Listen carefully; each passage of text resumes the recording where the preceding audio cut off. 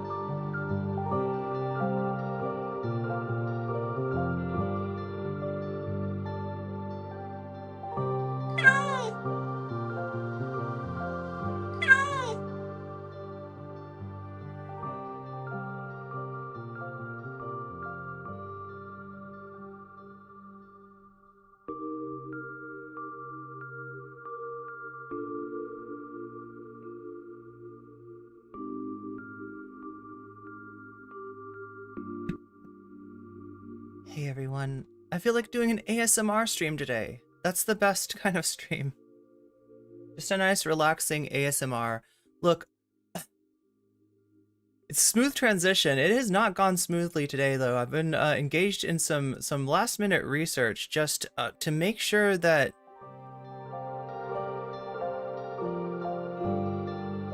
just to substantiate some of the things that we're covering today, because I want to get this right. I don't want to be spreading fake information or information that I'm not sure about. And this has been a lot. This has been a rabbit hole. I mean, you've heard of internet rabbit holes, right? The internet's famous for rabbit holes. There's all kinds of stories, there's all kinds of lore, there's all kinds of tales, right? And we're going to be going over a few of those tales today, right? We're going to finally, so something that I've been holding off on for a really long time, something that I've wanted to talk about, and I haven't, right? I was hoping maybe I could avoid it, but it's blown up now and there's no avoiding it. So we're going to get into that. We're Destiny versus Shapiro. That is one thing we're gonna cover, I think, on Thursday, actually. So I should take that off the agenda for today. I don't want to get anybody excited, or the opposite of excited. If you were here yesterday for the Destiny versus Shapiro debate, you might notice that, at least from what we covered so far, it was like underwhelming, and underwhelming in a sense that they agree on a disturbing amount of stuff, especially when it regards Israel-Palestine. So we have the tea on Biden and Netanyahu. No, this is from yesterday, I think.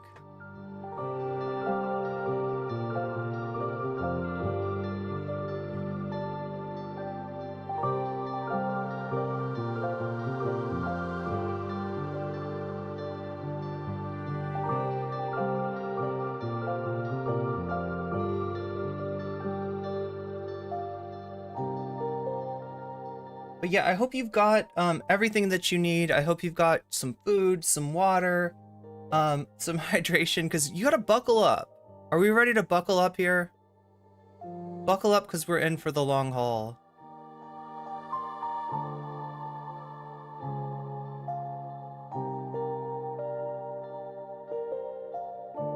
We're gonna start off with a question that people ask me all the time. And, you know, about tankies. Like, what is a tankie? What makes a tankie? What differentiates a tankie from a non-tankie, etc., etc., etc. And I thought we'd get the #1 expert, the guy that invented, right, tankies, right? The first person to roll the tanks in, right, was actually Hassan Piker. So I thought we'd go to him and find out more about tankies.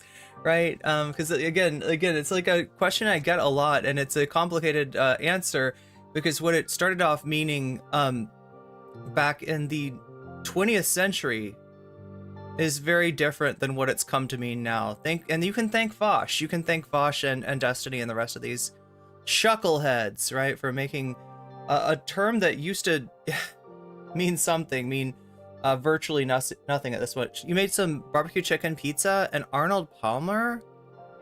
Wait, an Arnold Palmer? Is that a drink? What is this music? Why the music? Oh, you're not asking what is the music, you're asking why the music.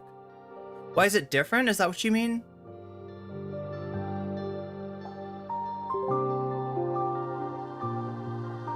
It's half lemonade, half sweet tea, and it's named after a golfer? Is that right? We got the two genders, tankies and mega tankies. That's right, Shakespeare. That's right. Well, I gotta do a few things here behind the scene. And, yeah, make sure that if you haven't already, it's a good time now to like the stream. I should have let you know, we've already had like two ad breaks. I need to change that so that we only have one. I want to get it to where it's like Hassan, where we only have one ad break, because I barely remember one ad break an hour. I never remember 2 ad breaks. I never remember to remind you that you can get out of those ad breaks with a Twitch Prime sub. You can get out of those ad breaks by paying Twitch $5 to buy yourself a sub, or you could possibly get out of those ad breaks through a gift sub. That can happen. That does happen. We have some very generous people that, you know, see somebody without a sub and want to do something to help, but it's more likely to happen if you're active in chat, because how else are they going to see that you don't have a sub? That's how.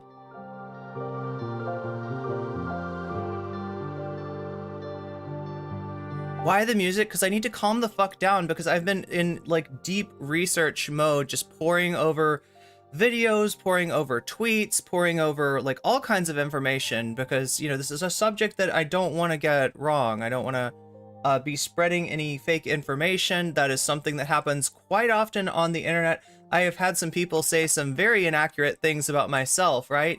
And I don't want to be a hypocrite. Because there's enough hypocrites on the internet, don't you think?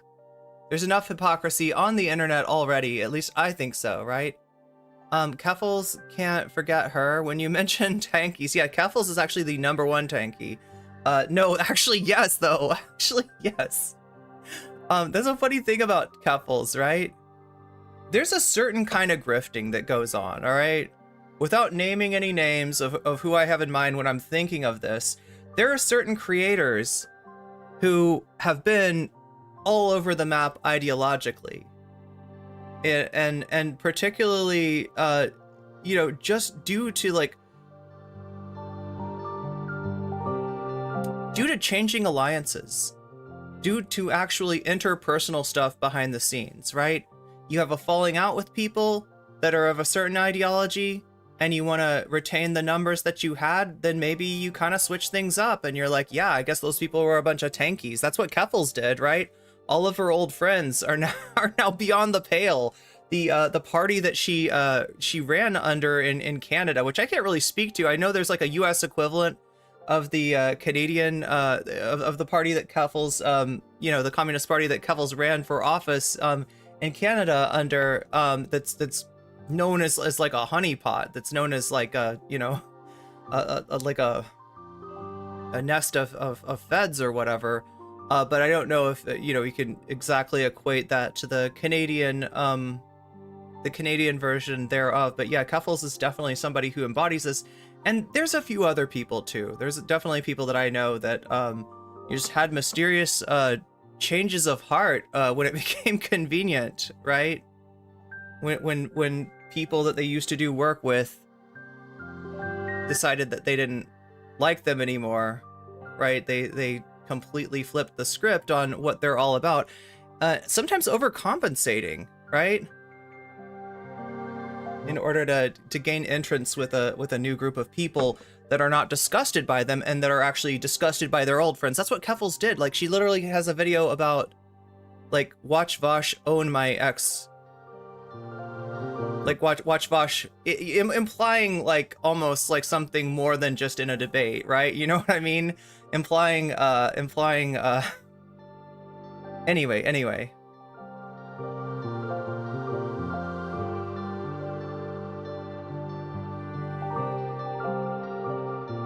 A lot of people that aren't that principled and are good acrobats.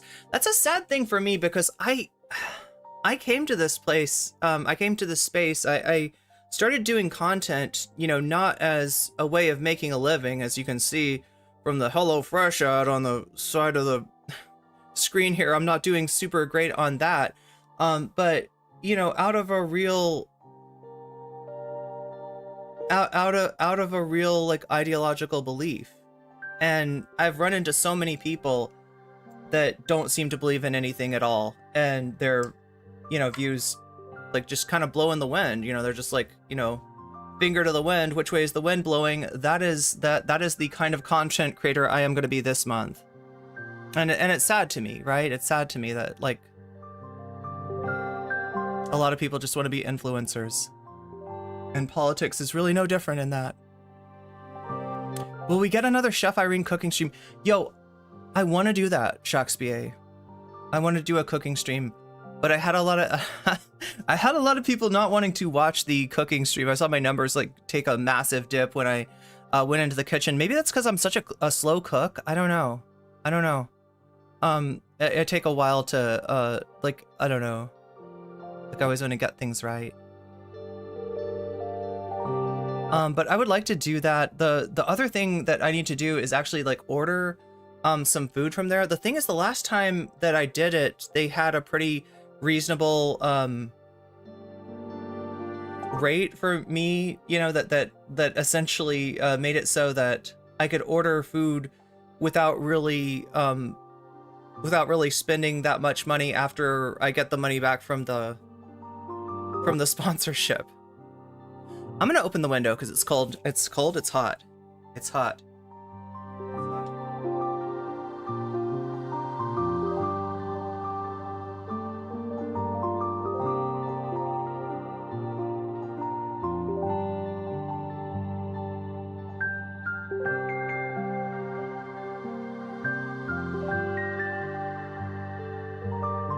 Funny how Cuffles brought up the XGF in a debate reaction content, making all those, oh, wait.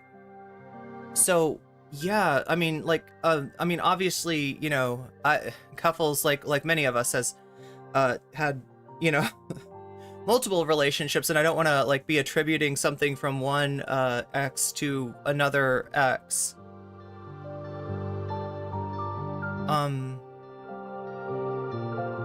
In a debate reaction context before making all those abuse allegations.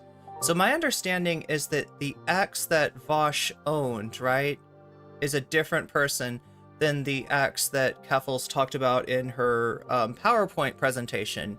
And I veered away from that because it's just like, it's, you know, people's personal life. It involves somebody who didn't ask to be dragged into this. And there was enough to talk about already with what was going on with Xander Hall. Like, yeah, I have a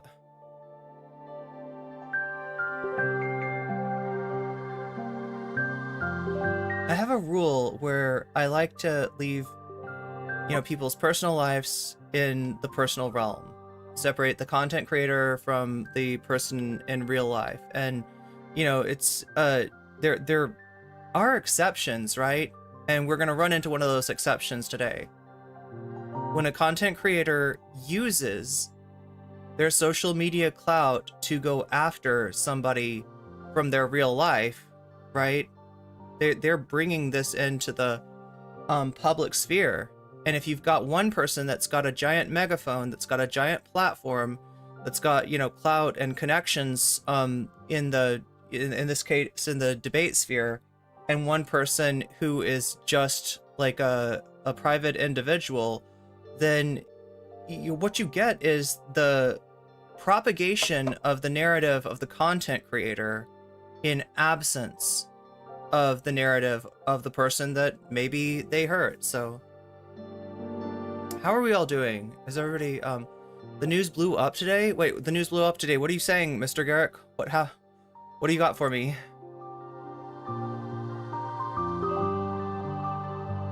Should I check Twitter to see what Mr. Garrick is talking about?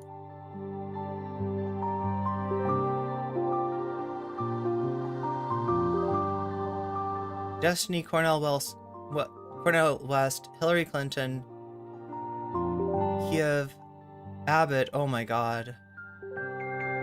Jon Stewart. Okay, this is interesting. What's going on with Jon Stewart?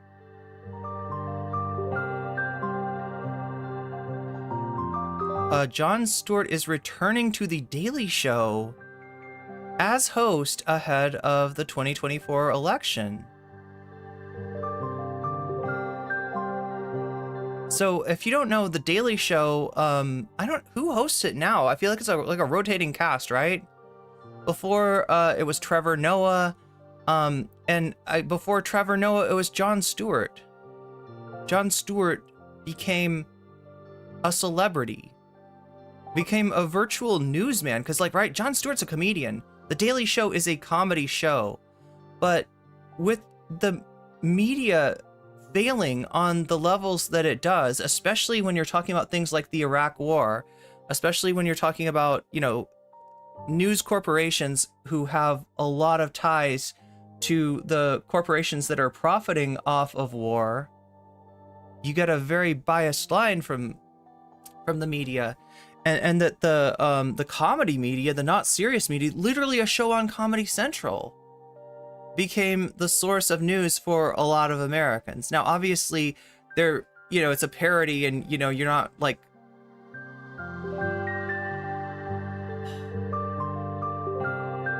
it's loud out there. Can you hear it? Can you hear the noises outside, chat? I listened to a Destiny stream the other day where, like, there was wind outside of his house, and it was real. There's something with Destiny's audio. Does anybody know this? I don't know if it's just a thing that Destiny has where he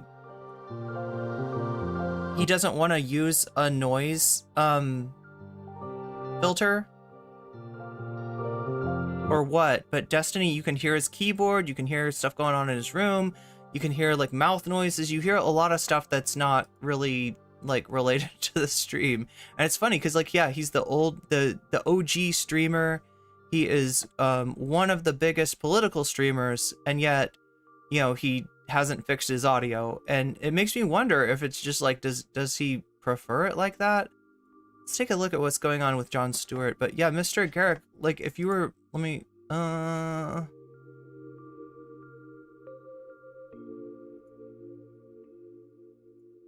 this is very relaxing music, and this is exactly what I need to hear. Like, I've just been trying to confirm things, trying to establish what the narrative is, and making sure that I'm not propagating anything that's untrue in what we talk about today.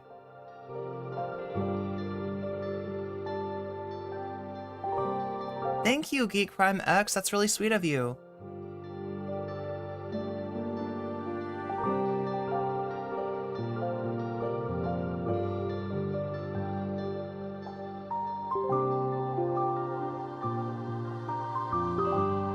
Wait, I never saw what Mr. Garrick was talking about the news blowing up. Mechanical keyboards are noisy. I don't think it's just the mechanical keyboard. Because you can hear the weather in Destiny's area as well. I don't know. Like, it might be this, right? Because some people like a sound of a mechanical keyboard.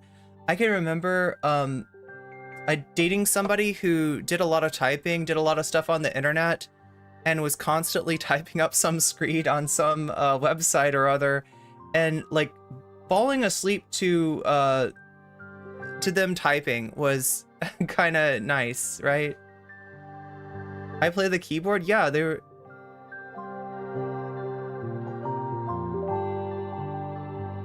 Wait, can you cook tofu in a waffle maker? I have heard that you can cook almost anything in a waffle maker. I've heard that waffle makers are like, you can make a lot of stuff that's not a waffle. And look, I know this, right? Because I cook everything in a rice cooker, and you can indeed cook something like soup in a rice cooker. You just have to remember to put your ginger in when you start cooking it so that your ginger's not all raw, which is exactly what I'm going to be dealing with today, is raw and very spicy ginger. But we got spicy content too, and stuff that I have been I have been meaning to talk about for a long time. Didn't really want to talk about, but like I said, when stuff blows up to a certain level, me not covering it is a conspicuous absence, and I didn't want to leave that conspicuous absence any longer, so we're going to address this. We're going to deal with this. Some of you may know what I'm talking about already. Some of you may be guessing. Pickled ginger? I wish it was pickled ginger. I would have to have some forethought there. I would have to have the forethought to have pickled the ginger ahead of time, rather than to just have cut the ginger literally at the last minute.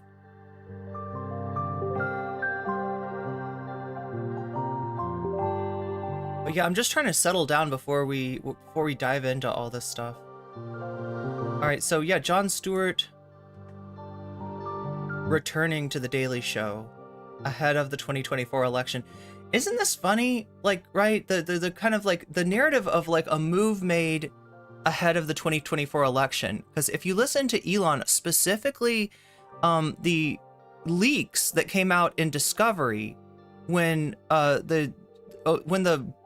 Twitter took Elon to court to force the sale, to force the purchase that he had said he intended to do of Twitter, the discovery process released a lot of the text messages that Elon Musk had been, communicating about the decision to buy Twitter, and it was very much a political decision.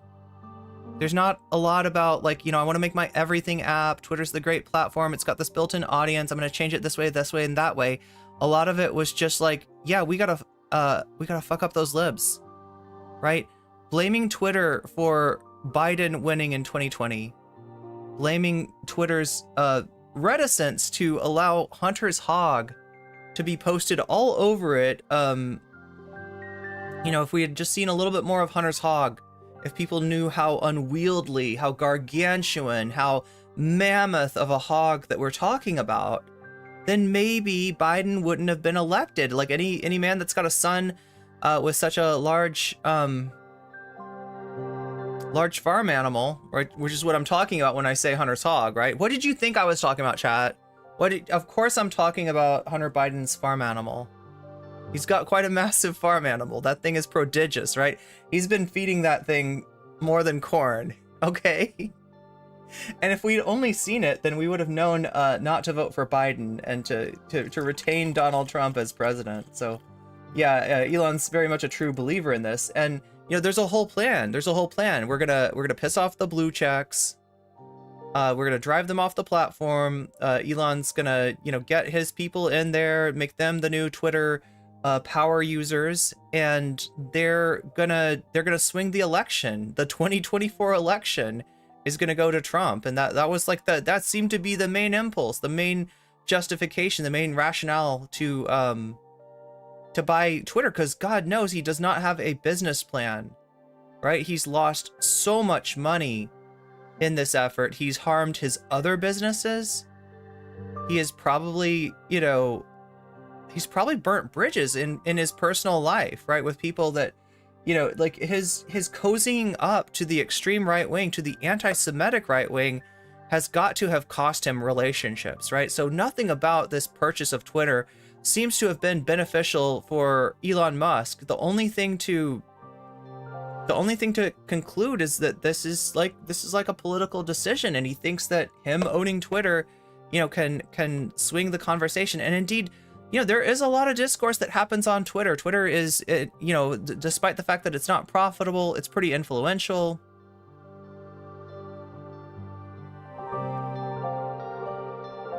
But what do we think? Is Jon Stewart the antidote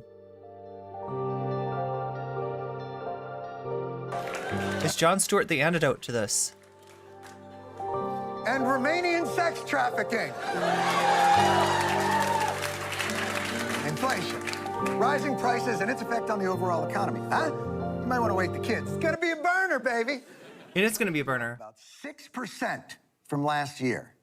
And as usual, one group is bearing the brunt. Working families, clobbered by inflation. Millions of people can't afford groceries, toiletries, other goods necessary. I don't know. This feels like this isn't. Oh no. Yeah, this is his podcast on apple.com. We should probably not look. If you were here a couple of nights ago, I think it was like,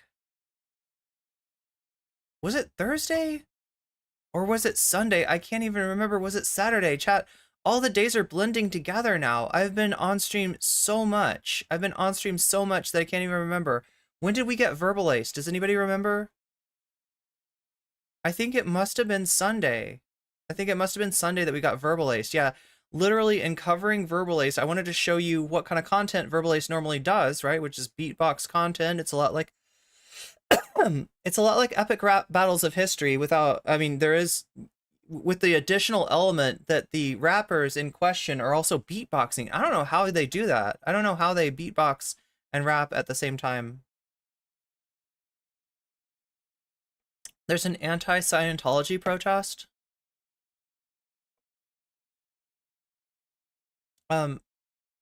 Apparently the Scientology loving LAPD arrested a streamer. They got into the LAPD too? I mean, like, look, the lore on Scientology is that they recruit from like actors and you know, people involved in you know, movies in Hollywood in order to maximize their like influence, right? And therefore, you know, they're able to pull in people that are like, say, coming to LA and they want to be an actor, they want to be a cinematographer, they want to be a director, whatever the hell you do in Hollywood. They want to be best boy even. I don't know. What does a best boy even do, right? They want to do gaff, they want to do this, they want to do that, right?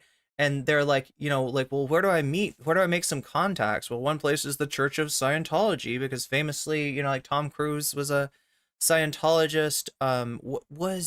Is this confirmed? I don't want to be spreading fake news, but Will Smith, also a Scientologist? Best person. Do they call them best persons now? Makes sense. There were over a dozen people watching my stream, but then I got to the distribution center. Oh my god, yeah.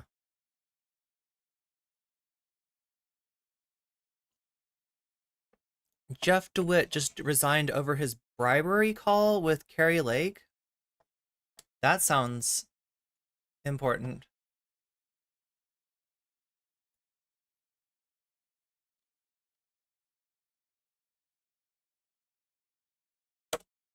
Is that how you spell his name? There's Kari Lake. Let's just take a second and recognize what an amazing patriot woman this is. Kari Lake can't be bought. She is a true American fighter for our country. Jeff DeWitt should be removed immediately. Okay, so is this the call? That stuff that came out last week is right about the cartel stuff. Okay. Chat, thank you. They're gonna try to have me murdered. Oh no. They? This is Kari Lake saying, when somebody like Kari Lake or Marjorie Taylor Greene says they, I get very nervous. World, man. If that stuff that came out last week is right about the cartel stuff, man. They say the cartel's operating in 50 states right now, like all 50. You know? So what's going on? Who is it? What? Forget the who. Let me just tell you the what. Let's just say there are people calling around saying, gosh, no, they can't repeat this. Never repeat this. If you say no, don't. If you say, I got offered to buy out. Don't use it. Because then we lose our ability to get things done in the future. Here's my problem. Rather than just say, let's work with her, she's a great candidate. Because they don't own me. And it pisses me off. They. Yeah, I said it's about ownership. It's about control. I don't know if it's about control. It's about being on the team. I guess that's, you know what I mean? They want to be. The accent is appreciated. Well, I actually did grow up in that part of the country, so technically I'm maybe a little bit more familiar. Like it's not like I'm not like code switching when I talk without a southern accent, right? Some of my family have southern accents. Most of them do not though. Isn't he a method actor? Wait, tell me who this guy is. What is the deal with this guy? Give me some Garrick C. Knowing what I know about Jared, I find him hideous. Wait. This is my first time delving into the dark world of Arizona politics.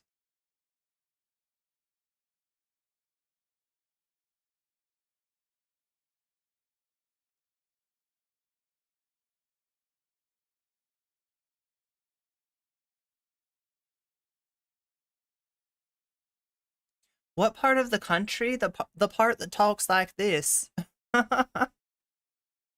Jared Leto. Okay, we're talking about Jared Leto.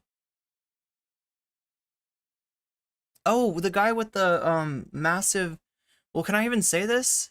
Because I know you get in trouble for saying that Xander. If I were to allege that maybe Xander Hall had a sex cult, I could get in equal trouble.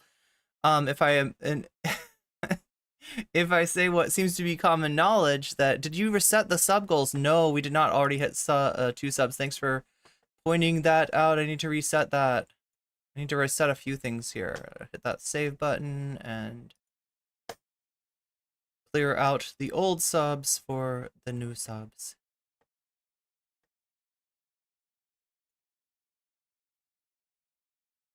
He's a fine actor. Yeah, so Leto, wait a minute. He did the Joker, but it wasn't the Joker from... Like, he did the Suicide Squad Joker, right? As a Tennessean, accents are everywhere around me.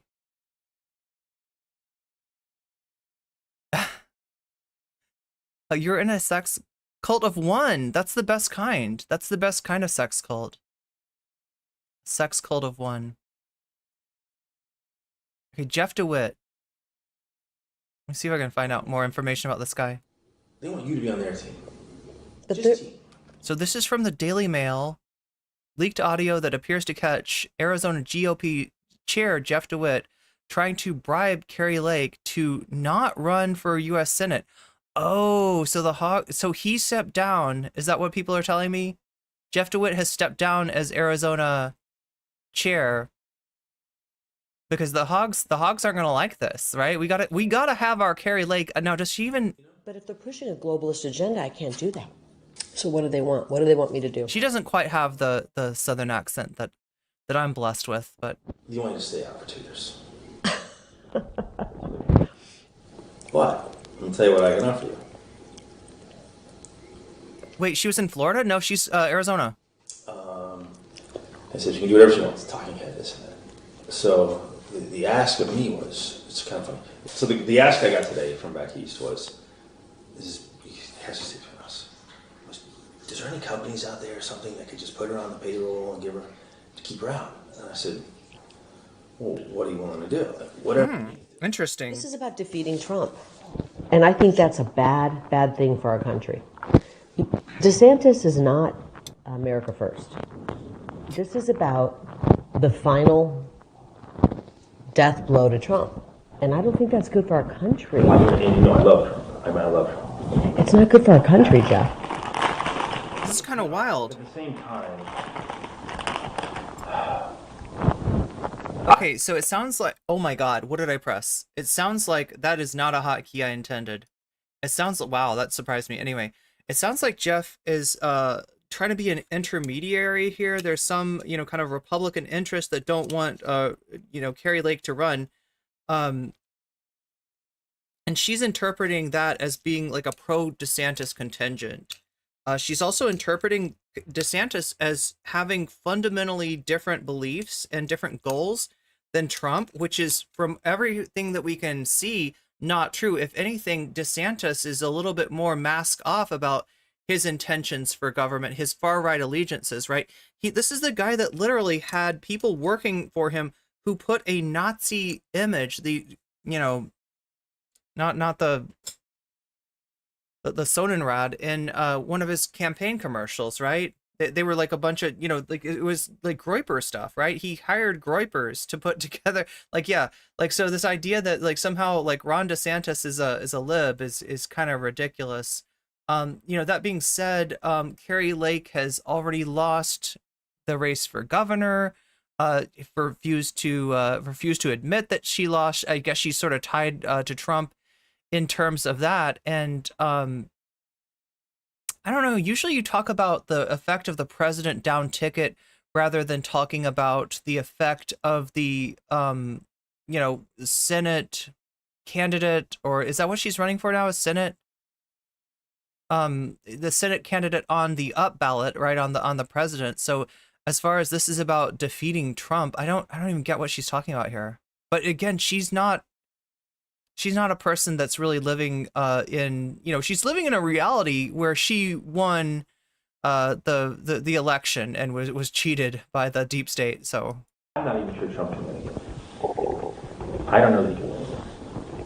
I think what it really comes down to for a lot of people, it's not really about like control or agenda. It's just about the ability to raise money to win.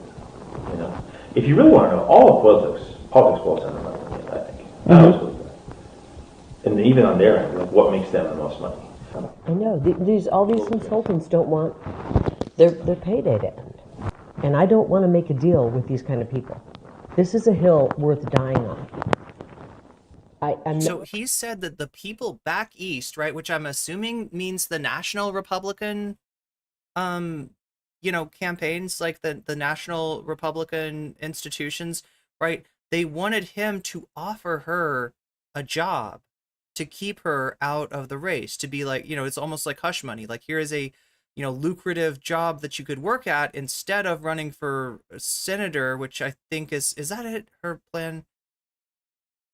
I'm trying to remember what she's running for next. If they're going to steal the election to make me and our movement go away, I'm not letting them do that. I owe it to the people of Arizona. Or to carry their torch and their voice. Or you don't go away, but you pause. This is the battles right now, Jeff. You pause, and then you fill your coffers. No, the battle is right now. The battle is right now, and we don't have time to pause on this battlefield. You're not. What you can't scratch their back. It's not afraid of you. Yeah. You don't have anything to offer them, and they're sitting around people that have stuff to offer them. You know what I mean? It's just it's a back scratching club. That's all DC is. It's a big back scratching club. You're in no position to scratch anybody's back, and you've already made it known that if you get there, you're not going to scratch anybody's back. I don't scratch people's back. You know, I've been on the outs with a lot of people for a long time because I don't scratch backs. You know, where are we in 2 years if they steal the election again? Listen to what you're saying. She's eating too. Chat, get your snacks out. Okay. I'm not willing to accept that. Then I'm going to be the biggest pain in these people's. Go back and tell them that. I'm running. Do you think she's in a 1988 backroom deal filled with cigarette smoke, whiskey, and poker chips? What? No, I think she's eating potato chips. She's eating Doritos, chat. She's eating like And I'm going to be the biggest pain in their. I'm willing to tell them that. And they're going to have to kill me. wow. I know. Look, and You don't have to tell them that, but I don't think they will. But I don't think that's the way they are. either they come around and try to work with me, or I'm What just would that going to. entail? That would entail not All of telling them- layman's telling me you got to distance yourself from Trump. I know you distance yourself from DeSantis. He's all butthurt about that. But what I'm saying is, don't tell people that. I'm with Trump, okay? I want to work for the betterment of Arizona.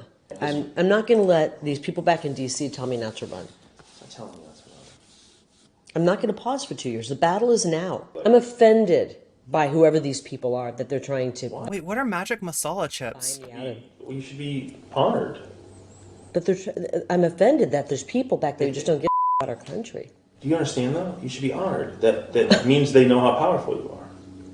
Well, I can tell them If that. you weren't powerful, they wouldn't want to have Do this. you see what he's doing? He's trying to manage her, right?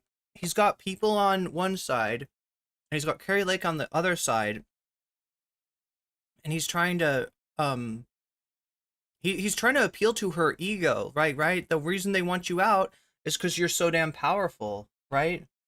And I don't want you to you know, disappear. I want you to put it on pause. We're gonna pause. We're gonna be strategic. We know what's up, right? We know that the MAGA agenda is the only thing that can save America. Somebody clip that. Don't clip that. NCC goes full MAGA. That's right. I can see the headlines. I can see the hate stream titles, right? But he's trying to be an intermediary between the Republican establishment and this like fringe candidate that still won't admit that she lost her election.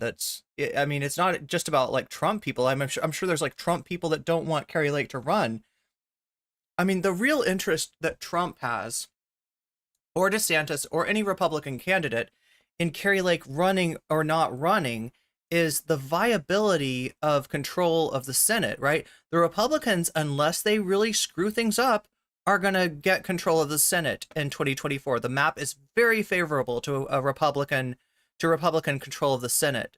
However, we've seen this in the past where they have a very favorable map and manage to not get the Senate anyway, just through a series of like special elections that they flub through the candidates that they nominate, right?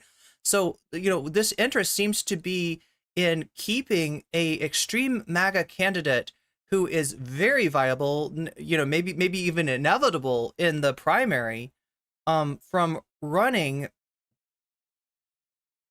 a race that if they were to have a different candidate that's not Kari Lake would easily cruise to a win.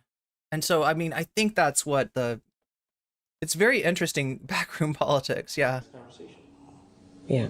right? You should be. Very few people get this. I know. I'm pissed that they don't care more about our country. It's all about the mighty dollar to them. And that's offensive. I don't know. I honestly don't know. They want to get Trump so bad. They want him out so It's not about bad. Trump. This isn't about Trump. It's about you. It's not about Trump. She actually gives good commentary. That's what they say. It's about you. Even my haters, chat, like on some level respect my political analysis. It's not about Trump. Some people that are in on this. Listen, I can win. Why don't you go back and tell him that I can? I'm not saying. Sorry, Garrick. I wasn't calling you a hater. I'm just saying people who are my haters. Like. Me. I see these things through a different lens. It's very personal to you. This was you. This was your name on the ballot. I think I hear a doggo. Is she petting her dog? Do you hear that? It sounds like a cute little doggo getting like head pats. And I get that. And it's a very personal thing.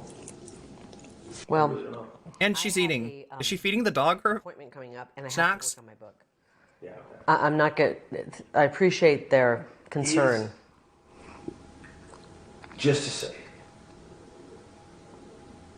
is there a number at which I can be bought. Oh my God. That's what it's about. you can take a pause for a couple of years? No. And then go right back to what you're doing. No. 10 million, 20 million, 30, no. A billion, no.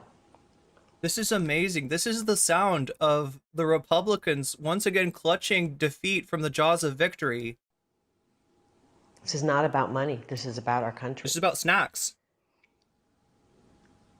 This is about It's treats. disturbing that they would even, that anybody would think this is. No, to be fair, even me, I'll say this. I want a fresh face right now. For the reason that I've never seen anyone, I can't think of a single person in a federal race who's lost, ran in and won. I can't think of it. If you can think of it, let me. Crunch, crunch, crunch. I'm willing to let these people who hate our country tell me not to run. You should call them and tell them to get behind me. I mean, I can would win, say and they those should words. get behind me. I will happily say those words. Yeah. Do you think my words will carry any weight? No. Okay. Well, did you think you would come in here and that I would be bought? It's not being bought. Yes, it is. Luke, he's just not offering her the right thing. She's not interested in money. She's interested in snacks. She's interested in treats, possibly even treats for her doggo. That's what he should be offering her. He should be like, look at this. I'm looking at a giant crate of milk bones, right? This is enough milk bones for your dog to have milk bones for the next 3 years. Kari, now what do you say? What do you say? Like, right? What does your dog say? Is your dog look at? It is being bought. No. They are trying to buy me out of running. It's actually. I mean, all right. I'm flattered. I'm offended. I'm offended for our country. We have people like this who live here. What I think is this: is it can give you an incredible opportunity to. It sounds like he's selling her a timeshare. Bigger voice to fight for stuff than you currently do. Yeah. You know what I mean? Yeah. I don't want to deal with people like this. These people are un-American, and I think they're unethical, and I would be absolutely immoral if I did that. Again. That's immoral. I couldn't look at myself in the mirror if I, you know. It's very powerful people that are willing to, they really want someone different. They want new names, whatever it is. So they want Jim Lehman, that's a new name? No, actually, that's not even, that's a possibility, but they're even asking me like, I know, they've got all these new names, and I'm going to beat each and every one of them. Sorry, Jeff, take it back to them. Oh. I gotta get working. I know I love you, but were those Pringles? Those were Pringles. Did you hear that? I heard the distinct sound of a tube of Pringles having the lid popped back onto it. Did you know Pringles? She's got the fever, chat. She's got the fever for the flavor of a Pringles. She's feeding her dog Pringles. That's adorable. I gotta say, that's like the most adorable thing that Kari Lake's ever done. I gotta get working. All right, I appreciate it. I'm just can't believe this. Hey, again, be honored. Instead of them just them working to beat you, they're trying to This is about getting Trump out. Nah, yeah, it is. Trump never came out once. Well, it's about DeSantis, getting DeSantis in. Getting DeSantis is getting Trump out. You're reading too deep into it. Well, let's see what happens. There's a doggo. There's the doggo. Maybe they'll do the right thing. I hope so. I do too. That's my first goal. Yeah. But they can't have me in the governor's office, because then we're going to root out some of this corruption. But again, it's like, you know what it is? The people don't get to choose their elected officials unless they're pre-approved by the swamp. And the swamp doesn't pre-approve. See, now I could be like much more uncharitable and say that those are her tummy noises after eating whatever snacks that she's got. I think it's a doggo though, chat. What do you think? I think the doggo wants snacks. I don't think it's her tummy grumbling because she ate a bunch of bean dip that's slightly expired. I think it's a doggo. I want to have a charitable interpretation, even of Kari Lake. You need a strong party to help. I think you should go public with this and then say, hey, no. these people don't want to, they don't want, And then I turn my key in my car and I just, I like my car. Tell them I'm not flattered. I'm offended that Don't tell anybody we had this conversation. I'm offended that they don't care about our country more. I actually wish you'd just give me a counter offer that's big. Give me a counter. I can't be bought. Come on. Cotton candy, Cheetos, Doritos. Nothing. Can't. Farting is normal, yeah, and holding it is bad for you, right? Okay, bye-bye. But it sounds more like she's holding it, so anyway. Unless it's the doggo. I want to think it's the doggo.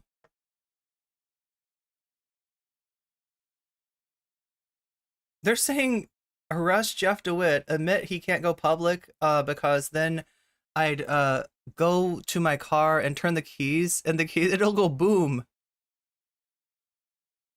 I don't know how much he's serious about thinking that the Republican establishment is going to put a car bomb in his car, and how much he's just doing that to like kind of like, it very much feels like he's managing Kari Lake. Like he knows that she is not dealing in the same reality as the rest of us, and he's trying to kind of be like, oh no, I'm totally with you too. Yeah, where we go one, we go all. That's right, Kari. That's right. You know, I know about JFK Jr. I know he's really not dead. I know he's just hiding out, waiting to be Trump's vice president. That's right. That's right. I know about Frazzle Drip. I know the secrets about the pizza, Podesta and the pizza. Oh my God. He's trying to relate to like a QAnon.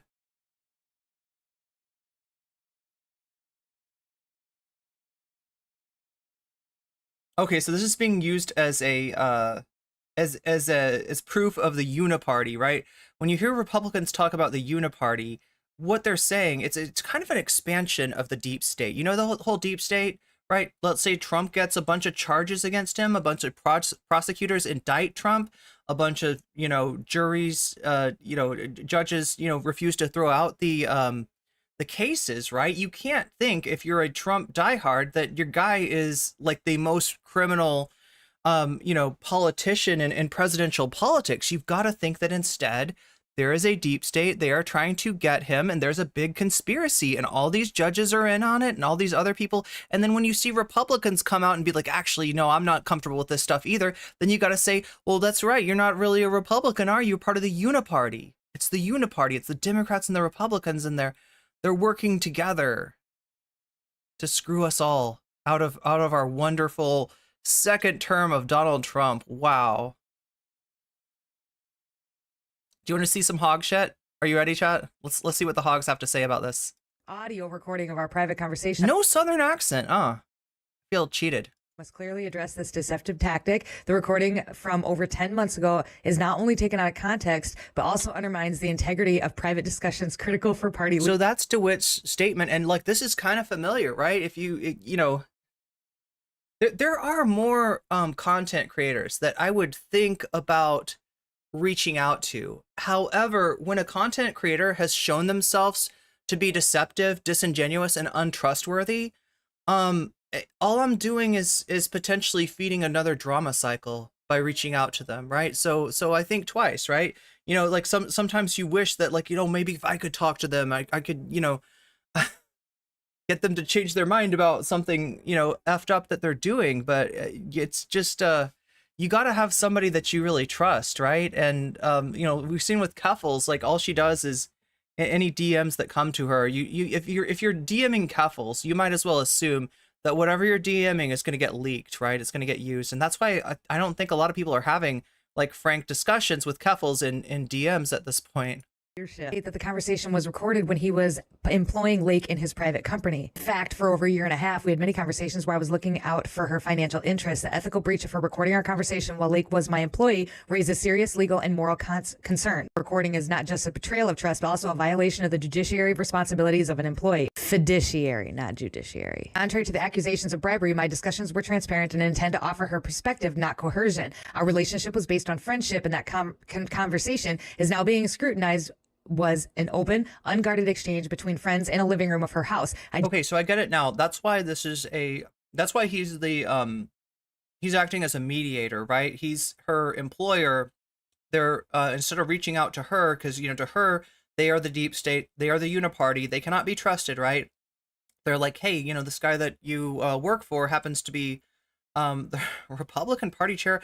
I don't know. This is more complicated than everything today that I'm going to be talking about is more complicated than it should be. Genuinely believed that I was offering helpful perspective to someone that I considered a friend. Saying it wasn't bribery, it was just concern. Like, hey, they'll give you a lot of money if you do drop out. Like, okay, well, let's read on. The next paragraph talk about how he's just this financial guy, how he was recruited into this unpaid role that dominates his time between 2 full-time jobs, nights and weekends and holidays and more all work days. That he wanted to contribute positively to competent individuals. Since that conversation that they had 10 months ago, Lake has said that she had been on a mission to destroy him, and it was a suggestion made in good faith, believing it could benefit both her future prospects and the party's overall strategy. He's really mad that she exploited the privacy of their conversation and secretly recorded the personal and private conversation. Obviously concerned given how much interaction she's had with high-profile people, including President Trump. I'm not sure I'm buying any of this, but there's another page. Let's read on. I said things I regret, but I realized when hearing Lake's recording that I was set up. I believe she orchestrated the entire situation to have control over the state party, and it's obvious from the recording that she had crafted her performance responses with knowledge that she had recording it, intending to using this recording later to portray herself into a hero in her own story. I kind of believe that, but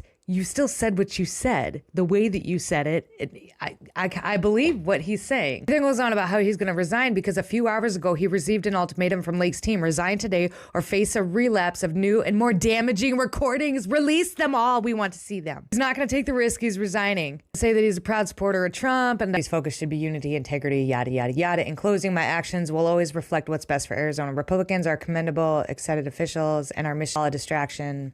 Da, da, da, da, da. You can go read the whole thing on the Arizona GOP Twitter account. I think Lake has got more dirt on him, and I think what he is saying is true. I think she sat on this and then released it when he pissed her off. She must have had conversations like this with him before, and so when she went into this one, I was right when somebody said something about governor, like so just to keep this straight, right?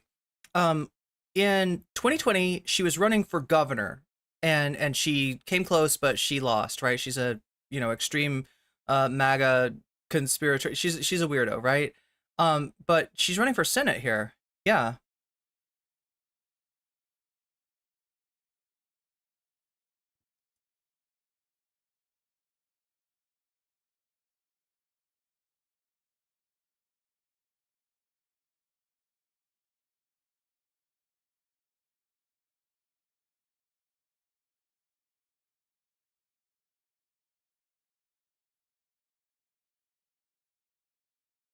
The head of the Arizona Republican Party resigned Wednesday following a release of surreptitiously recorded conversation of him seemingly trying to bribe Kari Lake to stay out of this year's U.S. Senate race. So it is about the Senate, and the Senate is something that the Republicans should not have a lot of trouble winning. In fact, I'd say that Republican control over the Senate is even more likely than a Trump win over Biden, which is not at all, it's pretty likely itself, right? Like I said, there's a lot that the Republicans would need to do to F that up, right? And, running Kari Lake, that's one of those things, right? A 10-minute audio recording published by the Daily Mail, reputable news journalist from London, the Daily Mail, sarcasm, right? Tuesday revealed a conversation between Lake, a Trump loyalist who unsuccessfully ran for governor. Oh my God, not according to her, for Arizona in 2022. In 2022. Wait, what did she run for in 2020 then? God damn it, I gotta look at this up.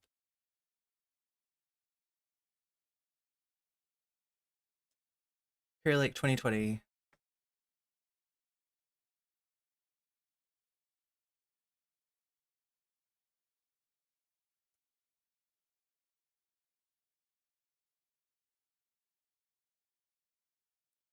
Beginning her media career in the early 1990s, Lake was an anchor for Phoenix television station KSAV-TV from 1999 to 2021. She stepped down from the anchor role before announcing her candidacy for the 2022. So 2022 was the first.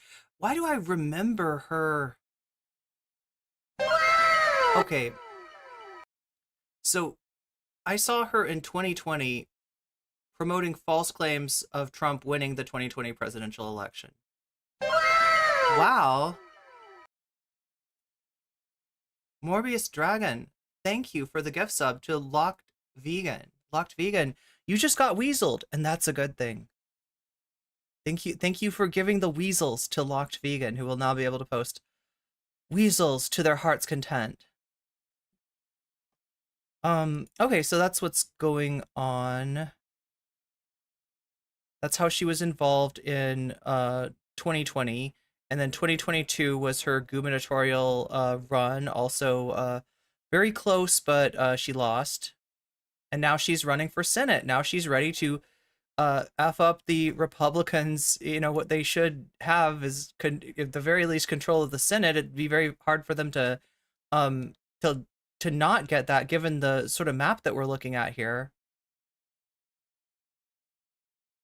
In it, DeWitt appears to offer Lake various deals to be put on a company payroll or financial compensation in exchange for taking a quote-unquote pause for a couple of years from running for public office. There are very powerful people who want to keep you out.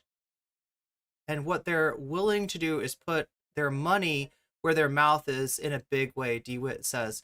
Now, this sounds like bribery, but according to NPR, it's not illegal or unheard of for top party officials. Yeah, this is legal. This stuff happens all the time, and I would say probably in both parties, right? This is how the parties, wield power. For top party officials to attempt to clear the field of unfavorable candidates. So in other words, Kari Lake is a MAGA favorite. She would be, pretty likely to win the primary, but they don't want to run with Kari Lake because she's not likely to win the general election. She's already lost a state election, right? And running for governor, Senate is the same deal. Everybody in Arizona votes, whether you live in Phoenix, Flagstaff, or Tucson, right? Like, a liberal city or a conservative city, right? They're all voting, right? So it's not like a congressional district that's a red district. It's the state of Arizona, which has been going blue in the past few elections. Now, it's not like blue, it's purple blue. Their Democrats are winning by low margins. So there is every chance for a Republican to be able to win a Senate seat in Arizona. However, Kari Lake is one of the more polarizing figures. Yeah, one of the most polarizing figures in politics, bar none, right? In an audio recording, DeWitt raised concerns about Lake's ability to fundraise enough money to win the U.S. Senate race, as well as former President Donald Trump's ability to win another election, and by association, that Lake's own electability. This must have been a while ago. I'm not even sure Trump can win again. DeWitt said, I don't know he can win, but DeWitt also appeared, well, so I guess like her argument of why she needs to be, no, this doesn't make sense. Because it almost sounded like she was talking about in the governor's office to be able to investigate, to be able to, like a senator, the United States senator votes in the Senate and has very little direct control over the state that they are elected to, right? Their control is their ability to vote and their ability to wheel and deal in the U.S. Senate, whereas a governor does have, literally is the executive of the state, and depending on the state, has an enormous amount of power. So if it's something like investigating, election results, you would think that a governor would be more valuable, but that's not what she's running for here. She's running for Senate this time, after her failed 2022 bid for governor. DeWitt appeared well aware of the optics of attempting to buy off Lake, a MAGA firebrand with a national profile. Yeah, so she's really popular amongst the chuds. In the recording, he repeatedly cast himself as a messenger for powerful people back east. Yeah, I mean, just like everything about the way that he approached this conversation is absolutely playing into Kari Lake's hands. And look, she's going to be more popular with the MAGA base because of this. In a statement released Wednesday, DeWitt accused Lake of being the Daily Mail's unidentified source. Okay, so I was wondering about that, right? Because I mean, like, that's my first guess. Who is the source? The person, obviously not DeWitt. You know, maybe it's Kari Lake, right? He denied he attempted to bribe Lake and instead characterized the conversation as an open, unguarded exchange between friends that Lake recorded in violation of his trust. And depending on the state in question, right? This sort of thing of there are some states that require consent from both parties in order to record and publish a phone call. That being said, I don't really anticipate a lot of like legal action, because what that would make it look like is that, you know, the Republican Party's really got it in for Kari Lake. It makes them, you know, look more guilty for them to be seen, you know, trying to, you know, suppress the audio recording after it's already come out. Also said the audio recording provided to the Daily Mail was selectively edited. By his own characterization, DeWitt was advising Lake to postpone her U.S. Senate campaign and instead focus on running for governor again in 2026. It was a suggestion made in good faith, believing it could benefit both her and future prospects of the party's overall strategy, DeWitt said. The release of our conversation by Lake confirms the disturbing tendency to exploit private interactions for personal gain. Really what it exposes is a fracture in the Republican coalition between, you know, straight up QAnon weirdos and politicians who are willing to hitch their train to Trump when it's useful, and then when he ends up being kind of an albatross around their neck, which he may end up being. Remember, we're still, what, 9 months away from something around there, away from the election, and a lot can happen then. A lot is going to change when people realize it's Trump versus Biden. So although Trump's numbers look good right now, there's every chance that Trump could be the albatross around the Republican Party's neck that not only doesn't allow them to get into the White House in 2025, but you know, for their project 2025, but also drags down the rest of the ticket. Like I was talking about before, there is a down ticket effect of a president who's polarizing, right? Who a lot of people really don't like. It helps, you know, Trump running helps Democratic turnout, right? And in fact, I'd even say that if it was somebody like Nikki Haley, she probably has a better chance than Trump just because she's not a known name. She is seen as being more moderate. She's a less polarizing figure, and she can talk without, like, you know, blowing people up. And so the down ballot effect of a Nikki Haley would be better than the down ballot effect of a Donald Trump. The release of our conversation by Lake confirms, DeWitt went on to raise concerns that Lake may have a trove of secret recordings from conversations with other GOP officials, including Trump. Yo, Kari Lake's got the nukes on everyone, right? I question how effective a United States senator can be when they cannot be trusted to engage in private or confidential conversations, he said. Lake made it clear that she had more recordings of conversations with DeWitt. In his statement, DeWitt and Lake, this is how she got him to resign, probably, right? More nukes. I will release the nukes if you don't resign. DeWitt said Lake, and this is really a power grab for Kari Lake. This is Kari Lake's power grab on the state party apparatus. Issued an ultimatum for him to resign Wednesday, or quote unquote face a new release of new, more damaging recordings. A spokesman for Lake's U.S. Senate campaign could not immediately be reached for comment. Lake, who has denied that she was the Daily Mail's source, publicly called for DeWitt's resignation. I mean, she could have just passed it to somebody and maybe they're the source, right? Telling Qatar, but that means that she's like the original source. I don't know. That's my thought on the matter, allegedly. Telling Qatar that the audio was quote unquote reprehensible. The leak of the conversation, which the Daily Mail reported took place on March 2023, comes ahead of the crucial juncture for the Arizona Republican Party. Trump will headline a fundraising rally for the Arizona GOP on Friday. the eve of the party's annual organizing meeting on Saturday. The party will now have to choose a successor for DeWitt, whose tenure as party chair has been marred by financial struggles following repeated statewide losses for Republican Party. They have not been doing as well in Arizona, right? Arizona was a Republican Party stronghold. It's the state of Barry Goldwater. It's the state of John McCain, right? More and more, they're losing the races in Arizona under the previous chair, Kelly Ward. Lake was the leading candidate to win the Republican nomination for U.S. Senate in Arizona, having already secured Trump's endorsement when she announced her candidacy last fall. At this point, I can't imagine her not. Who's she up against, though? Who is she up against? Democratic Congress. Oh, this is what's going on. Democratic Congressman Ruben Galejo is vying for his own party's nomination, while it remains unclear if incumbent Senator Kristen, a former Democrat turned independent, will run for re-election. If she does that, she'll run as an independent. And even then, right? Like that's a major advantage for the Republican Party. What this does is it takes all the centrist Dems that are like, yeah, I love a yellow dog Democrat. Let me vote for Kristen Sinema again.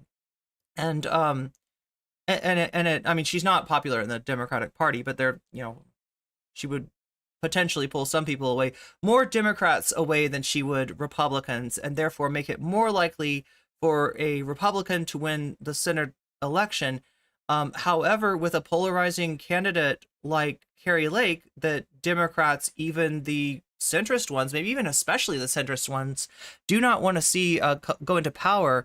There's more likelihood for a consolidation away from Kristen Sinema and towards the Democratic candidate. Okay, so correction, okay, they corrected it already. They had the wrong year, just like me. Okay, anyway.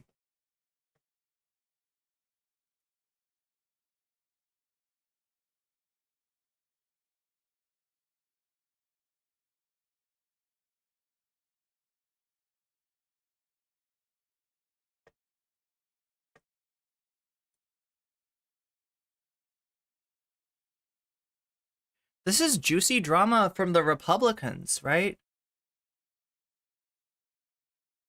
Okay, I saw another hashtag up here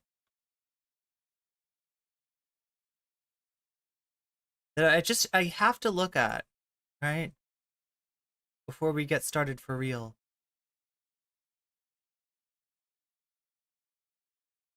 What is this about? Hillary Barbie? Hillary Clinton tweets, Greta and Margot, while it can sting to win the box office. Oh, okay. Oh my god. While it can sting to win the box office, but not to take home the gold, your millions of fans love you. You're both so much more than enough. Hillary Barbie.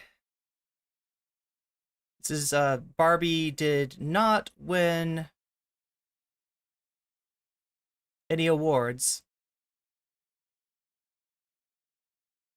And despite slaying, despite slay queening in the box office. And so there's like a subtle comparison of that Hillary's making between herself, I think, right? So Hillary against Trump won more votes than Trump did not take home the presidency, much like, Barbie won the hearts of millions of fans and did not take home the Golden Globe. So yeah, I'm cringing too. I'm cringing too, okay? Told my 10-year-old daughter about Hillary Barbie. She had tears in her eyes. Really?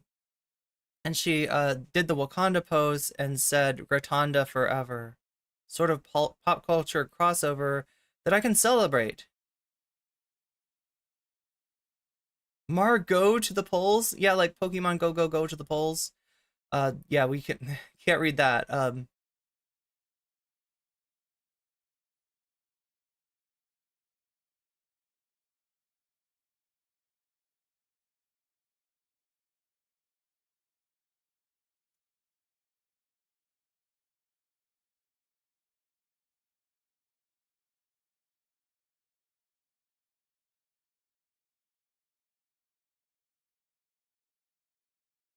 Let's check on really quick with the Texas National Guard before we get down to our React content.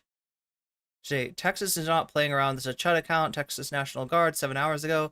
And State Guard engineers are continuing this morning to fortify the area, the southern border in Eagle Pass, Texas. Americans should not be concerned with any other border except ours. Yeah, except for the fact that the Supreme Court has sided against them. So, right, this is the Texas National Guard. They are acting in contradiction to what the Border Patrol is doing. This is, a power grab for Greg Abbott and a real failure to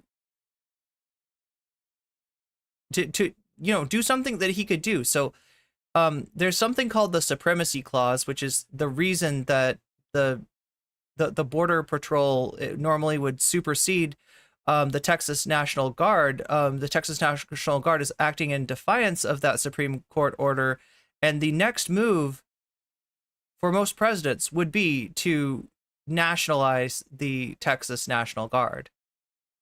Biden, however, is currently trying to give away the game on immigration in a deal that he's cutting, partially to get Ukraine aid, but partially also to take the immigration issue off the table. Now, this is like I've been saying, this is an immense failure of our political system, in that you've got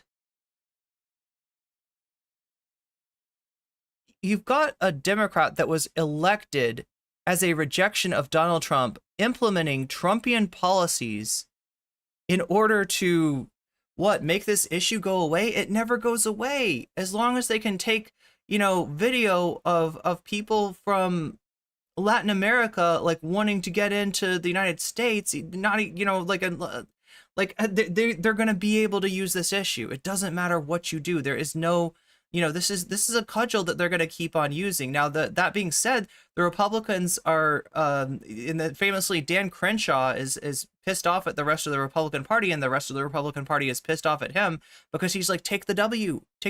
We want this policy. We want to secure the border. Biden's caving. Take the W. And they won't take the W because what they really want is this as an issue to be able to defeat Biden in November.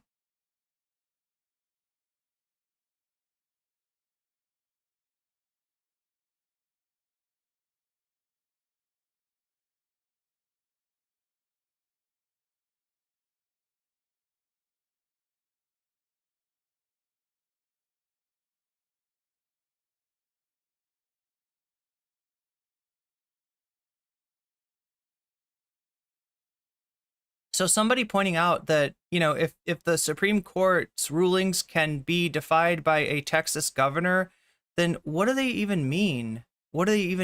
Now, this is something that Biden, like the remedy, the correct remedy of this is for Biden to take control of the Texas National Guard. But, he seems really reticent to do that.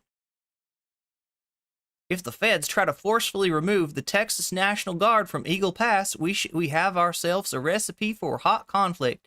Texas should be the starting point for the next civil war. Go Texas. They probably did like a Longhorns thing when they said go Texas. I don't know. Nothing to see here, just Greg Abbott ordering the Texas National Guard to defy the United States government. There's Greg Abbott. Here's Greg Abbott. I am so grateful for the Texas National Guard and all the other members of the Texas Military Department and Texas Department of Public Safety who are stepping up to secure the border in absence of Joe Biden enforcing the immigration laws of America. America. Let me pronounce it correctly. No, I mean, do I have a decent Texas accent, chat? Like I said, I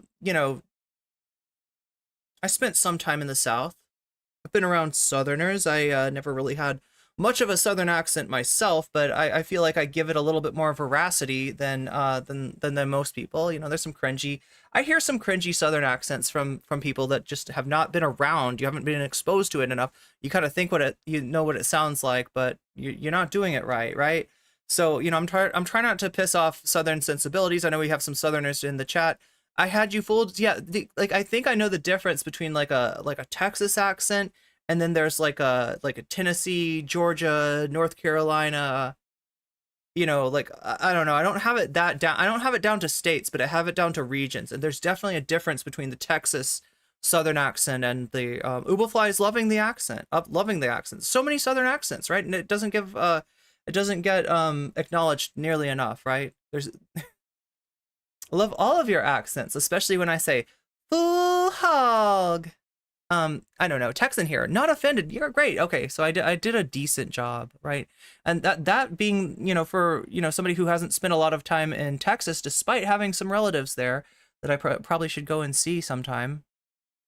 I'm not looking for it. This is the thing, chat, is like, look, I have family in the South, and I don't like, I have family all over the place, right? But I have some family in the South, and they're always like, yeah, come down and visit sometime. And I'm like, you know what your state is doing regarding people like me in the legislature, right? I don't want to go to Florida. I don't want to go to Georgia. You know? I don't know. Literally have, even in Ohio, it doesn't take southern states though. There's plenty of non-southern states that are still doing that.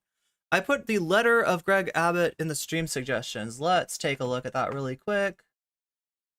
Look, even when I'm doing drama, chat, I can't get away with doing some real news too.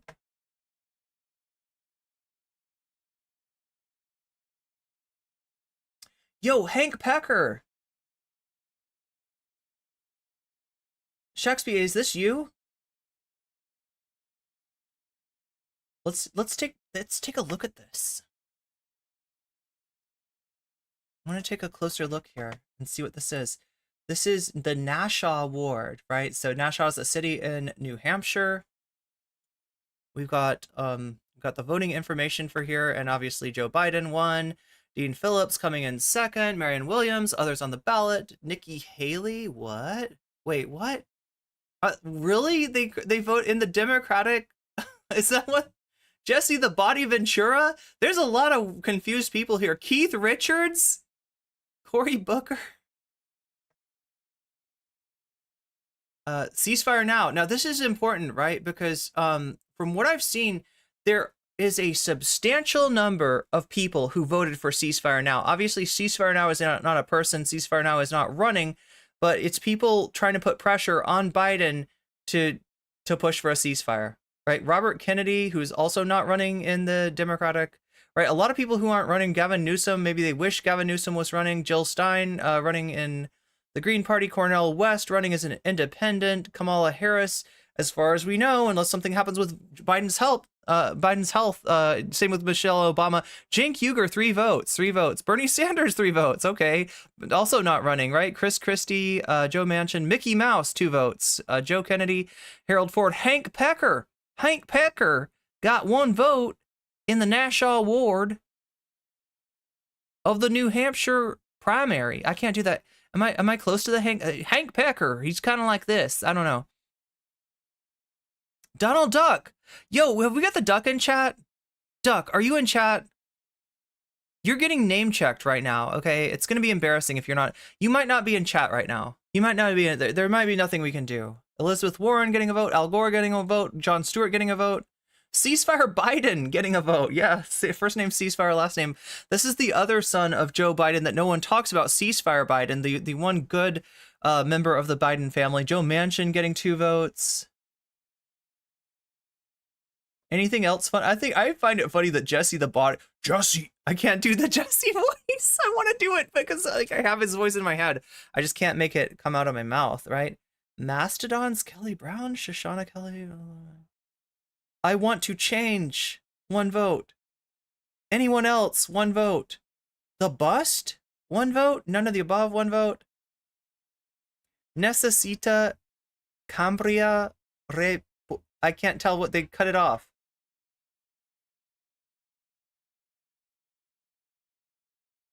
Jamie Raskin, none above, none of these.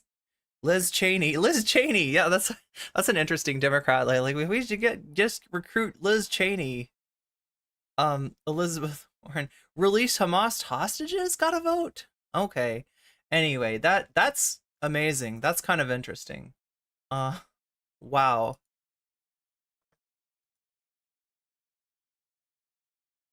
Okay, so Shakespeare also has the letter from Governor Greg Abbott. Let's read it right now. I'm the one who's derailing us here, chat. Let's be real clear, right? I should have done this first, and then I just saw, Shakespeare, that you'd put up the the voting for Nassau County, and I had to read that since Hank Pecker. If you don't know, since I'm assuming that you do know, Hassan, when he does his chud sona, when he pretends to be a right-wing Republican streamer instead of a tanky, which we're about to find out what kind of tanky Hassan actually is, right? He is his persona is named Hank Pecker, and it talks like this. The federal government has broken the wait, let me get the Governor Greg Abbott. Okay, the federal government has broken the compact between the United States and the states. The executive branch of the United States has constitutional duty to enforce federal laws protecting states, including. Wait, am I on the big screen? I am. I'm not giving this to you the way that you can actually read it. There you go. Let's get back to this. The executive branch of the United States has a constitutional duty to enforce federal laws protecting states, including immigration laws on the books right now. President Biden has refused to enforce those laws and has even violated them. The result is that he smashed records for illegal immigration.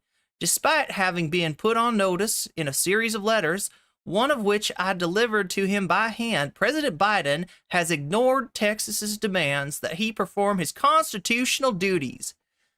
Point 1. President Biden has violated his oath of faithfully execute immigration law enacted by Congress. Instead of prosecuting immigrants for federal law crimes of illegal entry, President Biden has sent his lawyers into the federal courts to sue Texas for taking actions to secure the border.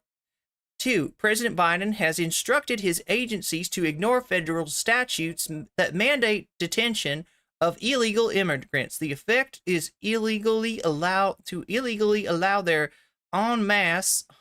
I gotta think how he's gonna mispronounce en masse, in masse parole, something like that, into the United States. By wasting taxpayer dollars to tear open Texas's border security infrastructure, President Biden has enticed illegal immigrants away from the 28 legal entry points along this state's southern border, bridges where nobody drowns, and into the dangerous waters of the Rio Grande. Under President Obama's lawless border policies, more than 6 million illegal immigrants have crossed our southern border in just 3 years. That is more than the population of 33 different states in this country. This illegal refusal to protect the states has inflicted unprecedented harm on the people across the United States. James Madison, Alexander Hamilton, and other visionaries who wrote in the U.S. Constitution foresaw the states should not be left at the mercy of a lawless president who does not stop external threats like the cartels smuggling millions of illegal immigrants across the border. That is why the framers included both Article 4, what is that clause for? Section 4? Yeah, Section 4, which promises the federal government shall protect each state against invasion, and Article 1, Section 10, Clause 3, which acknowledges the state's sovereign interest to protect the border. Arizona versus United States 567 U.S. 387 419 2012. Scalia J. dissenting.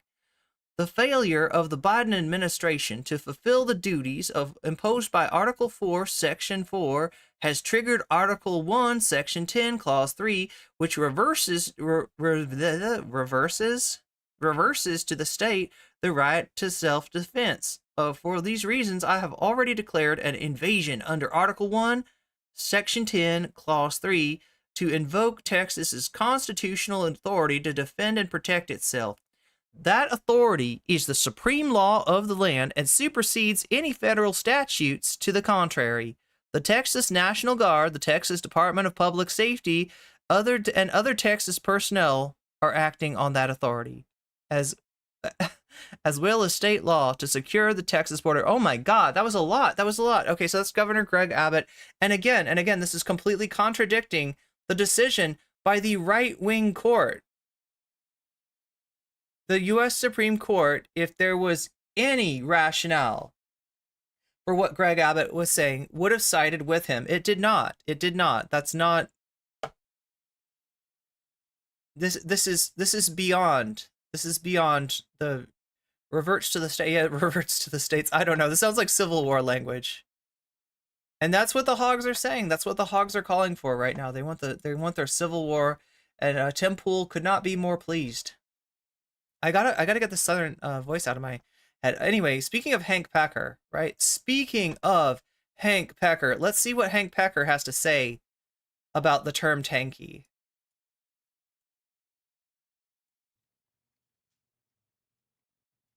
What is this? I'm a total noob, I know, but is tanky a derogative term to lefties and is reclaimed, or is it a specific kind of leftist / communist? It originally was invented in the UK to suppress the Hungarian Revolution, counter-revolution, with the usage of tanks. So the British anarchists and British leftists, by and large, considered anyone who defended the USSR's actions there to be a tanky. Nowadays, it just means like anyone whose opinions I don't like that is a leftist. I guess back then it was kind of like that too, but it's mostly just a way to try and fit you contextually into a box that you can prop up and say is bad and wrong, while simultaneously still having some kind of claim over being like a progressive lefty. People that used to call leftists SJWs now use tanky. Yeah, it's just, that's it. It's a very liberal thing to say. Gross. Yeah. I thought it meant you just like tanks. No, I mean, yeah, that's a part of it.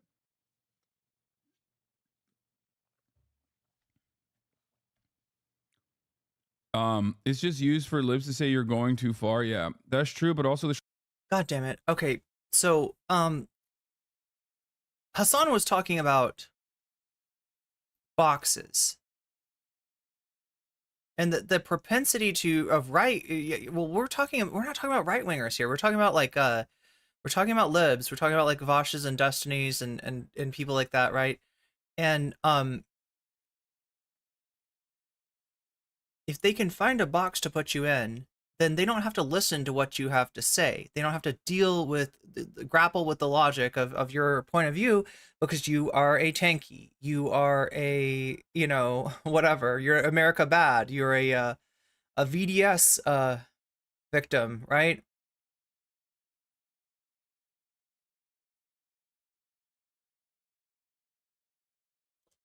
I want to find the Innuendo Studios video. Where is it?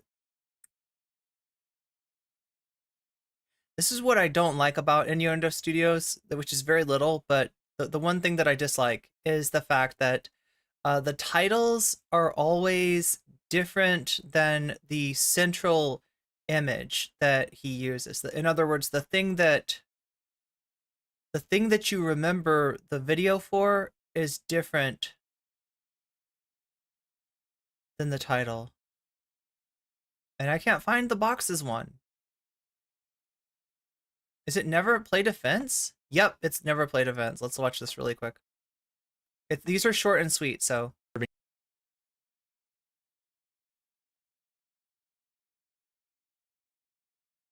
But just to further illustrate what Hassan is talking about. Support that con woman after she stole thousands of dollars from people. And so talking about Anita Sarkeesian. Say, no, she didn't steal anything. She ran a crowdfunding campaign that people contributed willingly to. And overwhelmingly, those people seem satisfied with their donations. And they say, yeah, she asked for $100,000 for a shitty little project. And you say, no, she got $100,000 because people got excited about her work and gave her more than she asked for. But the original pitch was only $10K. Also, how many times have you given that number to people without looking it up? And they say, yeah, she asked for $10K and then never finished anything. And you say, No, she finished the project earlier this year. Of course it took longer than it was originally pitched. You get 10 times what you ask for, and you're kind of obligated to make a bigger project, because if you didn't, that would be running away with 90 grand. Now, by this time you've noticed your interlocutor's position has changed from she stole from people to she asked too much to begin with to she took too long to deliver, as though these are all the same argument. And you also notice the pattern of the conversation. He says something short, quippy, and wrong. You give a detailed correction. He says something else short, quippy, wrong, and only tangentially related to his last point, and the cycle repeats itself. And to us, this is a clear victory for the person defending Anita Sarkeesian. However, we have to remember the way that these debates are grokked by the right wing versus the left is entirely different. We're looking for sound logic. We're looking for kind of like closed logical chains, right? This to this to this to this, therefore this, right? Airtight, good, you win, right? You convinced me. Right wingers are looking at posture, right? Is the person defending? Because if they're defending, they're losing. Is the person strong, authoritative, short, quippy, and wrong, right? Then they win. They win because they have the better posture. Like they look like the winner in a fight, right? That's how the right wing groks these things, and that's why debates with right wingers are not as straightforward, and simple as some people like to say. That you can engage with somebody on the right and feel like you came home with the W, feel like you proved them wrong and you did some good. And actually have just reinforced right-wing viewpoints by your posture, by the fact that you're explaining too much, by the fact that you're constantly on the back of your heels. This is something that I have had to learn as a content creator, because my predilection is to give a thorough explanation, a closed chain of logic. And, sometimes that's just, sometimes that's a trap. This goes on and on. And it's not you've noticed just this discussion. You find this manner of argument often when you express left-of-center beliefs. You talk about the election, someone says you vote Democrat because you must have a conservative father you hate. Remember that Sean Strickland interview? The reporter, asked him a question, and his response is, "Did you vote for Trudeau? Are you a liberal? Are you part of the swamp, man? Are you gay?" Like, he's trying to put him in a box. This is exactly this. About polyamory. Someone says if you have more than one female partner, you must be a sexist. Or they just say you're faking a non-regional accent. Oh my God, like me. Yeah. I'm faking a, wait, oh, what? Oh, faking a non-regional accent, okay. The running theme here is all these people who ostensibly want a frank exchange of ideas. Just a second, I gotta close the window. A lot more time making accusations than asking questions. Because why ask what you believe when they can tell you what you believe and make you correct them? And if you ever don't go to the trouble of correcting them, must be because they're right. And you're not naive, you see what's going on here. This isn't about conversation. No, this is about boxes. When you say something cogent that they don't agree with, and they get the sinking feeling that you might start making sense, they need a reason not to listen to you. So they reach for a box to stick you in. Dishonest feminism, fake progressivism, daddy issue liberalism. No one in those boxes is worth listening to. Which means, as long as they've got you in one, they're not at risk of having their minds changed. This whole thing isn't even an argument with you. Not really. They're presenting themselves with arguments for why they don't have to listen to you. So your first reflex is to defy their expectations. Actually, my dad was a draft-dodging hippie who told me he loved me every day. And I never said what genders my partners are, but I promise they're all feminists. As for my accent, actually, I don't know what to do with the accent thing, but the point is, I refuse to fit in your box. And if they can't put you in one, if they can't dismiss you outright, they'll have to engage with your argument. But if you've spent any time arguing with angry dudes online, and it is mostly dudes, you know what I'm about to say. They don't. This accusatory, condescending attitude never falters, because a technique that has permeated anti-progressivism is to never play defense. Now don't get me wrong, what I said about the right fitting the left into simplified boxes as a way of preserving their own egos, I do think that's a thing, at least for many people much of the time. And I think the reassurance it brings is why the technique stays so popular. But that framing is about how individual people are feeling in isolated moments and leaves out the larger game that's being played. Because there is a long-term strategic value to never playing defense, and it's less to do with arguments than with attitude.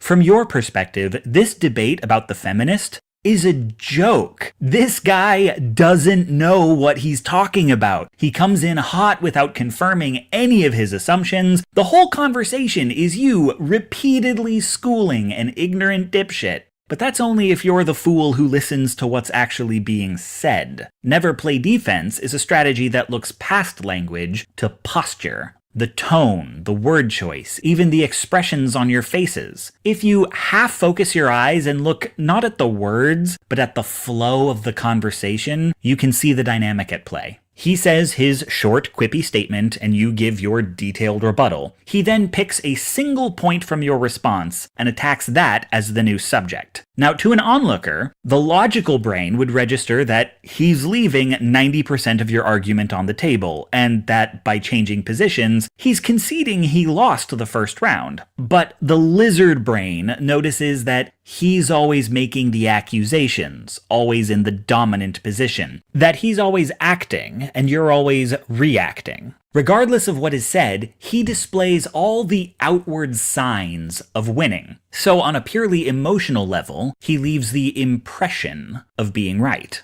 And I have never had an argument look like this that wasn't in public. This is a technique that means speaking not so much to the other person as to the people watching. Liberals tend to operate as though voters are beings of pure reason and neglect that rational people still have emotions, and those emotions factor into what they believe. And that long after this argument is over, when people only half remember what was said, what lingers on is what impressions the speakers made. Ronald Reagan coined the phrase, "If you're explaining, you're losing." Oh, it was Reagan. The trick is, if he's always accusing, then you're always Why do I always want to attribute that to L. Ron Hubbard? explaining.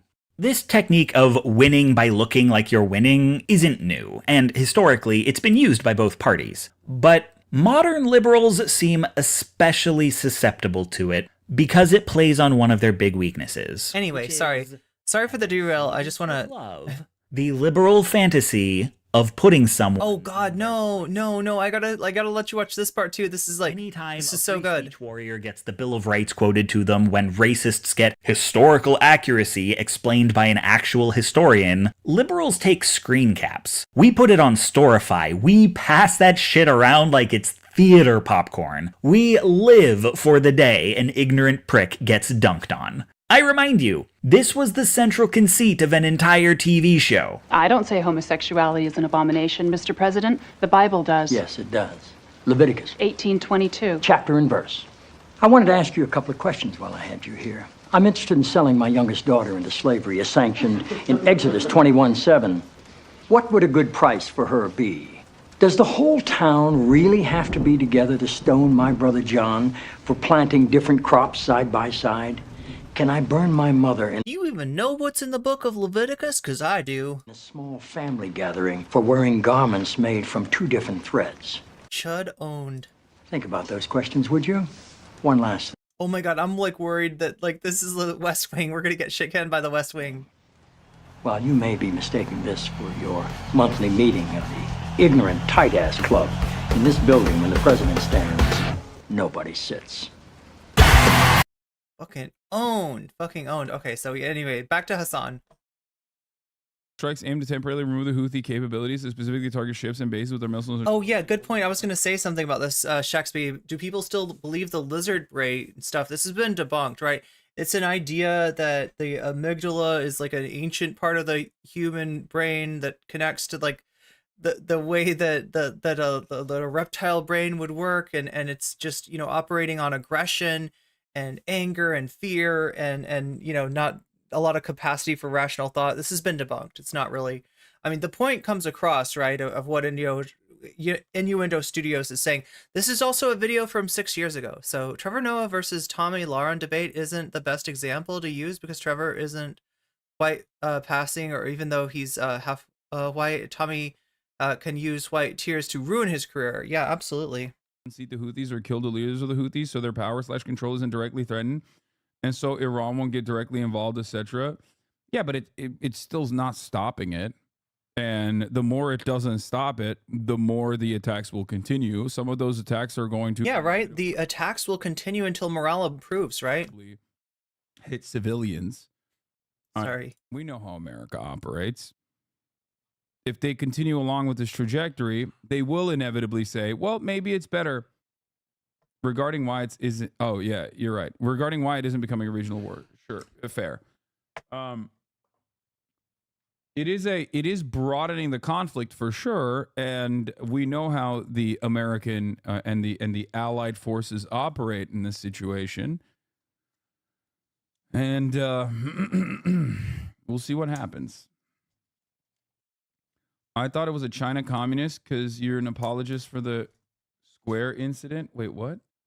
The Tiananmen Square incident. No, they just say that for China and everyone. Look, nowadays it's just used by those who I guess are outside of the confines of like the American State Department positions. The Square incident, he means like Tiananmen Square. It's a terminally online liberal pejorative for anyone who's to the left of them, yes. And anyone who doesn't like fit the bill in the traditional ways that you're supposed to be like kind of in defense of the American State Department's positions on everything. Like if you say, hey, I don't think it's a good idea to bomb Yemen on moral grounds, like not even pragmatic, just straight on moral grounds. I don't think we should be bombing the poorest country on like one of the poorest countries on the planet, right? That just withstood a genocide. And if you say that, well, then you're a tanky. You want like Yemen to come and kill America. Like, it has definitely escalated into Today, the Yemeni Navy struck a U.S. warship with a missile. To anything and everything that the American State Department considers to be a foreign adversary. It's like it's very successful way to counter propagandize against those who are anti-war by making those guys seem like they're silly and ridiculous because, like, of course America has to do war, but in a progressive way. That's it. Because, like, it's basically like saying, well, I don't think you understand how homophobic the Yemeni population is. You must be a tanky, as though we're, like, bombing Yemen to make them gay or something.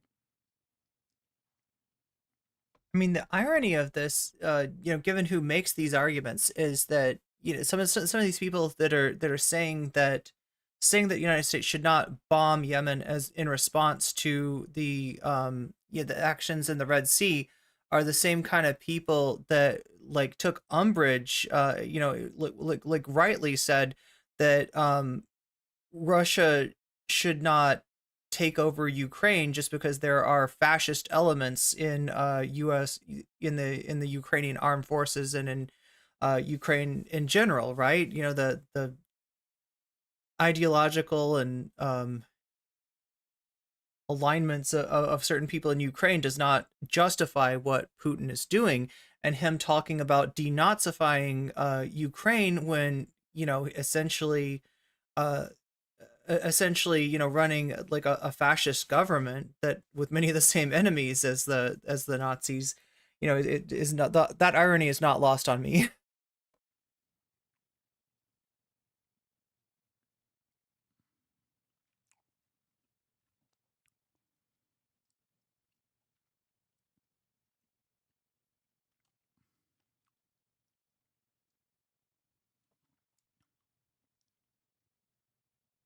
Deprogramming is about asking questions, and I think letting people deal with their own contradictions. Yeah.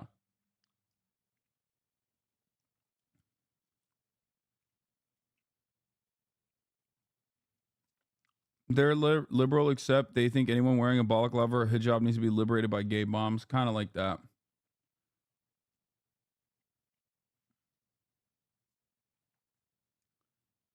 Yeah, so in other words, if you're, I mean, like, I don't love how Hassan is saying this with the gay bombs. Isn't this a right-wing conspiracy? Like that they think that the chemicals in the rainwater, they call that a gay bomb or something? Like right-wingers literally believe in gay bombing. That's a thing. But what Hassan is actually saying, I think, is that if your problem is with the lack of LGBT acceptance in a country like Yemen, then bombing that country is not gonna make that situation any better. In fact, likely to make it worse. Word comes out of anarchist circles. Tanky equals pro-state. Shaq is cool. Shaq is so witty, progressive, and secret. But thanks for buying giant shoes for underprivileged kids. Imperialist leftists. Yes. Tanky is a thought-terminating cliche. Yes. There it is. It has like a similar utility to when someone says. Now that being said, right, there are people that Vosh and the like will call tankies who are really, really bad, but they make a mistake in characterizing these people as tankies, because a lot of times who we're talking about is pat socks, right? Pat socks like Haas, infrared Haas, will call themselves tankies because they know that that's a pejorative already. And if you start off with being like, the bad thing that you're all afraid of, I'm that thing, right? Then nobody's going to question that. You start off, I'm the bad thing. People are like, okay, I believe you that you're the bad thing. Because if you weren't the bad thing, or if you were the bad thing, you're trying to pretend not, you would be trying not to pretend not to be the bad thing. But Haas is actually something way worse, right? His problem is not that he's an authoritarian communist. His problem is that he's an authoritarian fascist, right? He is a right winger in left wingers' clothes, and unwittingly, by calling this guy a tanky, you are selling the idea that he's a left winger of any guy. Motherfucker does not think that Starbucks workers are part of the proletariat. Right? This is he's got some really weird views, and they have a lot more to do with Alexander Dugin than they do with Vladimir Lenin. Terrorist. It is a way to just but because it's lesser utilized and lesser known for the most part, most people don't even know what the fuck it is, so you have to explain the label first. All I know about Shaq is that he's sleeping until he wakes up, and then his eyes turn. Negatives associated with it. But overall, it's it's like terrorism is something that know. Everybody knows what terrorism is. It's bad. It's a non-state actor. They're doing bad. They're killing civilians, and they're violent barbarians, and they must be stopped through violent means, right? So but the real purpose of the distinction, the real purpose of the of slapping that sticker on someone. On the political side is to deny them their habeas corpus, like the people that you're prosecuting. If you do apprehend them, you don't give them the normal civil liberties that you would give to other criminals. So that's number one. The other political purpose for it, from a marketing standpoint, is to just say, don't even try to understand where they're coming from, because then you'll be giving into them, and these guys are bad, right? It's like the greatest example of this, something I've talked about a lot, is with Hamas, right? Hamas, just like any other militancy, that newscaster is good looking. Yeah, he is. Terror, okay, but then there are certain circumstances in which Hamas's militant wing 100% is not engaging in acts of terror. Right now, Hamas is not engaging in an act of terror inside of Gaza. They're actually defensively defending themselves. They have all of the rights, all of the legal rights under international humanitarian law to basically defend themselves and the Palestinian population inside of Gaza against a belligerent occupier. Israel, on the other hand, is currently engaging in statewide terror. Israel does not have a right. Yes, Hamas does not have a right to kidnap. Oh my God, Soul Life. Why do I relate to you always on snacks and foods? Yeah. If you got tendies and you got no tendies dip, you basically don't have tendies. I agree. That's true. The silken blazer? Okay.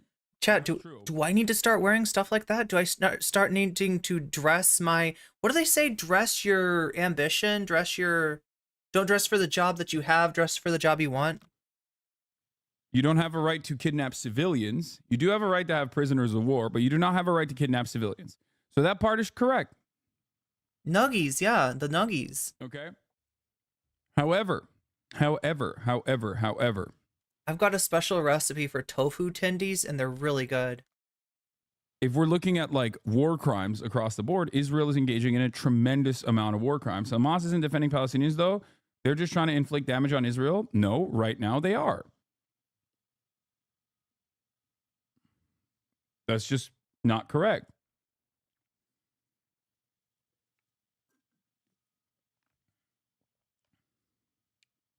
Silken business suits and pantsuits. No, just kidding. Did Hillary Clinton kill the pantsuit?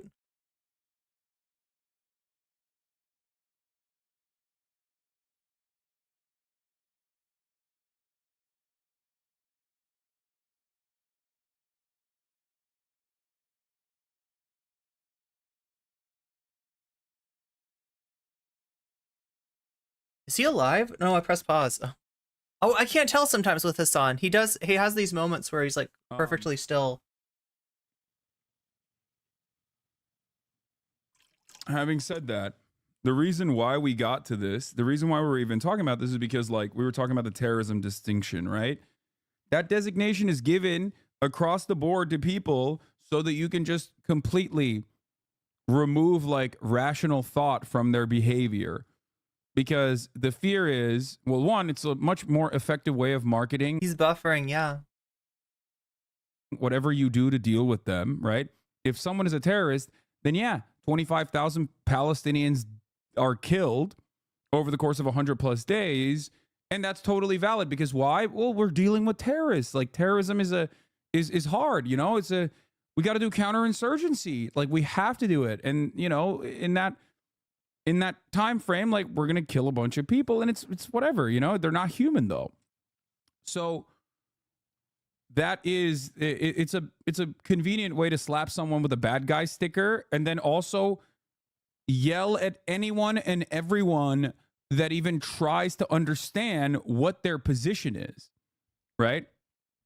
Like if you even try to understand if there's any sort of rational thinking or any sort of logic in their actions, no matter how violent or inhumane those actions might be from time to time, and October 7th is a great example of the barbarity for sure, right?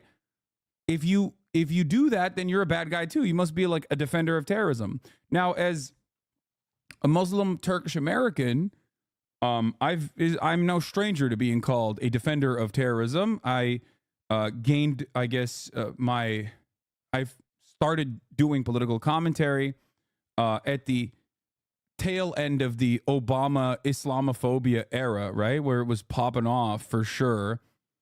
So I was always branded as a Muslim apologist, and that kind of went away under the Trump administration for a little bit. But we're totally back to that worldview now, and I do definitely remember the way that people were branded like Saddam apologists for being anti-Iraq war invasion, right? The illegal and unjustifiable occupation of Iraq, which now everybody agrees was bad, and also claims that they were against, even if they weren't. At the time, the overarching feeling was, oh, dude, Iraq, you don't want America to invade Iraq, but do you love Saddam? You know he gassed the Kurds, right? He gassed the Kurds. And why do you hate our military? Why do you want terrorism to win? Why don't you go there? Why don't you go there? Why don't you go live there if you don't like America? So basically, that exact same principle has been recycled in different ways, and they still do that.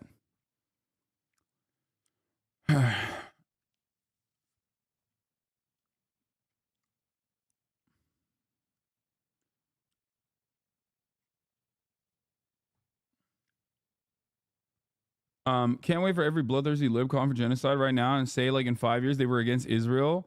Gonna be the whole this you posting happening. It doesn't matter. None of the this you shit matters. Guys, the reality is you can be wrong every day at the behest of the American State Department and you will be elevated. Okay? No one will care about how wrong you were. On the other side, however, if you oppose the State Department and you're wrong one time, they will never let you forget that. Look no further than Hassan thought Russia would never invade Ukraine. I have been branded a Vladimir Putin defender and Russia supporter in perpetuity, despite the fact that I've never been a Vladimir Putin defender at all. Right? So it doesn't matter. And in order to make that narrative stick, people have gone to incredible lengths, claiming that like I was duped by Arma footage, okay? That someone sent me in the chat, even though, you know, it was like a 30-second clip, claiming that, no, you say you were, but it's so stupid because you've never actually watched the full video. You've never watched a full video. Like, you, if you look at the actual video, someone sent it in. I thought it was real for a second. Okay. I started off hate watching you for that one. Lol. Now I agree with you on most things. This is a common thing, by the way. A lot of people do come in here and oh my god, they're mentioning the Ghost of Kiev. Chat, do you know about the Ghost of Kiev? I got some information. That the Ghost of Kiev was none other than Delunchka, right? The one who was prophesized, who would come and save Ukraine with his Roblox build, right? And pilot that plane. Pilot the Ghost of Kiev. That was Dylan Burns, yeah. Like Dylan Burns saved Ukraine, chat. I'm serious. Think that like I'm a hyper pro Russia guy or something, and it's not the case. And they shall call him Delunchka. Oh, by the way, Yugopnik Twitch, thank you for the raid. Like, he came in to bless their weapons by touching them, right? He came in there to you know,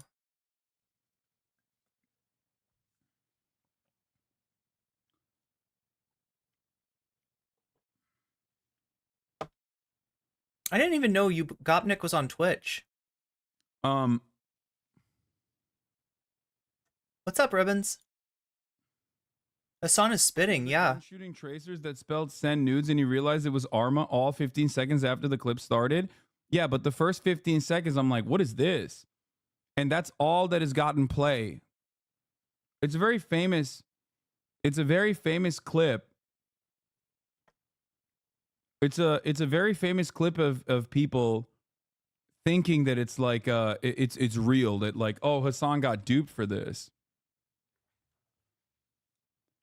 Look at him, he got duped for this. And if they had ever watched, this is facts. I used to be a DGG viewer and I heard about you. Then my friend recommended you, and now I simply do not watch the support tech air conditioning technician anymore. I don't know what that means, but he's calling Destiny an HVAC technician? I don't know why. Does anybody know what that means? I don't get that meme. Yeah. Destiny fixes your air conditioning? I don't understand. I don't know what any of that means, but my point is those get elevated over and over again, and it doesn't really change much because people are not really interested in what my perspective is. But yeah, if anything, people fool the Ghost of Kiev are worse off than your take. I mean, yeah, at the time I covered the Ghost of fooled by the Ghost of Kiev. That was Delunchka. What do you mean fooled? Not a real story, but it didn't matter. The only fools are the ones who don't believe in ghosts. There was a bunch of stuff that like the pro-NATO side were wrong on, but it didn't matter. That's my point, guys. You will always hear Noam Chomsky getting like something wrong. Like Noam Chomsky originally said with the Khmer Rouge. Yeah, that's right. Dylan blessed the Ukrainian weapons by touching them, right? He put his hands on the Ukrainian weapons. Which normally like a war journalist wouldn't do, right? That'd be the last thing that you'd want to do is be, you know, seen in fatigues touching weaponry, like really. But Dylan knew how important it was that he blessed those Ukrainian weapons with his touch. On believing the State Department information and I would wait for more information to come, right? And they use that against him every day, all day, every day, nonstop, right? Why? Because he spent his entire comparing himself to Chomsky, Lamau, but real. No, of course, I'm not saying I'm like Noam Chomsky at all. Please do not misunderstand me. After all, I never hung out with Jeffrey Epstein. I disagreed with him once or twice. You were not here last year for the Hogwarts discourse, were you? And I would never do that. Okay? My point is, if you are against the overarching State Department narrative, there are certain things that everyone kind of associates with you that is like bad, and they point to it even 50 years into the fucking future. Okay? And that's not about finding the truth or having like a consistent moral position or anything like that. If anything, I'm sounding like a Dylan Burns stan. God. It's simply because chat, I want to believe. I want to believe in the magic of Delunchka. It's simply just going, well, this guy was wrong 50 years ago, 60 years ago, and I'm going to somehow make that like a moral issue. Like I'm going to say that he was wrong, remember, 60 years ago. But don't forget, most of the people that you listen to that are in positions of power have gotten things wrong over and over again. But if they've gotten things wrong over and over again at the behest of the State Department, then it doesn't matter. That's it. There's like an HVAC, there's an HVAC meme in Hassan's community, and I'm not sure I get it. I'll be honest, chat. People that say, he has a loading screen. Yeah, it's hard for me to watch. No one will remember it, and no one will care about it. Okay? You get a free pass as long as like everybody agrees with you. Not like Delunchka, who's out there touching those Ukrainian weapons, blessing them.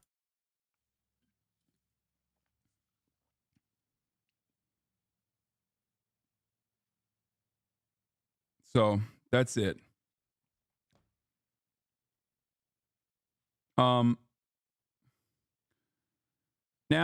having said that, yeah, libs don't even care anymore. Look at the Nord Stream example. Yeah, this is a great example of this. I see we've reached the CIA probably blew up Nord Stream. Who cares, bro? Stage. This is a great example of this. If you remember, but you were fooled. It is a great example of the shifting argument. Fooled by it? See, this is what I mean. Like, people still ride this thing. Oh my God, he blocked Delunchka. Hassan, how could you? How could you? How could you block Delunchka? It's a great example. The Bolivian coup is another great example. Every single liberal that defended the American... You see that? Blocked. On this project, blocked. Right? On both of these things, right? No one punished them for it. No one ever brings it up. Who would block Delunchka? Why would you bring it up? It made no sense for Russia to blow up its own pipeline. On its face, it made no sense. I called it out. I said, I don't know, maybe, but it seems very unlikely at the time, right? And okay, anyway, wow, that's an like I said, these Hassanabi clips are interesting in what they include, what they don't include, where they decide to cut it. Sometimes it just seems random like that, but oh well, I'm not I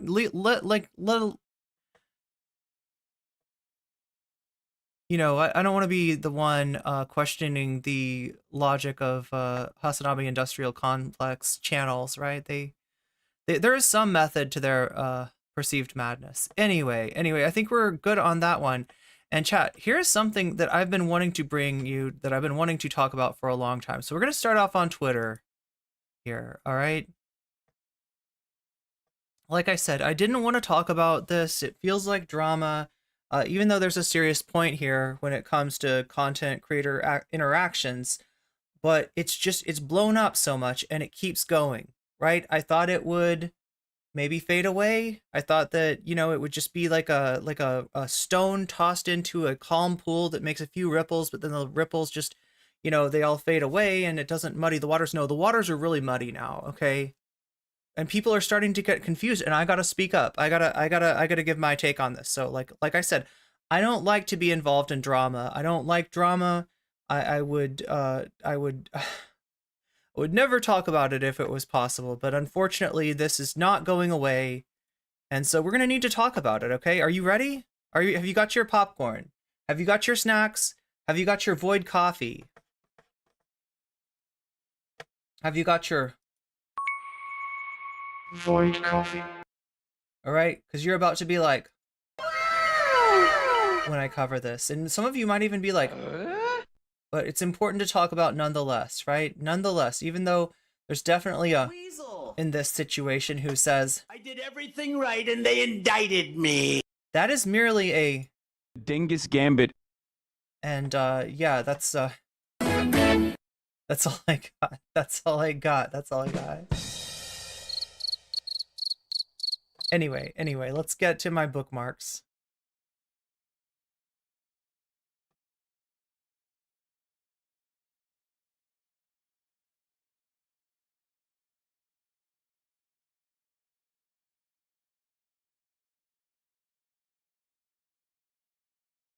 Okay, so we're gonna start here.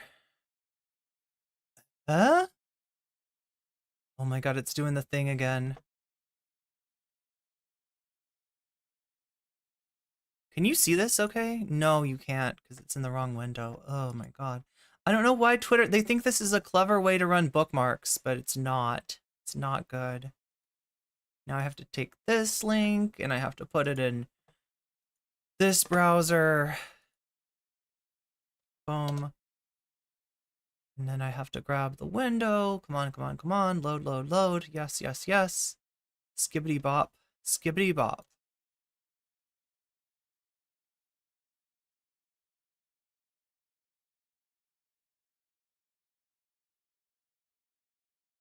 All right, so this is where it started. Scrolling through Reddit and seeing dozens of comments calling the popular YouTuber who sexually harassed you for several months last year a wholesome being with only green flags. Yeah. I can relate to this. I mean, not in terms of the SA, but or the SH, yeah, like there a lot of people get a free pass who really have no business getting that, right? But this is a subtweet, and this was also January 16th of 2024, right? So now the dangerous thing, and the one thing that I will say, this is Lady Emily. This is the editor for Sarah Zed, who also runs her own channel, and you know, they came out, they posted this. Now the problem with this is then people start to speculate, and just like, you know, with my stream today, people start to speculate. People start to wonder who I am actually talking about, right? Because they're not sure, and then like a lot of blame can get placed on innocent parties, right? So Lady Emily's pretty much in a position where she has to say who she's talking about, right? This is just expressing a frustration that's probably like more common than you think, right? In terms of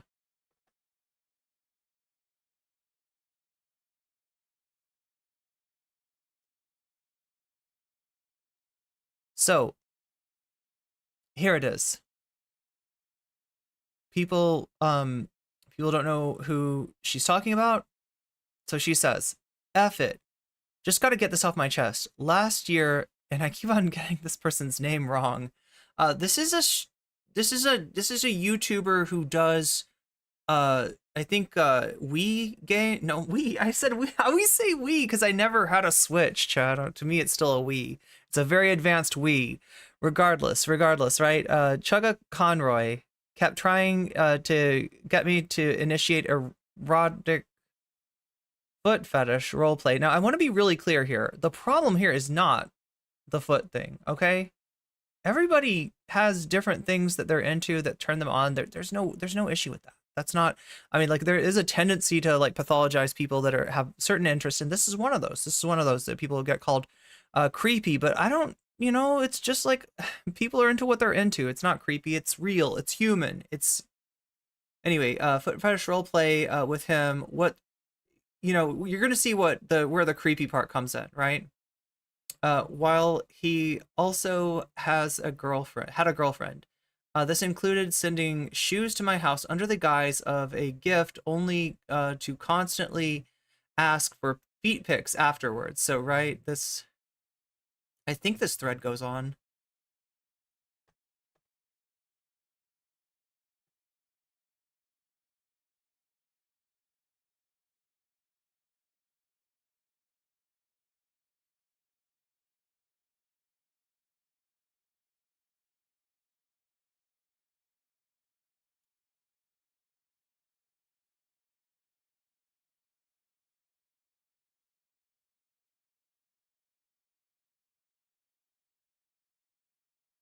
And I apologize for the slow uptake on bringing new tweets onto the stream, but I have to do this very particular way because of the way that Elon has borked Twitter.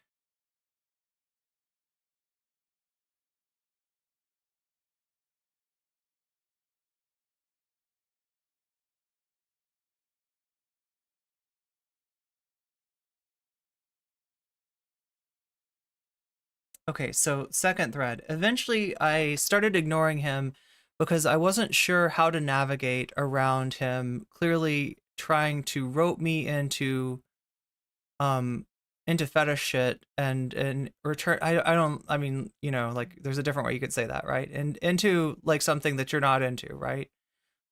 Rope me into, you know, something of an erotic nature that I am not consenting to be involved in, right? That's really the point here. And in return, his messages to me got more and more frequent and aggressive. Okay, so here are the screenshots. Chugga Conroy says, and beautiful.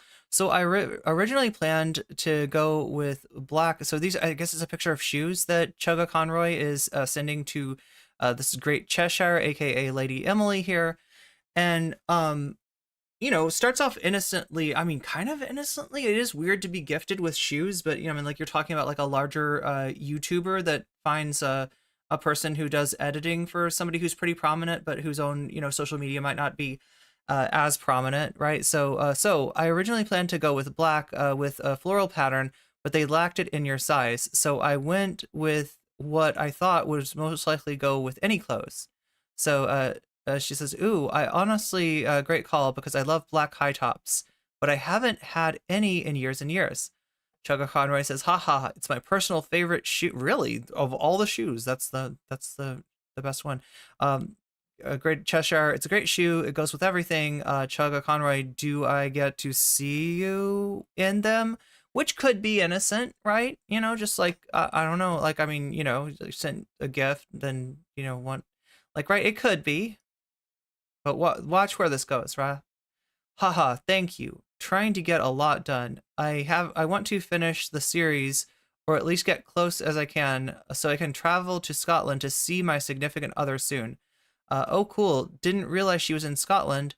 Chugga Conroy. Yeah, pretty far, but we're thinking of immigration next year. Would you like to pick up where we left off last night? Haha, it dropped off suddenly. Oh my gosh. So didn't get an answer about like maybe the pictures in the shoes. You tend to disappear. Okay. Starting to get, I'm gonna ping you once more. Okay, so now listen, these are unanswered texts. These are consecutive texts, right? There are some people that have a real issue with like double texting. Like as in if I text, you know, something to you and then I forgot the second part of what I was wanting to say and then I text you again, I feel like that's okay, right? And even like, I don't know, I'm not somebody that has like this whole thing of like you have to wait for the other person to text back before you can text them anything, otherwise it's creepy. But you know, this just kind of goes on. You tend to disappear. So, you know, kind of complaining, kind of leaning on her about the fact that she's not there for whatever Chugga Conroy's trying to, you know, do. Oh, gonna ping you once more. Well, hello, have a nice doctor's visit. Sorry to ping you again. I just wanted to know. Damn, you're no fun. Ah, kidding. Just a little. Yes, you see what I mean? This is excessive. This is over 2 days, right? This is excessive. Okay, so next. So this is the day after. So this is 2 days later, right? Sorry, I was that was rude of me. Shouldn't say stuff like that, even jokingly. You should have your own. You have your own stuff going on as much as I do. Yeah, please realize that and realize that you don't need to text again, right? But then we're texting again. Hey, sorry, am I bugging you too much? Oh my god. I mean, you know, I'm just getting done with work and saw I hadn't heard back. Okay, so then the 18th, the 19th, right? Hey, yo, how's today? Feeling any better? You want to talk to me now? 22nd of September. Hi, sorry I'm bugging you. Sorry if I'm bugging you. I understand that you've got your own stuff going on too. That's right. Other people have lives. Just wanted to wish you well tonight after seeing you talking about how much being sick set you back. I've really enjoyed talking to you more through it. I'll leave you be after this message in case you need to rest. I'm guessing maybe that's not what happens. Nope, we got more. I missed you. Are you doing better? Blah. Blargan. What is Blargan? Is that a Scottish thing? I don't know. Hey, hope I'm not piling it on. I just saw you were on. Hello? All right, so this is the first, set of messages that Lady Emily is posting to explain, kind of what she's dealing with here, right? What she's had to deal with, right? With a much larger creator. Like, as far as I can tell, Chugga Conroy is like over 1 million subs on YouTube. Again, Lady Emily just, doing some, doing editing for a pretty large, decent sized YouTuber, but, doesn't have the power, doesn't have the clout, doesn't, is at a power disadvantage in this situation. So Lady Emily says, as far as I know, I'm not the only nor the first person he's done this to. He would try to assure me everything is fine, also clearly trying to initiate fetish italicized text roleplay. Okay, I don't even know the italic thing. That's what I thought too, lol. I was like, I could fix this, but it's funnier if it's flawed. At the time, I do miss the versatility of the old Avatar. So we're talking about Avatar. It's like a Poison Ivy Avatar. Poison Ivy from Batman, I think. It was fun to mess with. Chugga Conroy, is that the face you'd make if I ran off with your shoes at a con? Okay, that's not what I asked for. Lamau, something like that, right? And it's awkward, and often when things are awkward, we kind of try to play along. I think this is before those messages, though. This is 9/9/23 last September the 9th. Those earlier messages started on the 16th and went on through the 22nd. So this is the 9/13. So prior to the messages, yeah, being forward with you, because I'd rather not keep anything from you and let you make the best decision for you.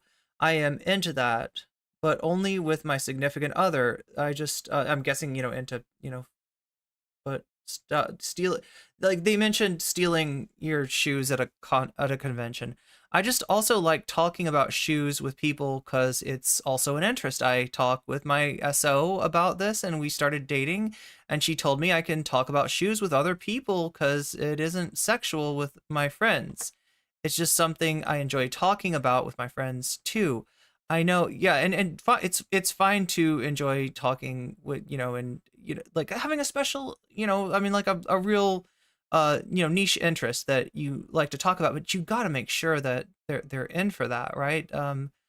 I know that might be a lot to share, and I'm sorry if it is, but I feel like it's best to just be open with people and consider what I'd like to know if I was in their position. Good. Glad we understand each other. Walks up behind you. Oh, there's the role play. Okay. Oh, I get it. So it's italicized because these are actions. These are not like statements. I got it. I think I've seen this before. Like stage directions, right? Walks up behind you and trips you with some fancy footwork. You thud to the ground, and I yank off your sneakers in an instant. Haha, loser. Chucks them at you.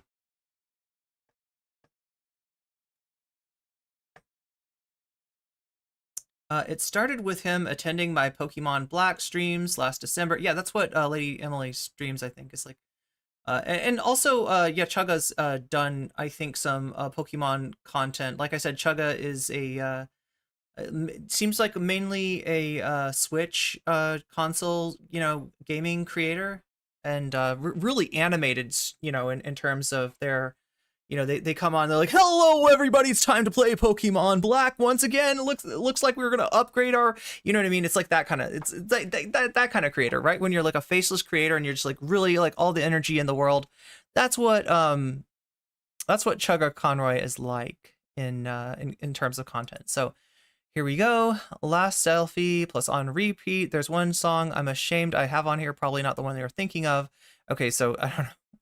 Space Hog, Hanson. Oh, Hanson, Florence the Machine, Mike Posner, Natalie Ratliff, Nicholas Brittle, Cynthia Harrell. Oh, Snake Eater. It's definitely Snake Eater. Just kidding. I love that song, Snake Eater. Anyway, sorry. Is it so the song? It's like the Metal Gear song, right? Snake Eater. Nice sneaker, says Chugga Conroy. Lol, thank you. I need new ones to be honest. My everyday pair is starting to see some damage. Lol. Seems sadly typical due to the thin fabric. Yeah, the curse of liking shoes that aren't durable. Oh my god, I can relate to that. Got them on sale though for $20, so I can't complain. Hope you're doing well. Yeah, thank you. I just finished editing a video that was nuts to make. It covers this mall you can develop in Pokemon. Okay, so do you like have a P.O. box? Not at the moment. Oh well, I was gonna see if I could partake in birthday niceness. You can see it on the loading screen. According to this, I've done 54. Okay, this is a Pokemon thing. Good work. If I may be so bold, sneaker size. Ooh, generally around blank, so, you know, personal information. Give or take a little, but that's usually what works for me most often. Chugger Conroy says, nice. Lady Emily, yeah. Okay, well, I'll figure something out. Not sure if you have any dislikes for me to be aware of. Any dislikes in terms of shoes, I guess? I don't know.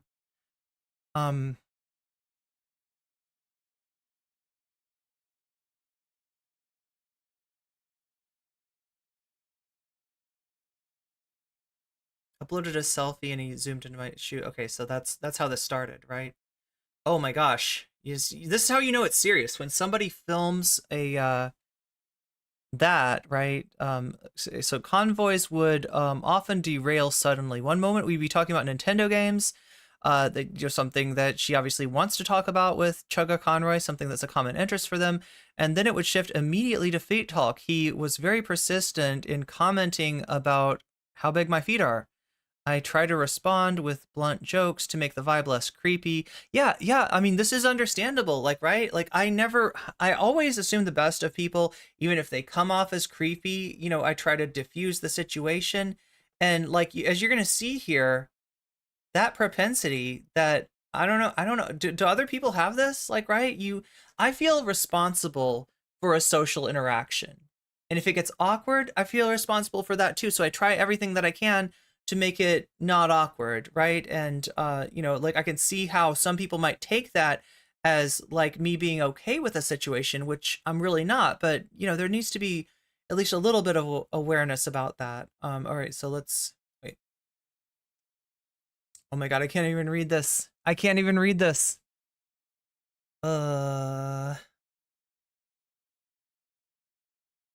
So I think that this is just what we saw before. And what you're seeing with this scrolling, right? You're seeing Lady Emily scrolling. You're seeing the, you know, this is proving that these are indeed unmanipulated messages from Chugga Conroy.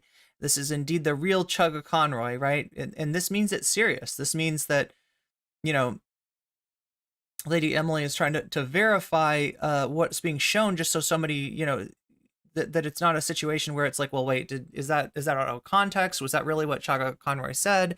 You know, could this have been faked? Because Discord screenshots notoriously have been faked, right? Let's see, it seems like the same thing. Okay, so it's like these are important. There's no way I can read that. There's no way I can I think they're the same ones though. Hopefully, if they're not, we'll get some still. Oh, we got more moving ones. For those asking how I know that this was actual Discord and not an impersonator, his actual Discord and not an impersonator, I was talking to, beyond the fact that I ran it by mutuals, and from what I've understood, Chugga Conroy has confirmed that these are indeed actual messages from him, and that they are, you know, that you know, this was, oh wait, these are Those are Twitter DMs. Those aren't Discord.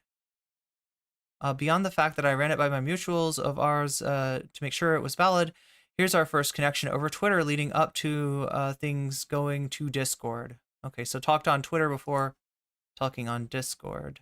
Then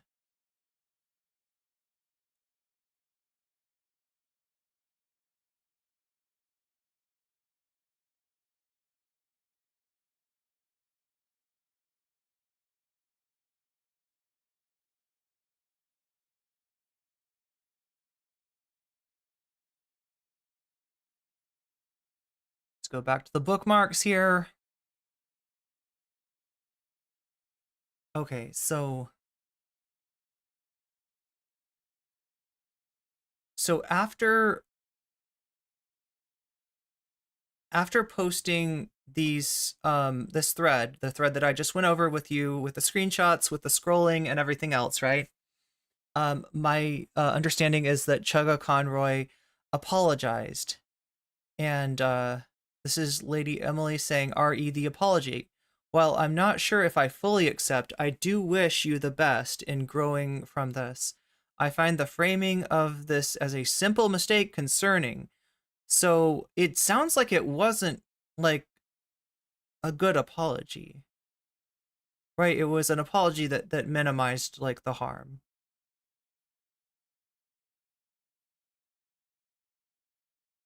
So far, I've talked to half a dozen women who shared similar stories. I hope your future apology acknowledges that. So yeah, good. You know, that's kind of gracious, right? In other words, right? It's not a good apology. And the response is like, I don't know, maybe you could try again. All right, so I'm reading the next tweet in this thread. You can't see it here, but it's going to take me a while to bring it up anyway. That this isn't just an isolated incident. So in other words, Chugga Conroy's apology addressed this as if it was an isolated incident. This is a one-off. This is just like, you know, oh my gosh, I didn't realize how I came off. Oh my gosh, I will try. Wow, I'm so sorry. I'm so sorry. Like putting myself in your shoes, not to be making a pun or anything like that, I can see how this would have come off. I'm like, right. And when in actuality, this isn't like an isolated incident. Lady Emily is not an isolated victim, right? This happened to more than a few people, it sounds like. An isolated incident with me, but a pattern of behavior with several women over the course of the past decade. I hope you're willing to own up to the fact and re-examine the ways your interaction with your fans, your peers, and women in general going forward.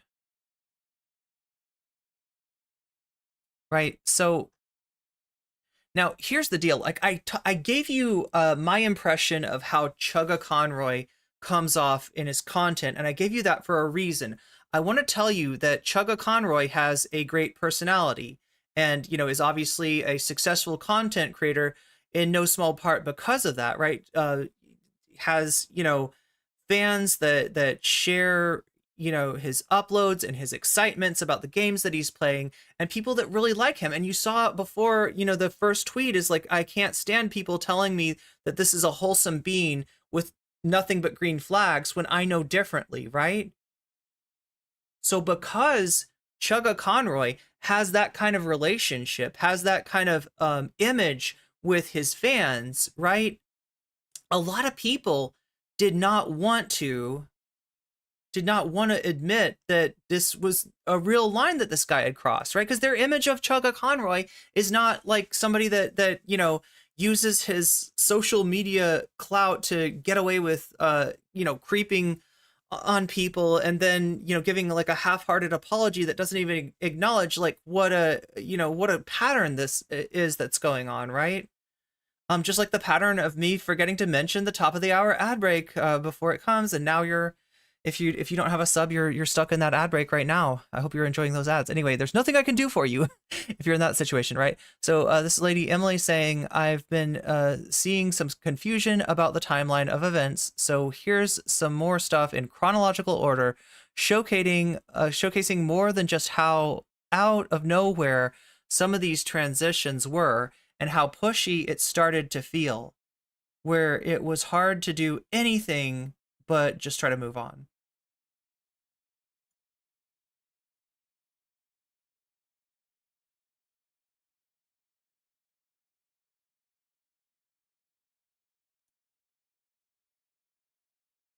Okay, so this one might be hard to see. Let me see how this looks. Okay, you can see most of this, yeah. If most of it, not all. I'll read it all for you anyway. Great Cheshire said, Lady Emily says, true, though also sometimes I think it's fun. I think fun is that anybody can choose their name for whatever reason. I have cis friends who change their name just because they feel like another name suits them better. Chugga Conroy says, I suppose I wouldn't actually need a reason to do it. Yes. I don't know if you've been hurting aside from being sick. Just kind of get the vibe that from your tweets lately, but I was building to something earlier when you left off. You are smart, you are capable, you bring entertainment to the people, to many people. I think you're a beautiful person, and I want to believe that too. Days can't help but get better if we will it to happen. We're at 9:10, so prior to the first set of screenshots I showed you, we're like 6 days, we're like a week prior to that. Okay, so Emily says, oh, thank you, I really appreciate that. It's hard to feel 100% all the time, but I'm trying. Being sick always just makes me such a doomer, lol. Chugga Conroy, it's natural that you don't. Your best one day is not your best every day, and that is okay. Lady Emily, it is. I just have to weather through it, get all my ducks in a row. Chugga Conroy, haha, yep. Now, in return, I'm going to need something from you. What's that? Chugga Conroy, I think you know. Lady Emily, plays Xenoblade 3.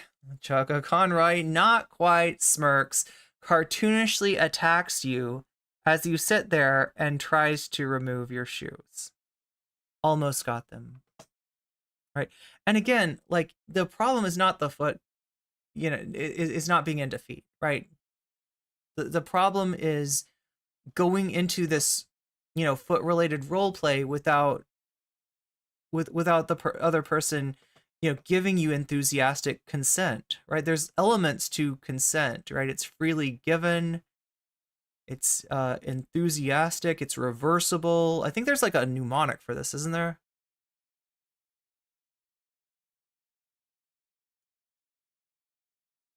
Oh my God. Giant wall of text. Anybody know that mnemonic? It's like fries. F-R-I-E-S. Freely given, reversible.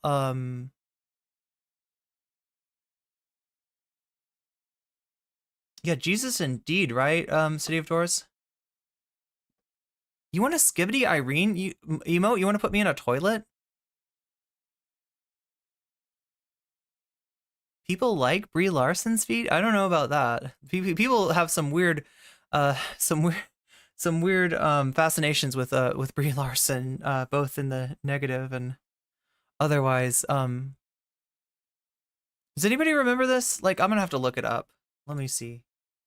We're talking about consent here. Consent is hugely important. Fries consent acronym. Yeah. Freely given, reversible, informed, enthusiastic, and specific.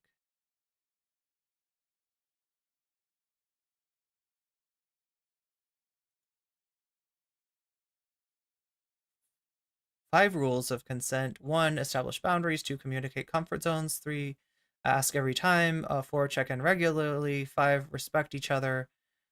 Right? Like, there's not an issue with somebody, having an interest like feet. There's not an issue with somebody even maybe playing with some of these interests with their friends, right? You don't have to be in a relationship, if this is like a mutual, thing that you have, freely and enthusiastically and specifically giving your consent to. But this is not happening here. This is not what's going on. All right, so here we go. Yeah, I remember being like level 71 lol. Oh, you can definitely change color. That can definitely color your perception of the game. I just liked games initially due to poor life quality at the time. So quality of life, it's like a thing that people say about games in terms of like if they are unnecessarily time consuming, that's a low quality of life. So sometimes in a game, there's something called a quality of life mod that takes some of the things that are just like eating up your time and aren't very fun and streamlines them, makes them easier, right? That's what that means. Damn, that's the most under-leveled I've ever heard. I think even speedrunners are at level 73, 71 instead of 73. Okay, yeah, I'm incredibly talented at doing things wrong and weakly. As a kid, I used to do no ability, no times, no magic, and a starter weapon starter weapon runs of Kingdom Hearts because I had no idea what that stuff works. That's relatable. That's relatable. Yeah, the magic thing you gotta get into. No times. What is times? No abilities. In other words, they're playing through Kingdom Hearts, which is a game that with a lot of progression in it, and a lot of different, magic attacks, a lot of different, new weapons that you can equip, right? But if you don't know how that stuff works, you might just play through with the wooden keyblade, and you might have a really tough time. That's a challenge to like a player that's like really advanced. But if you don't know, then it's just like it makes the game like much harder than it needs to be. Same. I can't tell you how many games I played wrong all the way through. Lady Emily, and would just brute force my way through. That's easy to do in Kingdom Hearts, even though it was hard as hell. Chugga Conroy, that is some dedication, spending 0 time menuing, but you're not into it. I'd rather not waste time. Lady Emily, I might be into it. I just have to give it a chance. We're talking about video games here, right? Right? Especially once I figure out the combat a lot more. And also, now that I do call myself a fan of the franchise of Pokemon, I guess, having so much time put into it. Chugga Conroy, well, if you have any questions, I'm here, Lady Emily. Thank you. Chugga Conroy, okay, I'm gonna miss you. I'm gonna miss your shoes. I'm gonna miss your shoes. It was kind of nice being the caretaker again. Looks at them in my hands. As hard as it was at times, they stunk horribly. Okay. Are we talking about like new shoe smell? That kind of stink?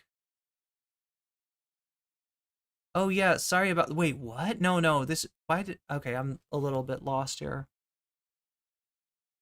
Oh yeah, sorry about that. It is what it is. Chugga Conroy, man, big and stinky? You've got it all.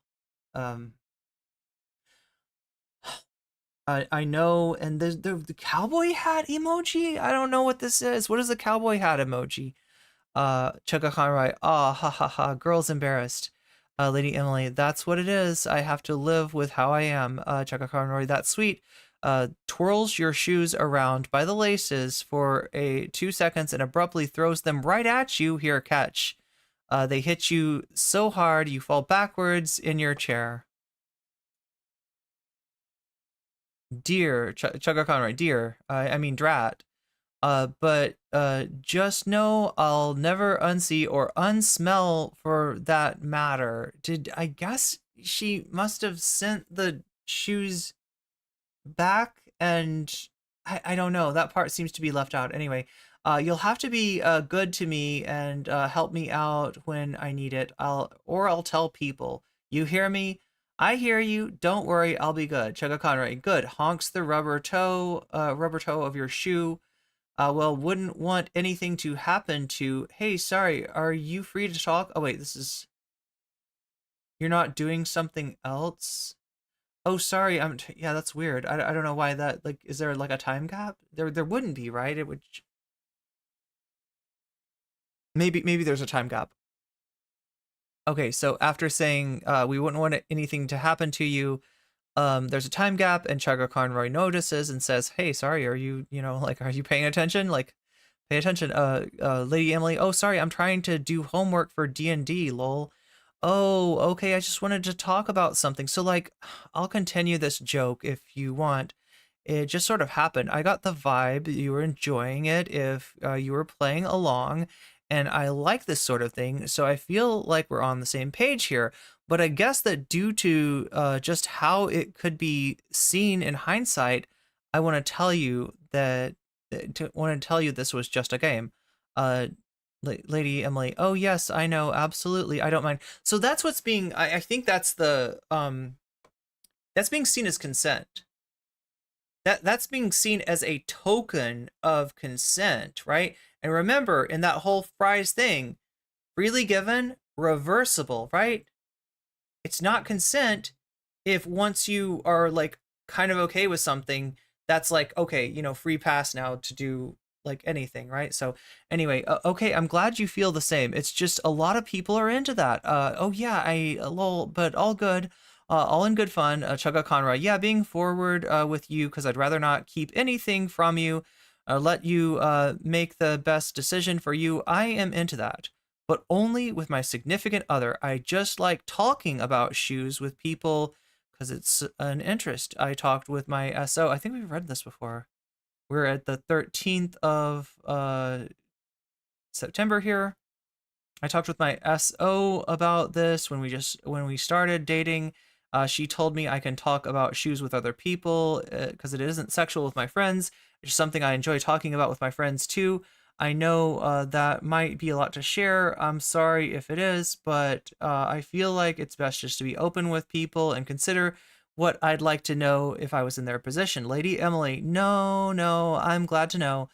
Good to have that openness and common understanding. Chugga Conroy, thank you. That's very special of you in that way.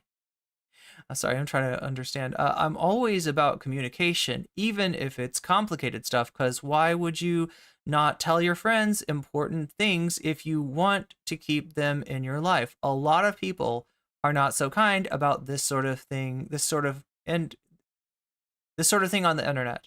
Okay, so here we are with the, 9/13/23. Sorry to ping you again. I just, I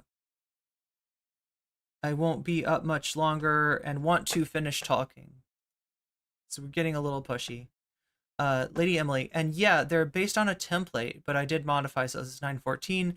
I did modify things like giving rainbow bottom and using white laces, modifying the shoes that Chugga Conroy is buying, I guess. I guess I just want to say I won't ever turn on you for merely being who you are. You are safe with me. I was going to say that earlier when I called you a woman and not a trans woman. Okay, I don't know the context of that. I can't fully understand your struggles, but I am happy to learn and be an ear should you ever need one. I am not sure. I'm sure you could teach me much about life. Yes, because trans people are magical that way, I guess. I don't know. I appreciate that. It's interesting and hard sometimes, but it's nice. Most of the time, I don't even think about being trans. That's same. Ha ha ha. That's a sign you are succeeding at being you. Yes, I'm winning at woman. Chugga Conroy, yep. After a moment of smiles and good feels, you come back down to earth and realize you're still down on the earth. Now put your shoes back the fuck on already.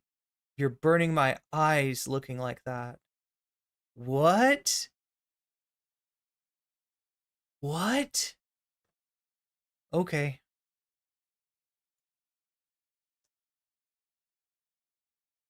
Okay, so yeah, the timeline was a little confusing for me too. Let me see if I can find what we were looking for again. It's this one, right? These are the initial ones that were shared. Oh my god, I gave you the chat. I feel really bad. Okay. The initial exchange here, 6/11/2023. This is in June, right? This is June. This is June. This is September. The rest of these are in September. Okay, so the first one we saw was in June, when the discussion about the shoes went on. The shoes that Chugga Conroy bought for Lady Emily.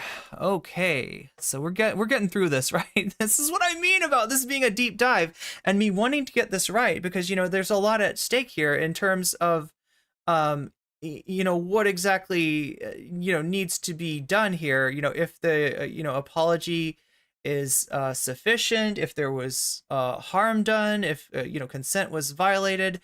Kind of seems like it was. Here's Jesse Gender. responding to some of the Lady Emily haters. And yes, chat, that is correct. A lot of people saw this, and because of probably who Chugga Conroy is and the way that he's thought of, because of the whole small bean sort of image that, you know, that wholesome bean image that he has, people are attacking Emily. How could you ruin this person's life like this, right? While I have seen Emil's apology, okay, so this is the, I saw the apology, but, you know, maybe try again. This isn't exactly, you know, there's a pattern, and you need to acknowledge that. Here comes, I guess, a YouTuber. What is the orange? Oh, this is Reddit. I'm like, wait, is that what it looks like at Reddit when you're verified? It's an orange, it looks just like a Twitter check mark, but different color. Yeah, there's a Reddit logo down here, so I think this is Reddit. All right, so this is somebody that not feeling Lady Emily at this point, really mad at Lady Emily. You are the absolute most insufferable person on the internet right now. Good God. Even after exposing yourself, giving consent, and that's that thing that I showed you, right? That's what's being taken as consent. That's what's being taken as an unlimited free pass to, you know, there are no boundaries now because consent was, she said, I'm okay with that, right? Right, this totally violates everything we know about consent. You triple down on this situation, wanting another week of relevancy. Yeah, this is Lady Emily, you know, it's a clout grab, right? Let me tell you this, you're not going to get it. The world is tired of ... So we don't get to see the rest of it. Jesse Gender is not happy with this. Friend of the VOD, Jesse Gender. Absolutely go F yourself. Not only has Emil admitted fault, yep, but it's up to the victims to accept the apology or no. And especially if there's multiple victims and the apology is like, that was just like one little slip up, I will never do it again. This is a, you know, one-off thing. It's not a one-off thing. There's more people that Lady Emily has talked to, right? That's why this apology was not accepted. And it wasn't even like rejected, right? It's not like an outright, like you are an evil person and you must forever be scorned. You will have the mark of Cain, carry for the rest of your days. All shall know of your horribleness and none, you know, you don't deserve to have any friends, right? It's not that. It's literally kind of like, okay, I appreciate that you tried, but that's not really an apology. Maybe try again. To call someone, calling out abuse insufferable is the victim blaming that enables harm to continue in silence. Let's see if Jesse has more. No, that's a one-off tweet from Jesse. Usually she kind of like, she does threads, but this time it was just one-off. Anyway, this is Alice in Wonderland. Golly gee, I wonder why all the consent experts are raging at Lady Emily. Fun fact, Twitter. Okay, so this is Alex and is it Wunderland? I don't know. It's with a W. It's like the German spelling of wonder. Twitter knew not to notify me that you replied. I only know that you did because someone else replied to you. If we could only extend that literally to every woman you interact with, both on and offline. Is this at Chugga Conroy? Michael C says, can you elaborate? Alice in Wonderland. Nope. Michael C, well, your reply is very unclear what you mean. How am I supposed to know what you meant by that? I mean, I'm missing some context too. But you know, like, I don't know. This is Alex in Wonderland. Alice in Wonderland, I believe you. No, I won't keep this going. If you're really that incapable, then it'll just have to be for the benefit of those looking on. Oh, well, Michael C, I feel like you're being wrongfully malicious in your replies. Okay, so this, I think, wait a minute. I think this is...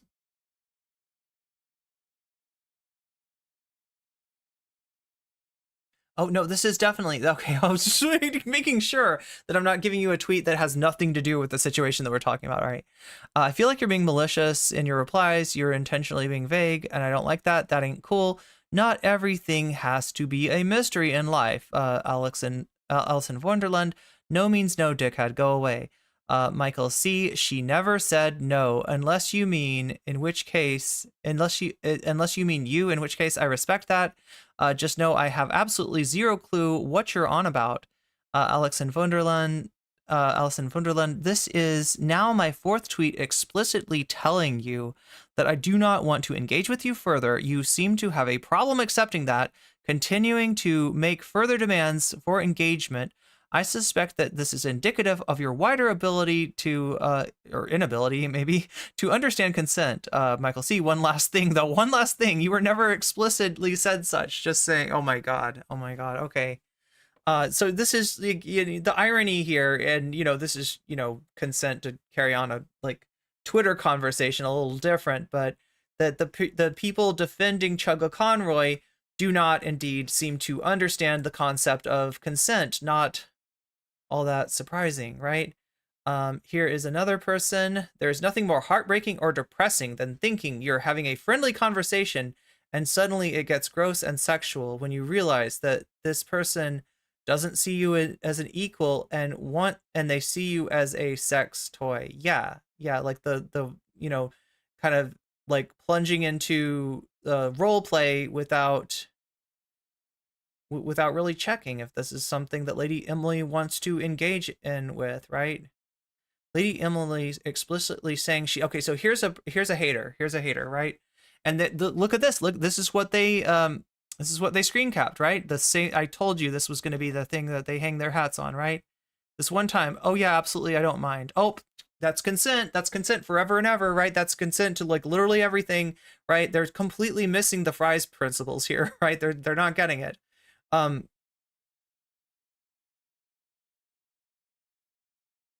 Lady Emily explicitly saying she's fine with it, and people are still calling Chugga Conroy a sexual harasser instead of pointing out Emily actively left out huge chunks of context because it didn't fit the narrative she wanted to push. That's all they need, is that one little thing to hang their hats on, right? So Emily has shared more screenshots proving Emil is a creep. But I'm sorry, but what the fuck? Are she and her defenders just ignoring the fact that he was making sure she understood that it was just for fun, and she said she doesn't mind? We are with Chugga Conroy. This is what I'm telling you. This guy's personality on his, Let's Plays has convinced these people that he is a wholesome being, and they cannot they cannot see like another side to him, which is what like Lady Emily is having to deal with. Like Lady Emily is probably like, it sounds like aware of his content and may have been, kind of may have been sort of taking what he was saying on the basis of the character that he is in context. So one last one, and then we'll move on to the next drama, which is even more intense than this one, right?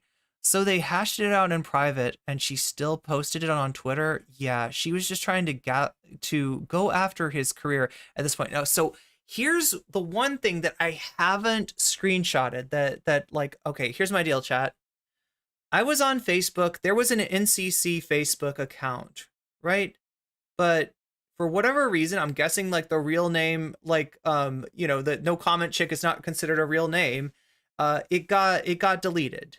Right. And I don't use like my personal Facebook account, mainly because it's, as somebody who's experienced a lot of harassment, Facebook was the way that Keffel's family got doxxed.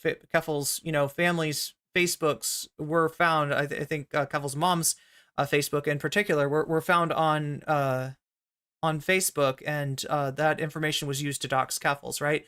So when the harassment stuff went down with me, I deleted my Facebook, and I haven't wanted to get back on Facebook ever since, even though there's some useful things on Facebook in terms of like the marketplace and such, right? It's too risky. It's too risky, right? But this is from Facebook, so I can't look at this on Facebook. You can if you want. This is Chugga's pushback, right? This is a screenshot of it, and this is all we've got because this is all I could find. But I was hoping more people would screenshot this. But anyway, when you communicated this to me privately a few months ago, I apologized to you directly and promised I would never repeat this kind of behavior again with anyone else. Yeah, this is after having done this to multiple people, from what Lady Emily says, right? Once you shared how I made you feel, it was a huge wake up, and I immediately sought professional help through therapy. I've worked in the months ever since then to do what you wished for me, to learn and be better, right? So there we go. According to this person, like this has all been hashed out, and so like this must be a clout grab from Lady and Emily. At least that is what is being seen. Nuclear leaks, literally or figuratively. I mean, let's hope it's not literally, right?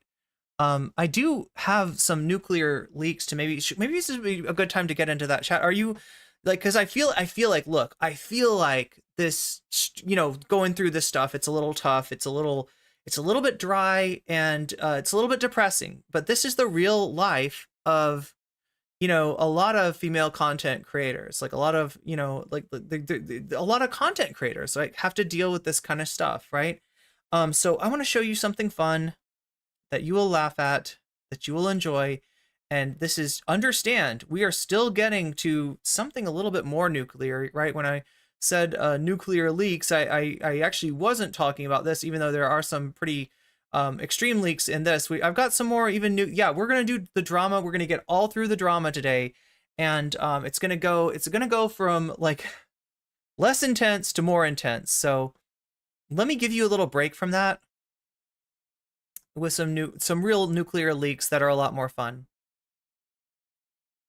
If I can find it.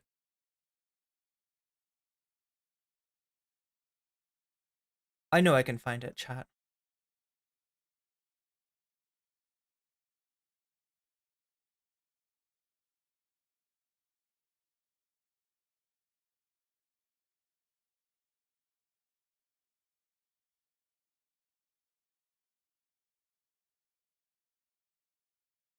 All right, this is a channel, this is a Ukrainian channel that I just found because I guess I like to look at diving videos. There's a whole genre of diving videos, like things that can go wrong, especially during something like a cave diving, and YouTube decided to serve this up to me. So I'm serving it up to you and to just see what you think of it. We decided to dive under a nuclear reactor. Yeah, makes sense. Makes sense. Dive under a nuclear reactor. Okay. Do you know which nuclear reactor this is? It's the most famous nuclear reactor. Most dangerous idea we've ever had. Comrades. Sounds like it. It's not too late to change your mind. Let's get out of here. So this is kind of like the Ukrainian jackass, I guess? Not do this. No, we have to do it. I mean, that's a good idea. Maybe don't do this. And then they will say that I am an accomplice in crime. Made a grave for Vlad. What did the divers say about this idea? All the professional divers have told us. It's suicide to dive here. Suicide. There he can catch on the metal. And there is radiation. In some places, the radiation can be so great that it can kill in a few minutes. Therefore, a dosimeter underwater is a must. So why is this such a bad idea in particular, right? So diving, you know, is dangerous, right? If you go down far enough, you need a dive computer. You need to calculate how slowly you need to come back up from that depth in order to not get, you know, the bends, which, you know, can be fatal, I think, right? You can get stuck on something, you can lose oxygen, you can get like giddy in a way where you're not thinking correctly. There's a lot that can go wrong in diving, right?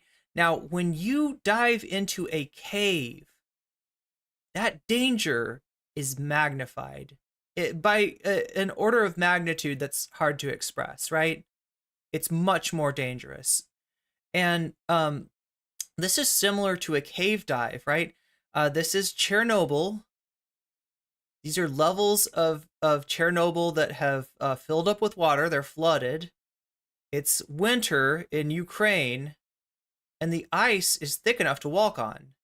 Right? Even more, adding more danger, right? This, nobody should do this stuff, right? This is, I cannot drive that home for, you know, firmly enough, right?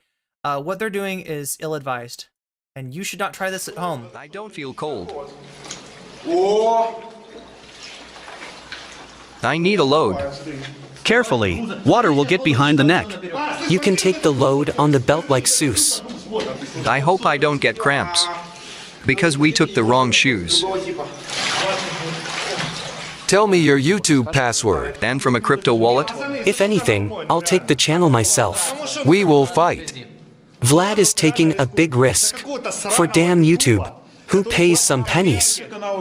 Taking risks for you, subscribers, so that you do not be greedy to like. Vlad is now losing heat. Now about That's right, subscribers. Do not be greedy to like my stream as well. 50 kilocalories of heat are released, which is equal to 183 joules per second.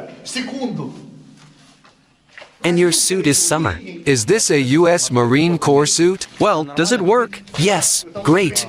Tea saves us. Yes, because it's very cold. He saves us. Outside. Not too high pressure. Who can help me? Rinse with water. What are you doing? No tea. What to do? Rinse this. Not on me. What should I do? There. Well, let's check. Well. Legend. Legend? There is a sign legend. Don't do it. Why does it hiss? Is it okay? It's cheap. No, the equipment is expensive and good. It won't explode, guys. So they brought a generator in here. They've got this diver. He's not a cave diver as far as I understand. He's a guy with a diving suit. Now they ask him, I don't know if they've done this yet, but they like ask him like, you know, what kind of experience do you have? And he's like, oh yeah, I've been diving for 7 years. And now you'd take that as meaning like, you know, I've been seriously diving for 7 years, right? But that's not what he means. What he means is that 7 years ago he did some diving and he hasn't dived again since then. This is not good. Everything is fine. Imagine if it explodes underwater. But this is how these guys roll. It won't explode. I will pray for you. But don't worry, they got their tea. There is a knife included. Do you know why? If he gets caught on the rope, he will cut it off. You definitely need a dosimeter. Because last time Seuss dived and got a lot of radiation. Error, there is no device. Okay, so last time not underwater.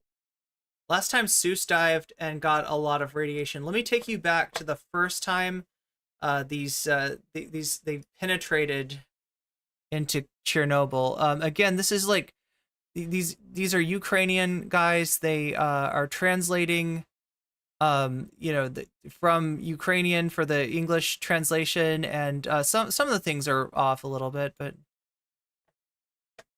that's Seuss, right? And then dive to the lower floor in homemade scuba. Now, do you see this? In homemade scuba gear.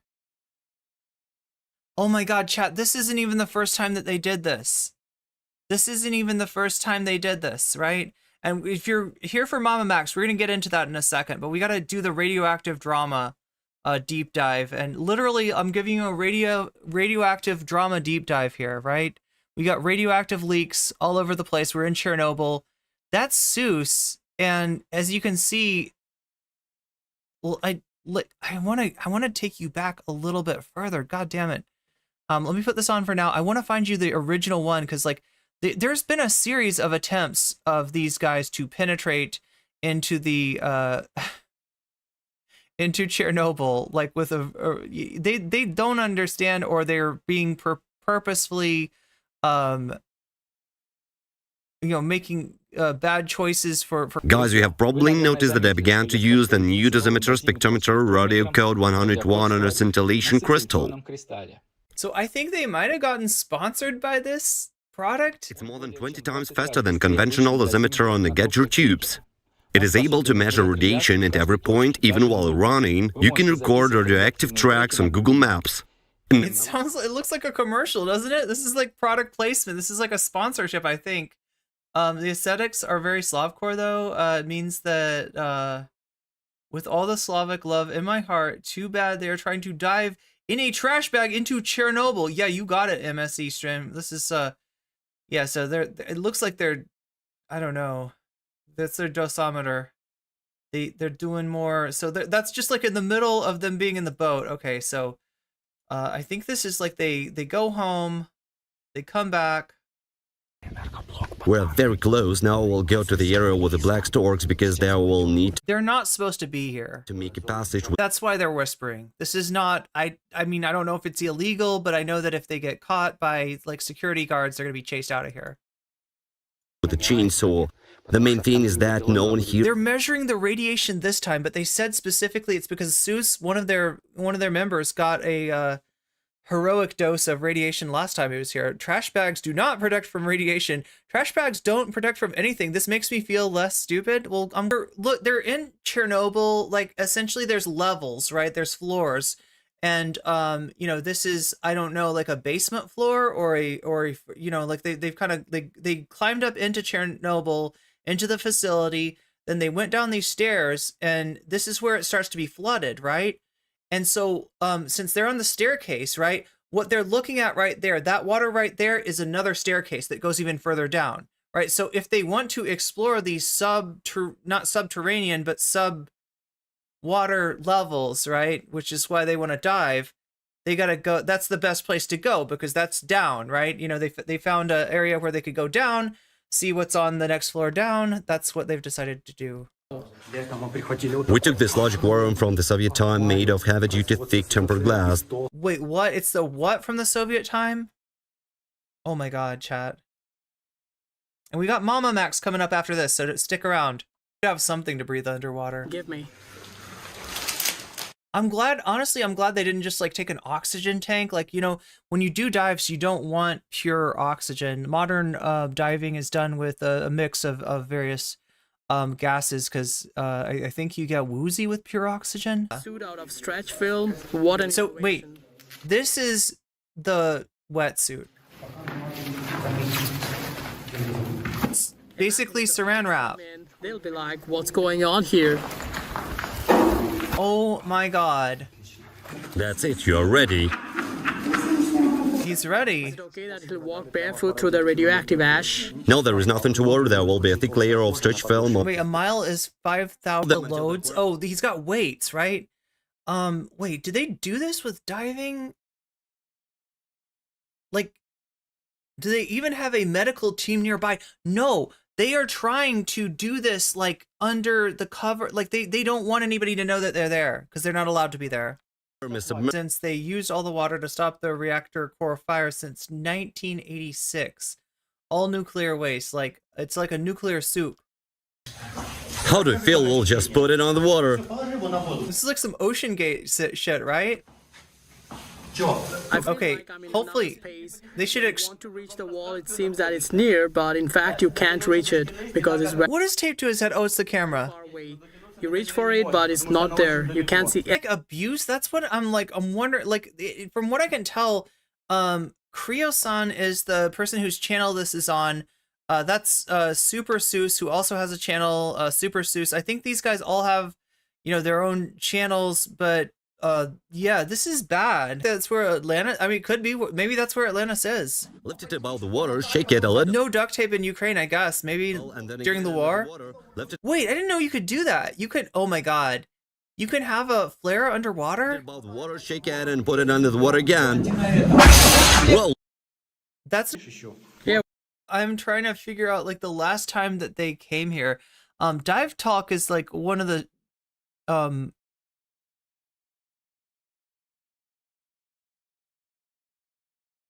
this is 2 years ago. That's 9 months ago. Checking the radiation after Chernobyl. Atomic Lake, illegal freedom. Journey into the exclusion zone. Scuba.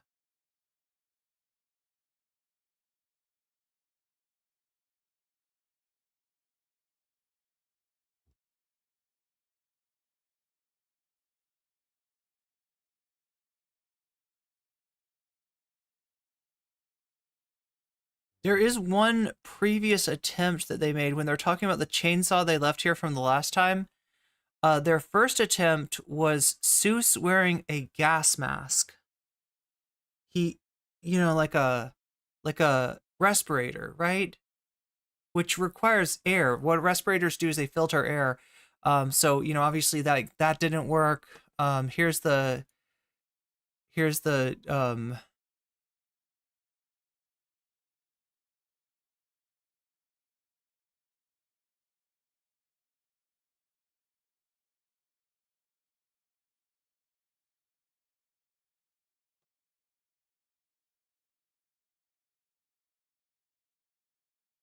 Look. So chat, that's a radiation detector. Is it like, what's it called again? Manometer or something? I'm leaving. Why am I still here, guys? The indicators on it began to go off scale right away. Give me another dosimeter. Okay. Dosimeter, yeah. Yes, it doesn't work right. I know why it doesn't. I have to pee really quick. I'm gonna be right back. You're right. But we have one more dosimeter. Hope it will work. Let's check this one. I fixed this one. This one doesn't work either. The battery is dead. Did you see what they pulled out though to keep it from getting waterlogged? It was a condom. I managed to warm this one up. That's great, Cameron. Now we need to securely protect the dosimeter. Look how the radiation level has risen. A little more here. There you go. You put the dosimeter in a condom. I gotta pee. I'll be right back. There's an important detail here. Great, he's got a mask on. Yeah. And then we'll do Mama Max. Show. I mean, not literally, but. You look like a fish with a mustache. Now you will have a nickname, Catfish. Diver named Catfish. So, now we will securely fix Vlad. Wait, now I'll attach the mount. You will be the first diver at this location. Welcome to the creepiest place on Earth. Now I will untangle the rope. That is, when you go down, we have to pull the rope every 15 seconds. Yeah. If you don't pull back, we'll get you out right away. Meanwhile, the device continues to work. We can even boil a kettle.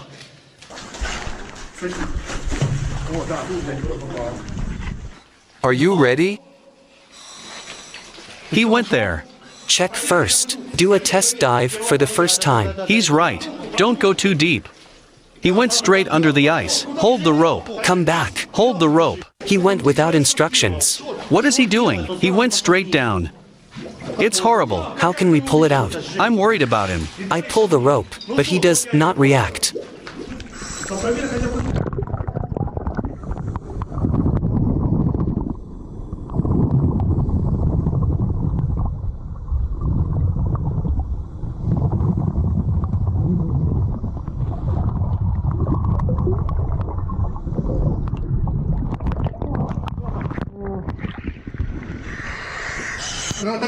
He swam out.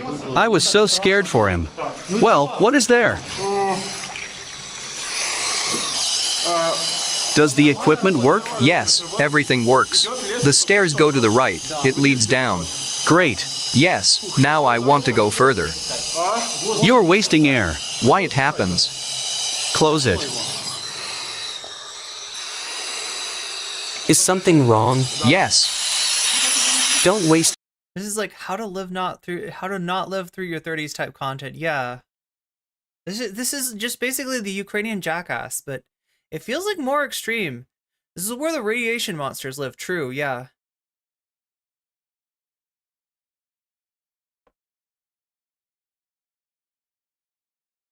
I walked away for a minute.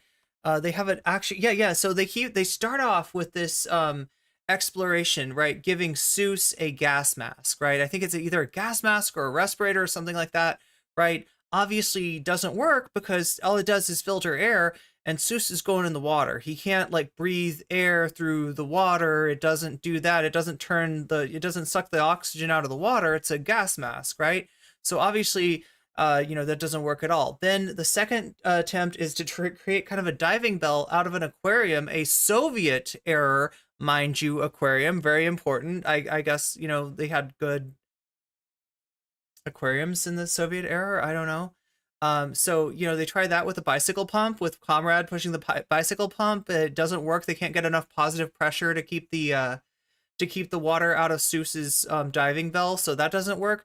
and then they come back here with this diver. But I don't know, did they say this yet, chat? Did they say this, that the diver has supposedly 7 years of diving experience, which they think that it means that the diver's been diving for 7 years. But then they only later find out that it's actually the diver has been started diving 7 years ago and hasn't continued diving until now. Soviet Scotch tape. Well, yeah, it's Ukrainian Scotch tape, I guess. Your oxygen. Shut off the air supply. I can't shut off. Oh yay, I made it. You tightened this knob very hard. You shouldn't have done it. It's good that it happened here, and not underwater. In the depths, you would have it worse. The radiation level has risen. How much? 162. I'm wondering why this happened. Maybe he pressed the wrong button?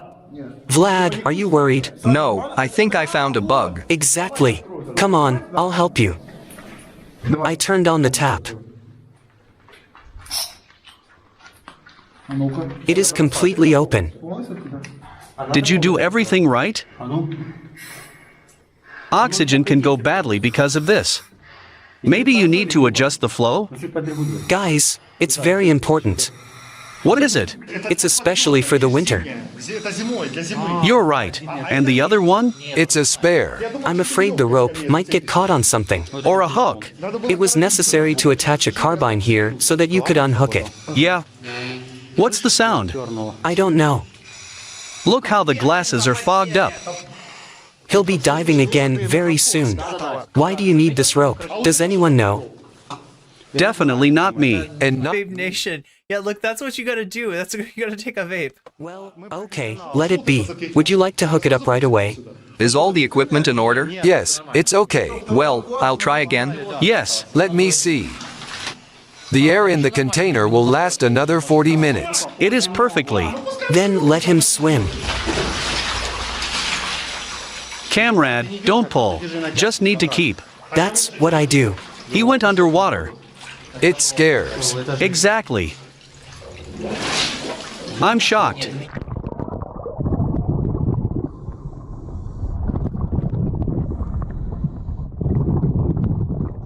Guys, why did he go so far? Maybe not worth it. I'm afraid it might get stuck.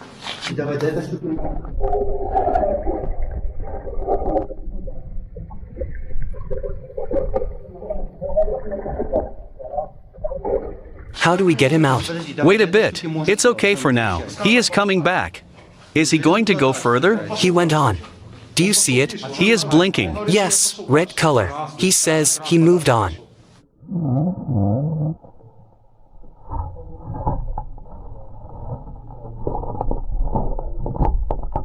If it gets caught on a thread, it will be very bad. Does he see something?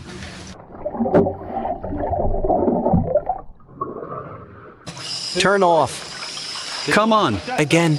Yeah. Wait, it doesn't work. But the equipment is good. Well, how is it? I know the reason. You didn't let all the air out. Where? From the system. No, it's not because of that. What happened? Better let the air out. We already did that. Not here. On another console. It is better not to touch this remote now. It's frozen. Yes, not yet. Why is the water Gatorade colored? Give me a sec. Let me warm it up with hot water. Guys, please wait. What? I want to tell you what I have seen.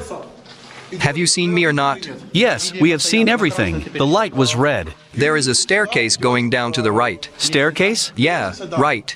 There is a secret passage there. It is very small. Looks like a square tunnel. Is there a hermetic door there? That's dangerous. That's really dangerous, right? He's talking about a small passage. Small passages are notoriously difficult for cave diving. This isn't exactly cave diving. This is nuclear reactor diving, but the principles are the same, right? You don't want to get stuck. You don't want to be able to not move, right? And you don't want to get like wrapped around something, right? And this is, ideally, if you're going to make a dive in something like this, you'd have like a guideline like pre-established to just hook into. And I mean, obviously, I don't think this is an idea that anybody's had before because it's just a really bad idea. This is what I wanted to tell you. Can you try to look inside? Yes, I will go there. Oh my gosh, but safety is more important. If the oxygen is gone, then come back. Take care of yourself. Look here. You can get hooked on something with this. You are all covered in rust. So it should be. Oh, That's the other thing I'm thinking. Like, does he have his tetanus shot? it's radioactive. It's radioactive. Oh my god. See, that's exactly how you get cut by like a rusty thing. Oh my god. Be careful. I mean, he's standing on ice. The ice is pretty thick, but it's still slippery. Is your leg all right? Yes. Come on. Get out of there quickly. The radiation level is very high. 15,000? That's a lot. I am not kidding. 14,000 15,000, 14,000? now. But I don't understand why. Guys, I am ready for my next dive. Do not rush. Are you sure you checked all your gear? I have one last chance to dive so deep. This time, I want to get to the bottom. I'll swim under the stairs. This will be the most dangerous. Hope everything goes well. Now, They said because he looks like a fish with a mustache, that's why they nickname him Catfish. -6th floor. There is also -12 and -16. He'll be at -12. I do not know. Now I will turn right and swim down. I will dive into a small corridor. I'm ready. Come on. Okay. Guys, but there is Free dive world record, look it up. one important nuance. When I step into the water, I completely stop seeing anything. So I have to grope. By the way, guys, Sasha, I left my dugout for you. Dugout? I'm building a dugout? Yes. So, A after dugout. watching this video, please visit my channel. Chat, what is a dugout? But first, watch this video There's his to channel. the end and like it. No matter how many No, yeah, and also like this video too. Like I always forget to say that, but you can support me. You can support me in so many different ways, whether it's through super chats, through super stickers, through memberships, through gifted memberships, through straight up donations on Stream Elements, or even support me on my Patreon if you got a wild hair up your ass, right? You can also support me on Twitch through subs, through bits, through gift subs, through like all kinds of things. And even if none of that works for you because you are strapped for cash, believe me, supporting me with that thumbs up, it's more powerful than you think. And I appreciate it. I appreciate all of your support, chat. videos on YouTube I watch, I have never seen anything like it. All right, let's go. 1,000 is like where we start to see radiation sickness. Wait. God, I hope they've eaten their miso and seaweed. Turn on the oxygen supply. Turned on? Almost. Wait a bit. Don't open too much. May burst. We don't need it. Should I open to the end? Yeah. Good luck. Funnily enough about this channel, they were originally translating whatever it is in Ukraine that they say that they're translating to holy moly. They were at first saying holly molly, and I don't know, it became kind of a meme for them. Dugouts are like for one hitter weed? That sounds like some powerful stuff. One hit wonder. He's moving on. Yes, straight down. One hit willies. Let's break through the ice. No! They really left us on a cliffhanger. Wait, I just like...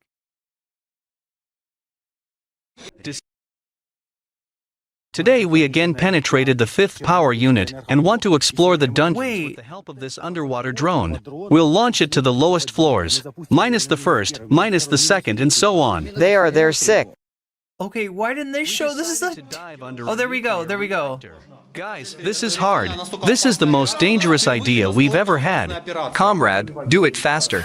It's not too late to change your mind. Let's get out of here. Do not do this. I can't find the second part. I feel so bad, Chad. I want to show you the gestalt of seeing the... I'm sure the diver comes back up. I'm sure the diver comes back up. That is a wild place for them to leave the video. I guess, like, is this like the first part? Oh, we have to do it. I want to do it. And then they will say that I am an accomplice in crime. Made a grave for Vlad.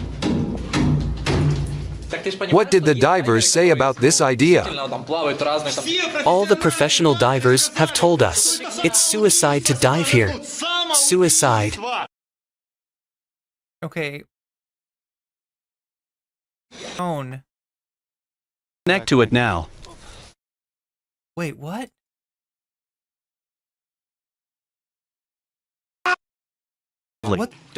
One principle in diving is about the amount of particulate that you kick up in diving, right? When you start to kick up so much particulate that your visibility goes down, it not even just becomes like, you know, non-existent, right? When it starts to go down, that's when the dive gets like much more dangerous. And like the fact that the water is muddy, I think it was clear when they started. I think they've just kind of effed around in the water too much at this point, and they should probably -9 and -12. Maybe you. Where did this real diving suit come from? Okay, so the story is this, right? They start off just in like really cheap inflatable boats, right? Boats that are getting punctured as they go through because there's metal, there's rusted metal in there, and they're just like, you know, it's summer, right? And they're going through there. Then they get the idea of like, hey, you know, like looks like there's a staircase here. I wonder what's down below at those sub levels. Let's see what's at those sub levels. And they don't really want to think about it too much. I don't know. Somehow they have a gas mask or a respirator or something like that. Something that's supposed to filter air. If the air is dirty, if the air is not good, you know, if there's something, you know, like they use in a gross lab, right? You know, a respirator, right? So that you're not breathing in formaldehyde constantly. And they send him down in that. Now, obviously that doesn't work for helping you breathe underwater. And, you know, he just goes down and starts coughing and stuff and he comes back up. So they're like, okay, that doesn't work. Then they come down for their second attempt and they're saying this time we have an aquarium from the Soviet days, right? Way back from the Soviet area. There's a fishbowl aquarium. We're going to put it on his head and we're going to pump air via a bicycle pump, right? I'm going to be up here pumping the bicycle pump. And he's going to be down there, you know, breathing the air, and the air, and if any water comes up in his, you know, diving bell, I guess, like then the positive pressure from the bike pump will push it back out, right? That's what they're thinking. So we're going to send him down like that, right? And then instead of a wetsuit, they're wrapping saran wrap out over him. So they're just like, okay, yeah, what is a diver? They got like a skin tight thing of some kind. I don't know. Well, let's saran wrap. Yeah, let's wrap him up in saran wrap, send him down there with a diving bell. And weights. He had weights because the helmet is too buoyant. He can't swim down with the helmet because there's too much like oxygen in the helmet and it's too light. So they put like literal weights like you would put on a barbell to lift weights, right? They put literal weights on his you know, tie them to him, right? You know, which is like really bad because he doesn't have a diving knife to be able to cut those off if like somehow he needs to like come up. And, you know, he's like, I'm going to go down to 1,000 kilometers, right? Or, sorry, not 1,000. He said 1 kilometer, but just to put that into perspective, you don't do that. Like, right. No, not here, not any, like, this is obviously he didn't do that. He got down like 5 feet or something, right? It's like a body condom, basically. Dumb dude bros, the dumbest bros. Yeah. I don't know if I'm brave, Sacha Baron Cohen. Yeah, you have to. Yeah, you need a. Yeah, they bring that up with him, right? But even this guy, right? So he's all suited up. He's got a respirator. He's got a specific respirator for the cold, right? So even though they have to pour tea on it to warm it up to get it to work, they've got a dosimeter. Even though it's waterproofed they don't make waterproof dosimeters apparently, according to these guys. So they have to put it in a condom and tape it to his arm to have that dosimeter so he can check and see how much radiation he's getting, and then they, at the last minute, I don't know, did anybody hear this? Like, did they go over this already? They ask him, like, what is your diving experience, right? Because, you know, and he's like, 7 years. I've been diving for 7 years. And they later find out that when he says I've been diving for 7 years, he means 7 years ago, he did his first dive. And he hasn't done a dive since then. This is his second dive. This is not even like diving. It's like cave diving. It's probably more dangerous than cave diving, right? Cave diving is notoriously dangerous. So many people have lost their life that way, and they're cave diving in Chernobyl, and you know, they're wearing a dosimeter because they're worried about radiation. Apparently, when Seuss went down the first time, he got a lot of radiation. They took him to a hospital and tested him out, and yeah, this is catfish, man, right? This is way below game controller. So this is like Iron Lung without the vessel, without the submarine. I don't know. This is bad. This is really bad. Ramadasar, thank you for the subscription. And you just got some weasels. What by weasels I mean you got weasels and all the other emotes too. Thank you for the subscription. You don't want to leak on a sub. So I gotta admit, I forgot to set the Twitch sub goal. I forgot to even set the Twitch sub goal. Rama Does Art, thank you for the subscription. It means a lot to me. Your support means a lot to me. Your support's what keeps me coming here. Where are we at as far as time? Yeah, we're like 1 minute, and I'm glad you reminded me by subscribing. We're 1 minute before the bottom of the hour, the middle of the hour. I don't know what you want to call it, but there's another ad break here, right? The ad breaks happen every 30 minutes. Until I figure out how to set them to happen every hour, like Hassan's ad breaks, you get an ad pumped directly into your eyeballs. No choice, nothing to do to save yourself, other than possibly using a Twitch Prime sub to get yourself a free sub, to get yourself out of that ad break for free. No cost to you, puts money in my pocket, and takes money away from a big evil corporation. I won't say which one. You can also buy a sub from the big evil corporation. It is $5 on desktop, $6 on mobile, or if you are lucky enough, you might be gifted a sub. That can happen, that does happen, that will happen, but it's more likely to happen to you if you're active in the chat. A generator there, right? And as far as I can see, it's only powering a teapot, right? They want to have tea, the hot tea, which I guess makes sense, but it's so weird. Of all, You'll love it. Come on by the handle. Take the handle. For what? For a candle? For a pandal. What the hell? What did we miss? Amazon page for this dosimeter or dosimeter, whatever it's called, right? And there's like there's a review in Ukrainian, and you translate it, and it's like, why are you not making waterproof version of this product? My friends and I took this diving in Chernobyl, and it got water in it and it stopped working. Like we are on our way to new adventures as well, right? And I think I've got our next adventure queued up, hopefully in oh my god, my computer's being slow. Chat, I really don't want to lose the stream because of CPU or whatever the hell happened recently.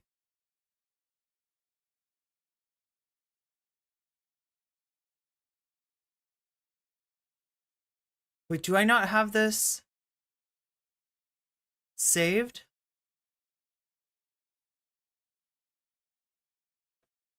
Oh my god, I'm gonna have to bring it out. Okay, I don't have this saved. That's okay.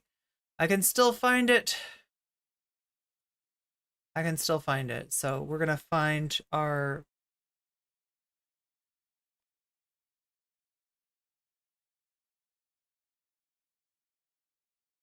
So, I mean, this is what I'm talking about, right? You thought that was the nuclear leaks? Just wait, chat.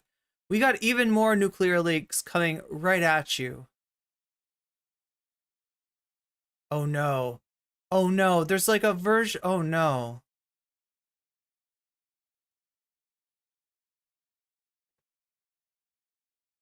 Right. You want radioactive drama? I will give you radioactive drama. Predicted and or imagined, Mudahar made it.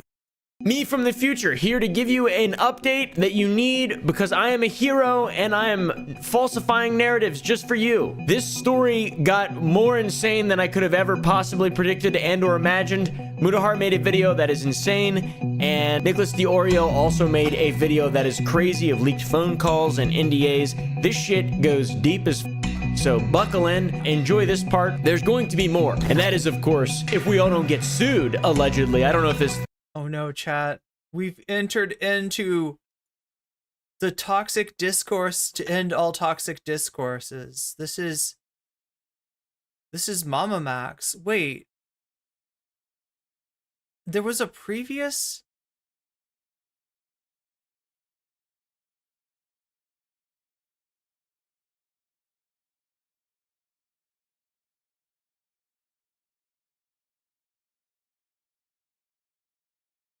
Even Destiny's covering this. That's what I mean, chat. I've waited way too long to cover this. And I don't even know where to go. Like, somebody told me the lyrics video?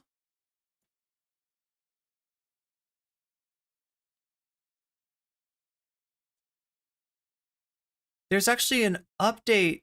Okay, here we go. I think.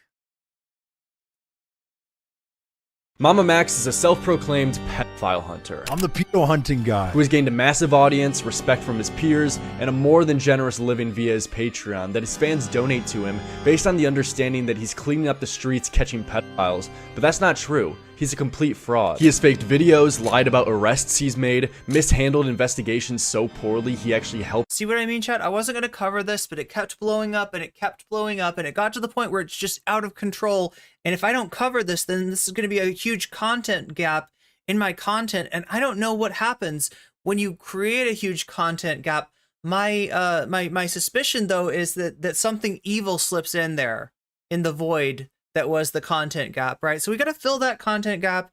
We got to cover Mamamax, despite the fact that I told you I don't like drama. I don't like covering drama. I don't like toxic, nuclear, radioactive leaks drama, but we got some toxic radioactive leaks right here. The predators get away. Clearly this was what I was talking about in the thumbnail, chat. Clearly this. Accuses people of being pedophiles entirely, doxes innocent people, and a lot more, all while exploiting his audience, directly saying that by paying him helps bring justice to the world, saving children, and ridding it of pedophiles. But he's completely full of shit. He's a lying con artist. I want to do my best to be the best representative for y'all, because I know a lot of y'all feel like you've gone unheard, and there is a lot of injustice, and I want to be the one to do something about it.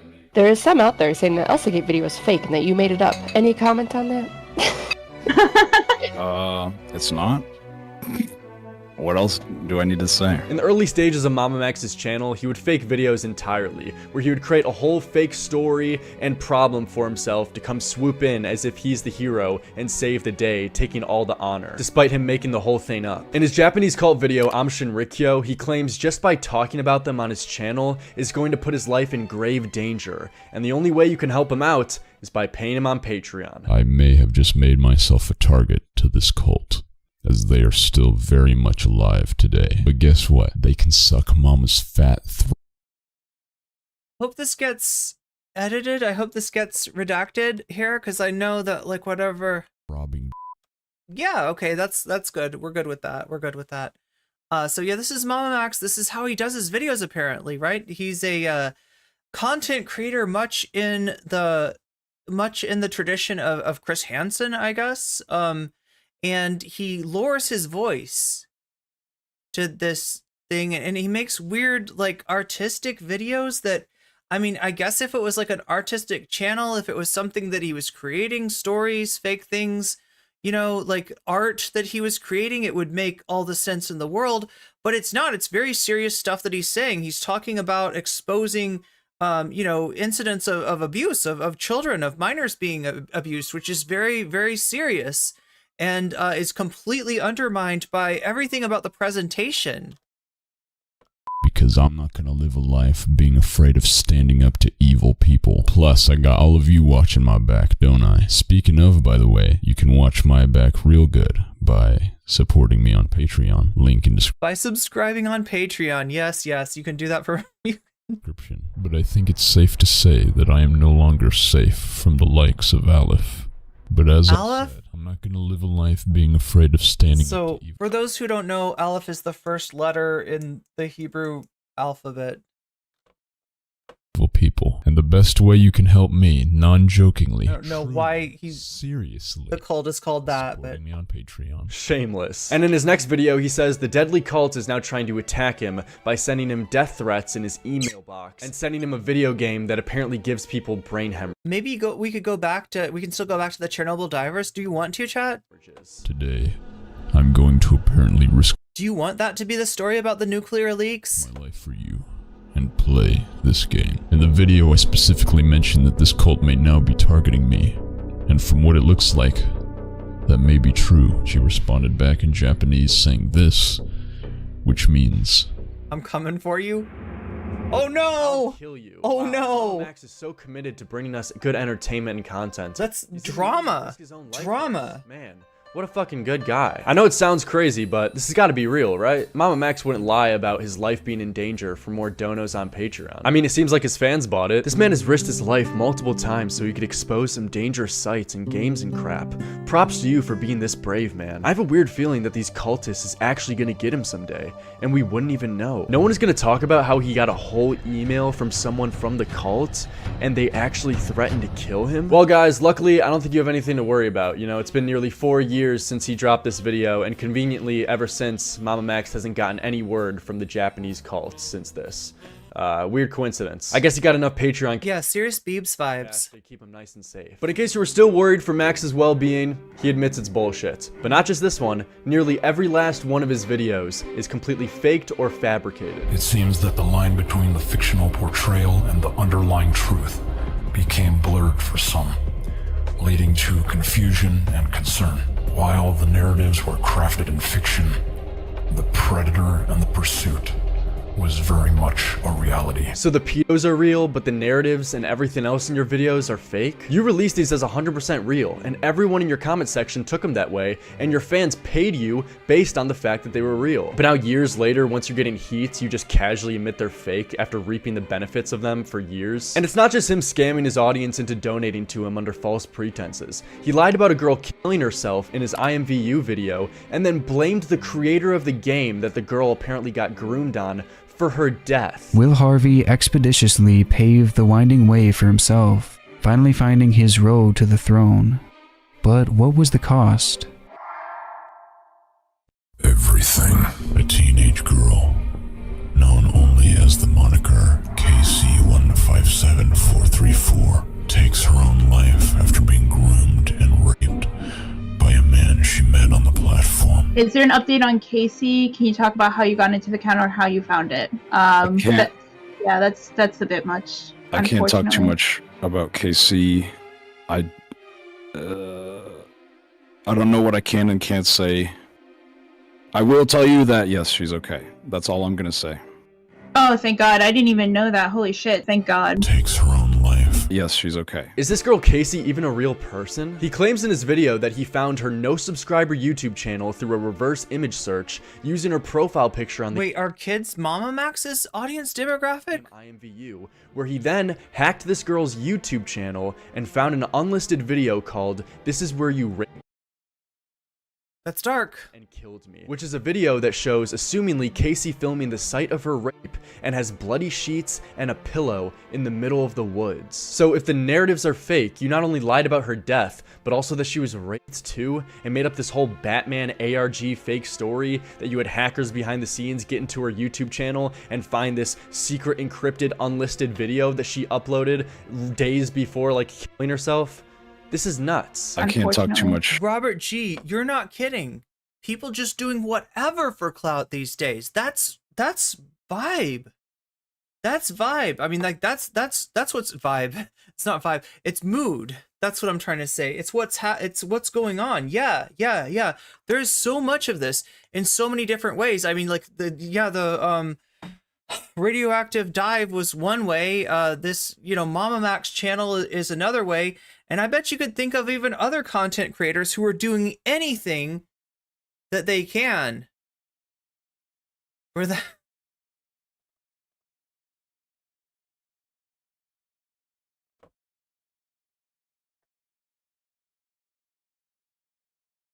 About KC. Yeah, no wonder you can't talk too much about Casey. You either made her entire existence up, or even worse, she's a real person that you lied about being dead to use as an argument point to blame her suicide on the creator of the game. So now that we know the narratives are completely fake in all your videos and can write those off, what about the predators and the pursuits? Surely those have got to be real, right? So I know there's people out there saying I'm doing it to self-serve. I just want my video back Is that Tom Dark? up. I don't give a shit if my video comes back up. It did what it needed to do. The rapist that was in the video is currently in police custody. And it was that as a result of your video, or was that prior? Hashtag mood vibe. Yes, it was because of the video. Right. The video was about... No, but unfortunately, you're exactly right. Content creators are out there doing anything that they possibly can for clout. And, when they can't get to that sweet, sweet clout and they start circling the drain, it gets even worse. IMVU. More on that later, though. and this one predator, I made it about him and him alone. Do you mind walking me through the chain of events that led from your video to him being imprisoned? Yeah, so I dropped the video. The end of the video is a call to action. Usually all my videos are a call to action, like, find him. And we did. We fled to Mexico. We found where he was in Mexico. Wow. I don't know if the police, he was from Canada. I don't know if the police asked him to come back or he went on his own volition or they forced him to come back. I don't know any of those details. I just know he went back to Canada and was in police custody. A few moments later. I'm so sick of having predators that run away like Pablo Sonny and we don't get them. So not even the pursuits are real, Max? You market yourself by saying, every dollar helps me find another pedophile. So why don't you go to Patreon and show your What's going on? Every dollar helps me find another. Why does, I don't know. Don't get them. But then lie about getting them. Was he dry shaving his legs? Is that what I just saw?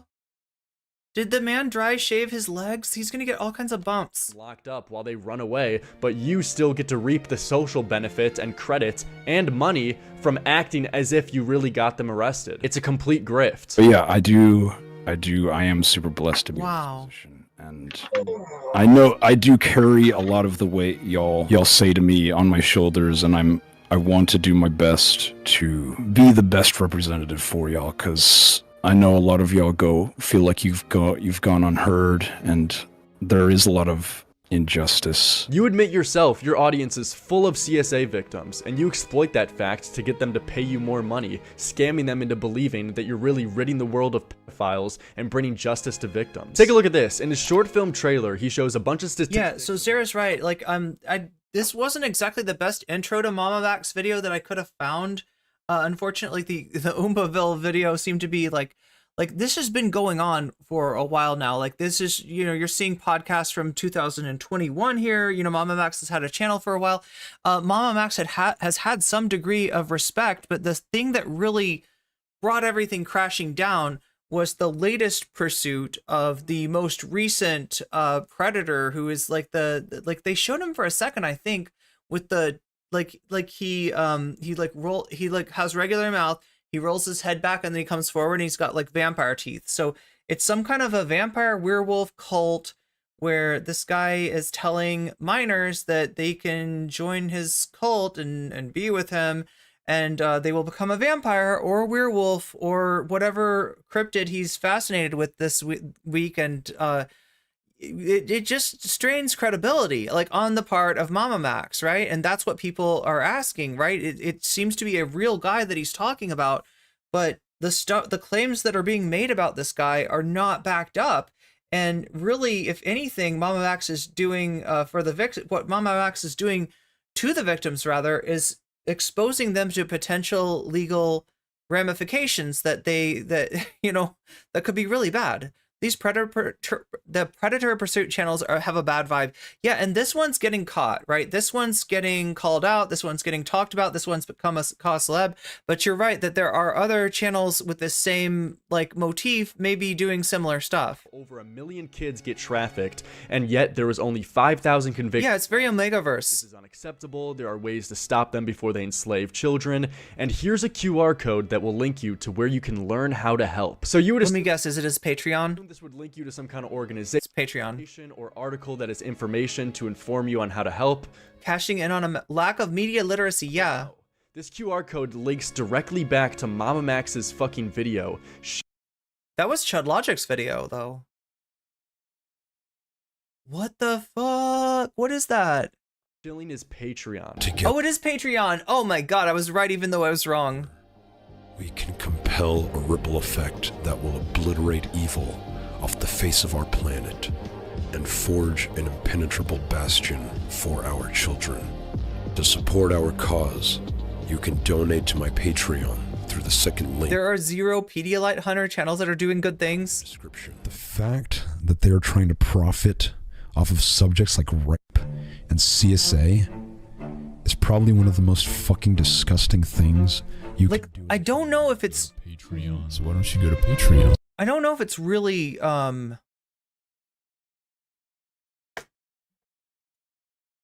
I don't know if it's really, oh my god, Omegaverse themed. I mean, it seems like it. It's vampires and werewolves, and and stuff. We'll get into it. I feel like there's some maybe better videos here, fake videos. Can't catch a PDF. Camden, there we go. But we're gonna. That's the case that everybody's talking about. Camden Jared Davis, right? This person that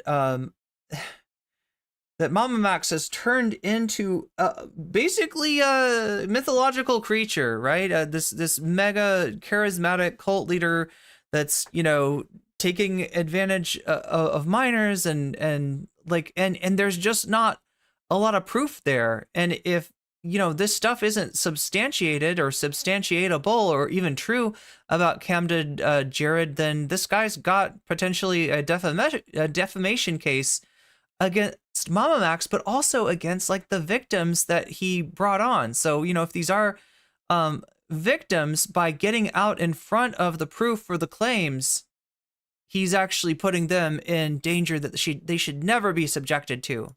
Supporting me on Patreon. Go to my Patreon. Sorry if I'm being like a shill. I'm not trying to be. Give me $1. So the narratives are fake, the pursuits are untrustworthy at best, but what about the pedophiles? Well, I can say, from as far as I can see, Max does seem to find real predators in his videos, but the fact that they are real is actually a much worse reality than as if he would have faked all of them completely. I am investing all of me into you and the survivor, Spencer, because I will not stop until we see justice. If you're a pedophile and want to ensure that you will never go to jail for your crimes, make sure to give Mamamax a call, because he will fuck up the case against you so bad that you have a literal 100% guarantee.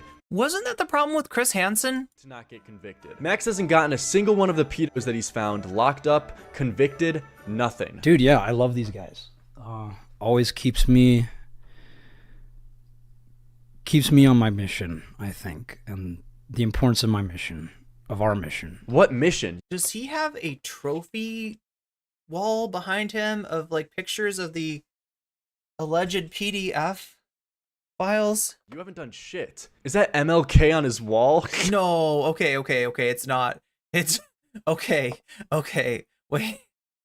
Something about the way that Lyrics introduced that clip made me think that he had like, you know, picture, because yeah, no, these are sources of inspiration, right? The people that he is like walking in the footsteps of, I guess, in his mind.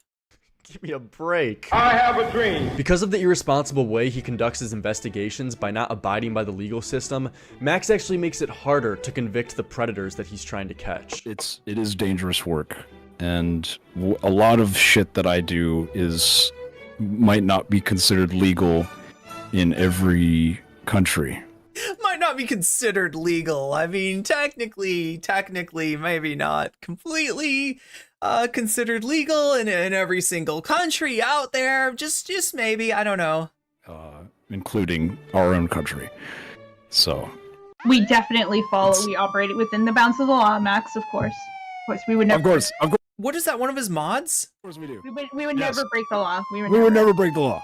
In a video game. I mean, I am deeply honored. Oh no. To be like this representative for y'all, to do the things that a lot of people won't do just because it's not very legal. You realize by saying not very legal.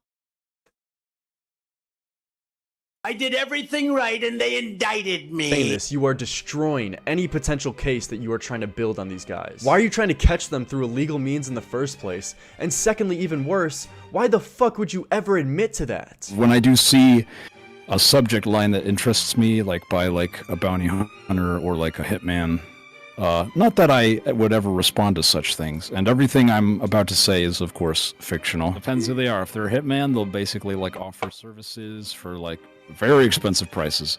Oh, that's fun. This is starting to remind me of the lore around a certain political discord. I don't know what you want to call him, an impresario? Twitch's own Doobie the Frog, right?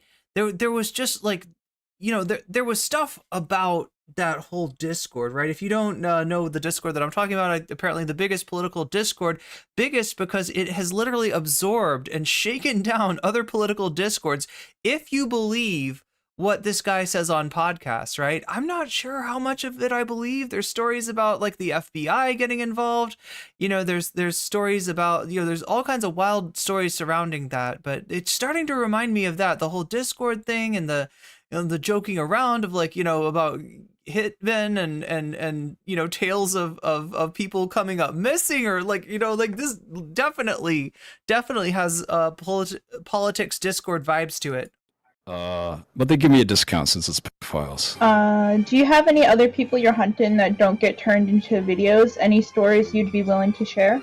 Yes, like there was that one dude from the IMVU video, that old man, the creepy ass dude, that old fucking man. Yes. You know, the old dude. Sometimes things happen to them. They all know who he's talking about though. That I can't put in a video. You are. Wait, they have like different letter, but it said custos, which I guess is like they're calling them like sometimes like they're janitors or something. Like, I don't know, like is that like a Reddit thing? Admitting on camera that you interact with fucking hitmen for your investigations, and then shortly after say that things happen to the people. Wait, did it sound like I said Twitch? I'm talking about a Discord. I'm talking about the app Discord. Do people know what Discord is?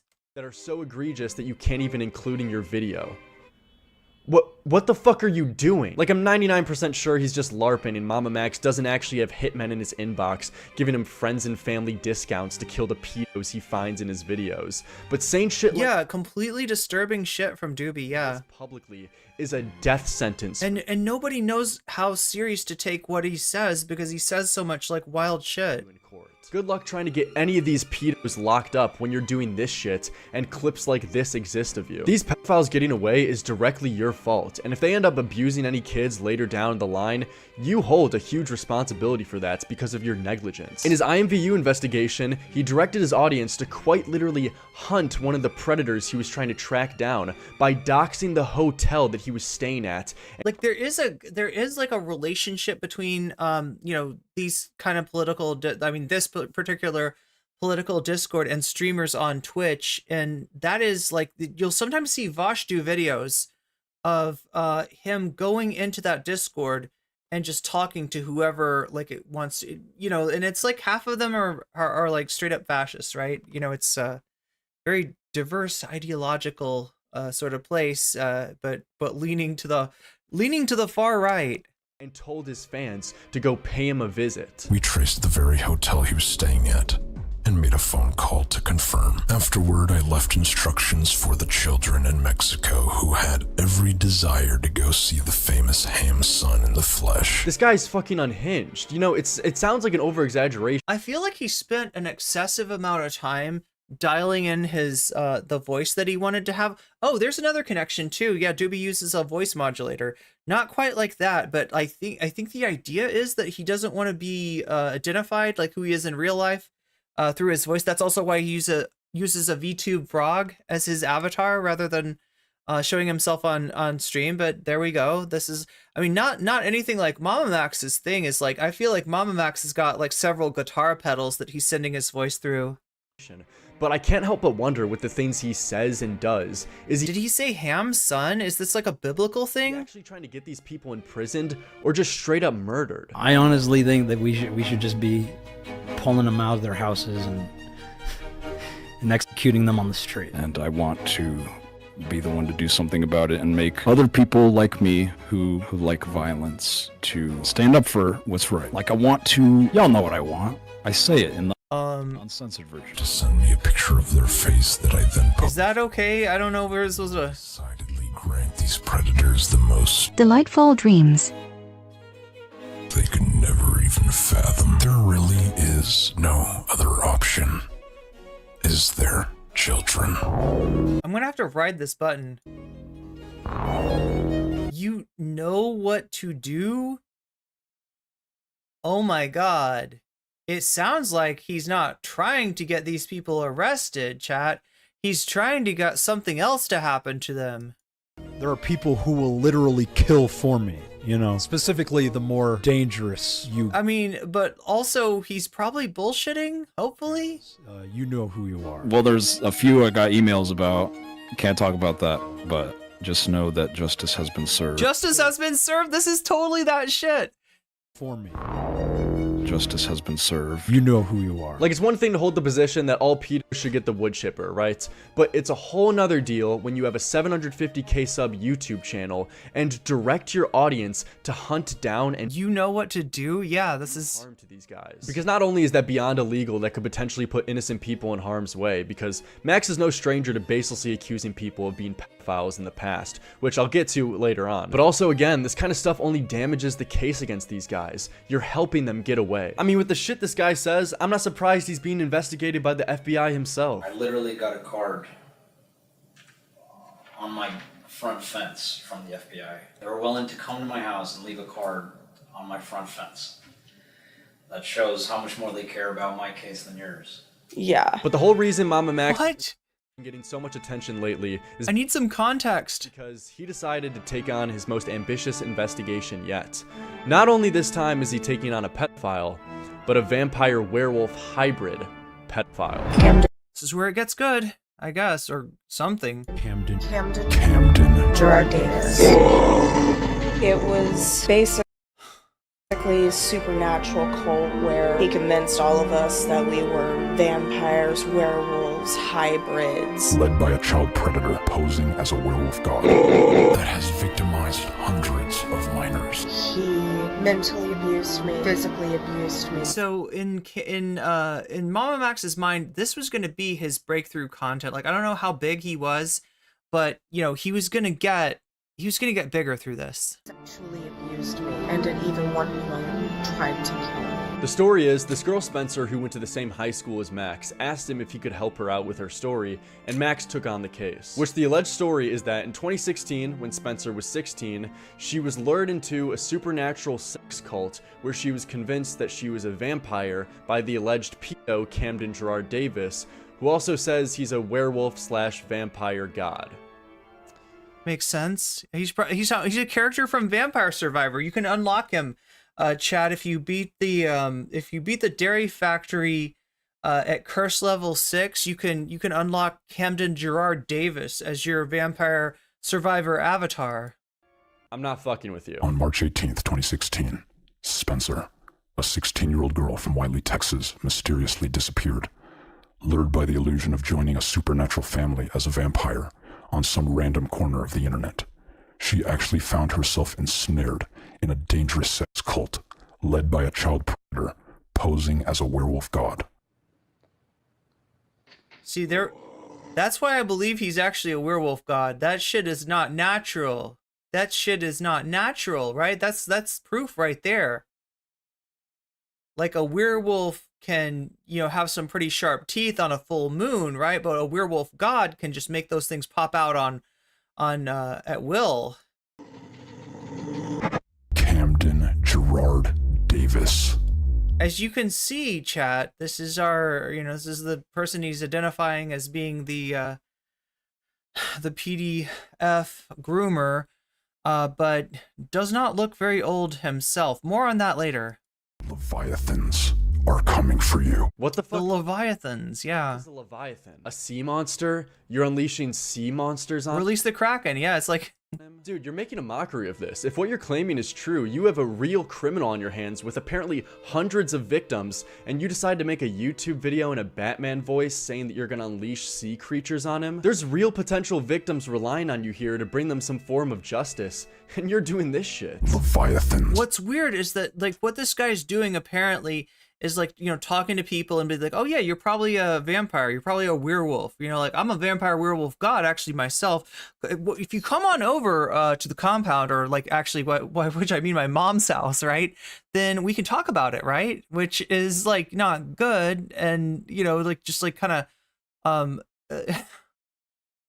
convincing these people of all these unreal things is bad, but it feels like it's kind of what Mamamax is doing too. Release the Leviathans, like, you know, LARPing about, like, you know what to do. I mean, all of this stuff is got an air of unreality to it. Are coming for you.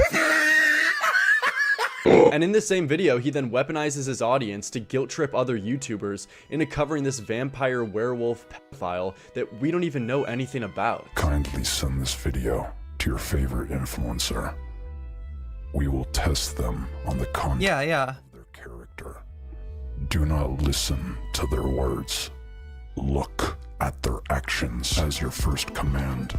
I kindly ask you to share Spencer's story with the following. PewDiePie?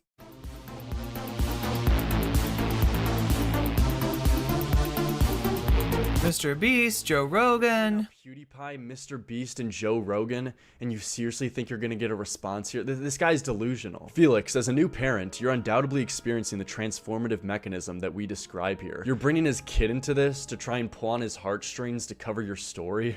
Jesus, man. And also, what do you expect these people to do after you make a video calling them out? To make a video basically accusing some random guy they don't even know of being a pedophile just because you say so? He hasn't shown any proof of this guy being guilty and has the balls to ask other people to stake their reputation on the line to report his story. All he's shown is random pictures of the guy, videos of him showing off his fangs, screenshots of his Snapchat account, and tweets like this. Getting dick sucked by Raisin balls because Kirby. Oh no. Kirby equals raisin balls. That's a real 2014 screenshot from his video. You even called out the needle drop? What the fuck is he gonna— Yeah, Anthony Fantano needs to get on this. Come on. The banner you're currently enjoying is Replicant's Army by Filmmaker. We believe your audience would appreciate this fiery composition. Would you consider exposing them? You can't make this up. You got a girl. It's weird because you got content creators that don't do this kind of content, and you're not just asking them to, you're not just putting this, like, you know, bringing their attention to this, right? You're essentially implying that if they're good people, they will cover your story. They will help you have your breakthrough hit, your breakthrough drama that you think you've got here with this Camden Gerard Davis, like the predator of all predators, who was saying she was beaten and raped and went to you to help her out with her story. And you're asking fucking Anthony Fantano to review your music in the same video just a few minutes later that she describes being raped. Holy shit, man. And he justifies all of this by basically saying all press is good press. Every single day, issues like this go unreported or under-discussed precisely because they lack the flashiness or drama or edge that Oh, so that's why he has to lie about this stuff. My approach has always been to fill that gap by making these critical stories unignorable. The goal is to give these stories the attention they so desperately need and deserve. If you would have made a longer, comprehensive documentary detailing how Camden is guilty, it's literally proven by your previous videos it would get 10 times the attention that you're getting right now. All your other long-form content got millions of views, if not at least bare minimum 500,000. But this guilt trip, call out other YouTubers approach hasn't even broke 100K. The goal is to give these stories the attention they so desperately need and deserve. You could potentially have a real story here, but the way you're going about it is just making people roll their eyes and write this off as bullshit. And it's not their fault, it's yours. Max says the reason they haven't released any evidence to the public yet, though, is because he's protecting it for the legal case. We have a lot of evidence we have not presented because we are protecting the legal case. But Mamamax showed Mudahar this evidence behind the scenes in private, and Muda says specifically, nothing I've seen there is definitive. It's all screenshots of messages, which I can't verify. So even the proof doesn't verify anything, it's just vague screenshots and girls' testimonies? This is rough. But then after Max's first call out post didn't work and no one responded, which me personally I'm pretty surprised at. I thought Joe Rogan would hear this and be right on the case, but he then made a specific Charlie. his own video calling out Moist Critical for not responding to his DMs about this. The only thing necessary for the triumph of evil is for good men to do nothing.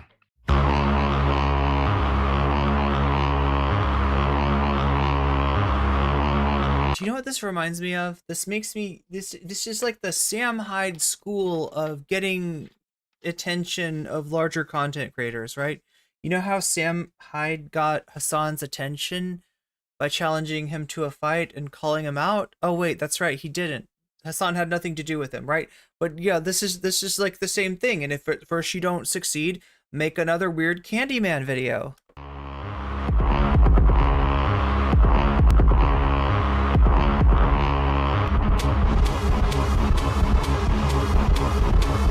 Charlie didn't respond to your spam messages and your reaction is to make a public video calling him out, adding him, and leaking the private DMs to guilt trip him into covering your story, you're nuts. And he knows exactly what he's doing by this. Wait, putting Critical on blast. Oh my god, Mudahar is a content creator, Shakespeare. Mudahar is the name, I'm not sure if I'm pronouncing it right, but that's the name of some ordinary gamer. Moist had COVID, yeah, exactly. When's Elon gonna fight Zuck? That's my question.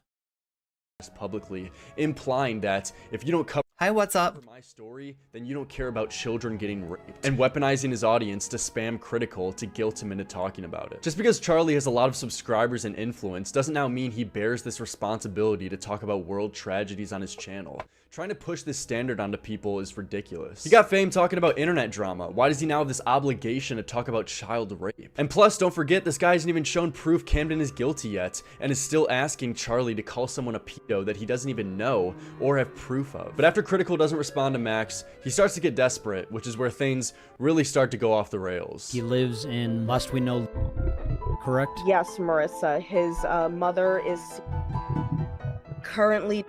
And, you know, this bugs me when people play fast and loose with other people's personal information online. And we're seeing more and more of that. And more when it's called out, the response is like, well, I didn't give their address. Well, I didn't give this. Well, I didn't give that. Technically, it's not doxing. I don't care. I don't care. Don't mess around with stuff that like is personal identifying information that could give somebody looking to dox the person the ability to do so. Like, I don't understand why this is okay, right? Is where his and the truth of the matter is it's not. It's only okay because of the weird bifurcation that goes on in content creation, like in the Vosh network, where you've got a series of people that are acceptable targets. Anything that you do to them is okay. And, you know, like lying about Bad Empanada. Look, I've dealt with Bad Empanada. That guy is a piece of work, okay? I will tell you that. He's not easy to get along with. He's not pleasant. I understand, you know, not liking Bad Empanada. However, I don't think that gives me or anybody else the license to just, like, spew a lie like that he's left Australia to escape, like, you know, sex charges, right? With no substantiation. From what I can see is just kind of a vicious lie that's being spread, and that sort of thing is something that, you know, that's an example, right? And you can see more and more examples with what Keffels is doing in terms of digging up, you know, personal information from Soul Bunny, from Foreign Man. It's dangerous. It's dangerous, and I don't know. I mean, like this, you know, you could maybe make an argument, I guess. I mean, this is what he's trying to do. He's trying to present you an image where there's all these predators out there. The police are doing nothing. The police are powerless. Police can do nothing. We can't go to the police, right? And so he makes these weird LARPy videos where he's like, you know what to do. And you know, personal, you know, like doxing like people's names and shit like that. I mean, this is,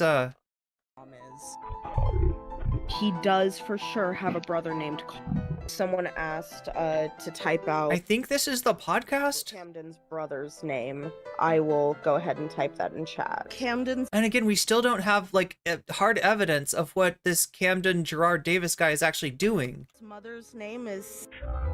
They even doxed some random Argentine man who was taken into custody because he looked like... Seriously? If you have That's so weird.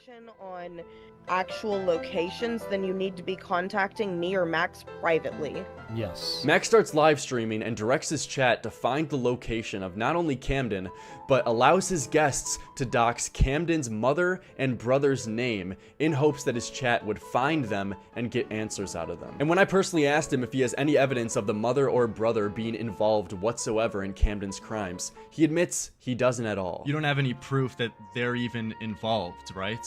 Like the mom didn't help out Camden with his potential abuse to these kids, or the brother. Like, you can't prove either of that, correct? Correct. So he's doxing innocent people publicly to thousands, directing his audience to find the location of them, which, you know, Max, given the nature of the internet and especially your audience, will 100% get them harassed. I don't want to talk too much about it because I don't want people getting harassed. Like, because every time I say something, people get harassed. You even alluded that the mom and brother could be in cahoots with Camden, helping out a pedo, and then sicked your audience to go find them and get answers out of them. You know what you're doing. I mean, we don't even know if it would be collateral damage. We don't know the extent to which they were involved, but... These people are now going to get their phone blown up to all hell with texts and calls, emails spammed, work called, accounts hacked, or potentially worse, and to all of our knowledge, they're innocent. This is not the way you do this shit. Hire a private investigator or something and go and contact them in a private setting if you really think it will help you out with your case. But don't put them on blast publicly where now they become collateral damage of your audience harassing them. But he justifies it all by saying if it helps them catch Camden, then the ends justify the means. Okay, but how come it's like being like the names are being made public and stuff, like for the chat? Like the mom and the brother names. I think if we can find them, we will find Camden, and it is worth having their identities out there. Isn't this shit like illegal on YouTube? Like, I'm surprised this guy still has his channel. Just to find Camden. What if you contact these people and they just don't have any answers for you and are not in contact with Camden? Well, now you just doxed and harassed. It's crazy how you can get people to commit crimes for you online, but not like organize a rent strike or something. Yeah. People for no reason at all and have nothing to show for it. Do you see how irresponsible this is? And the irony is that you literally had the same exact thing happen to you, Max, when your exes doxed your mom when they came out with their allegations against you. Are you safe, and how do you stay positive after the things you cover? Molten Panda says, I feel like this guy doesn't understand how big a threat a vampire werewolf god PDF is. Yeah, we're talking about, like, this isn't just like a vampire weekend. This is a vampire month that we're dealing with. I am currently safe.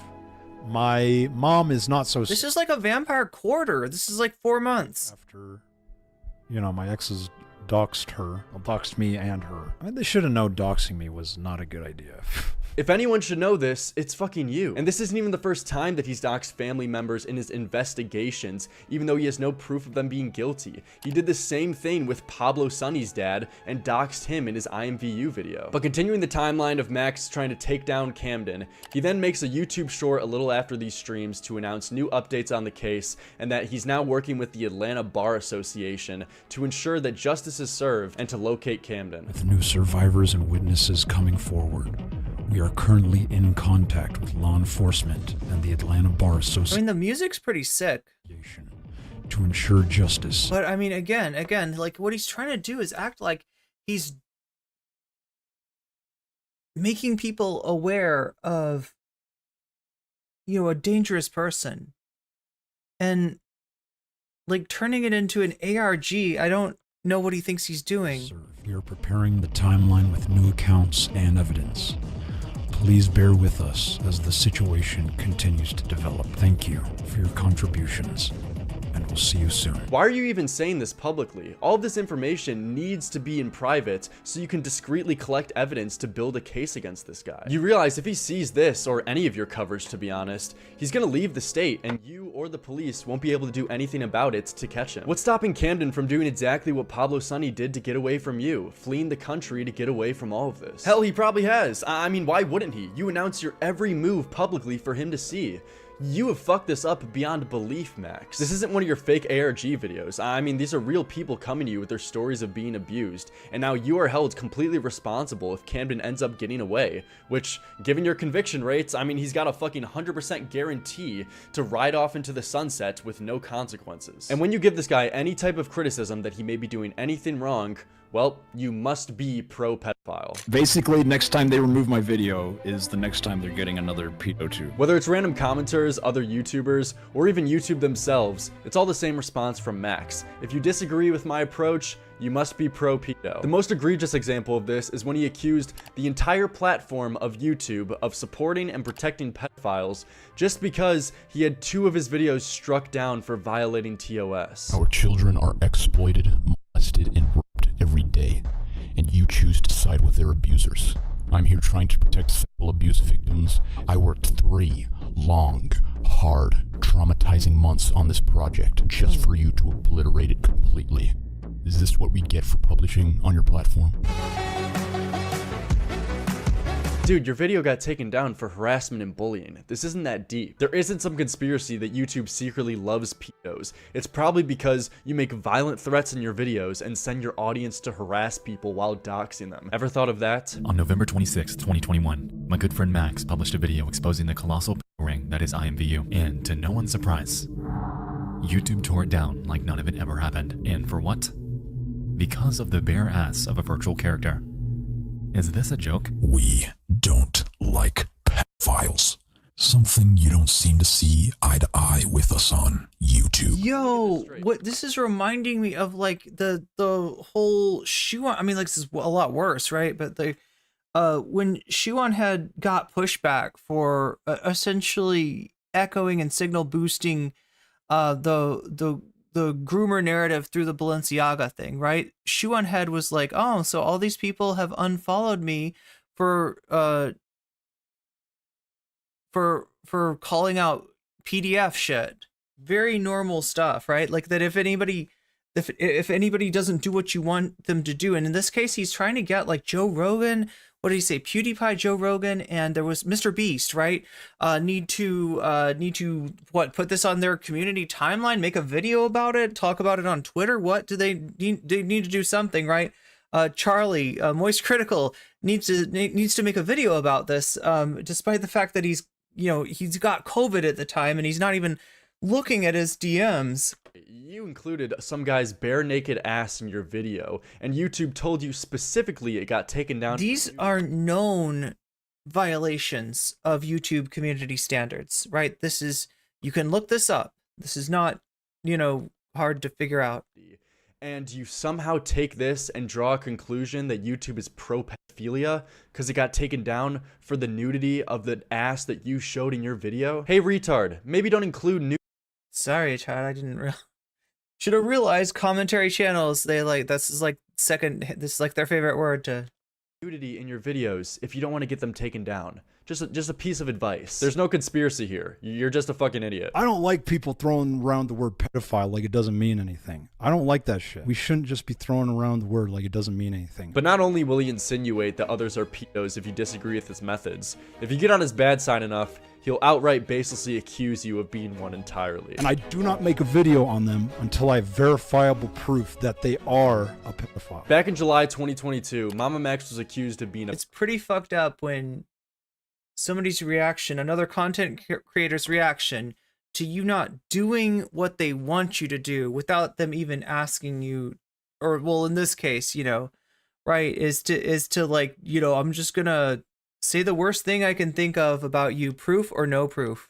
Pedophile abuser. And in this case, it's like so little proof that he is probably giving himself and those he brings on his channel, the supposed victims, like especially, if they are victims, right, they're being exposed to legal liability instead of getting justice, like he says. Rapist in a video by 4 of his exes and previous friends. For the most part, I can't confirm whether he's guilty or innocent of a lot of these things he's accused of in this video, due to it just being his word versus his ex's. But the guy who uploaded the video is someone named Magnetar, who's a YouTuber with 30k subs, but also the boyfriend of Haley, which was one of the girls who came out against Max in the video. So he and his girlfriend reached out to a lot of other girls that Mamamaxin has previously been interested in to craft the video, and then he uploaded it on his public platform because he already had a pretty big YouTube channel. And in Max's hour and 5-minute long video responding to the allegations, in the last 6 minutes, for some reason, he accuses Magnetar. Actually, he doesn't even accuse Magnetar. He states Magnetar is a pedophile for 100% of a fact, while saying his full legal name and doxed where he worked at the time. Anthony Field, Haley's boyfriend. Traditional catheters will wake you up, I guess. On YouTube. Are they rough? I don't know. The one who published this video on me.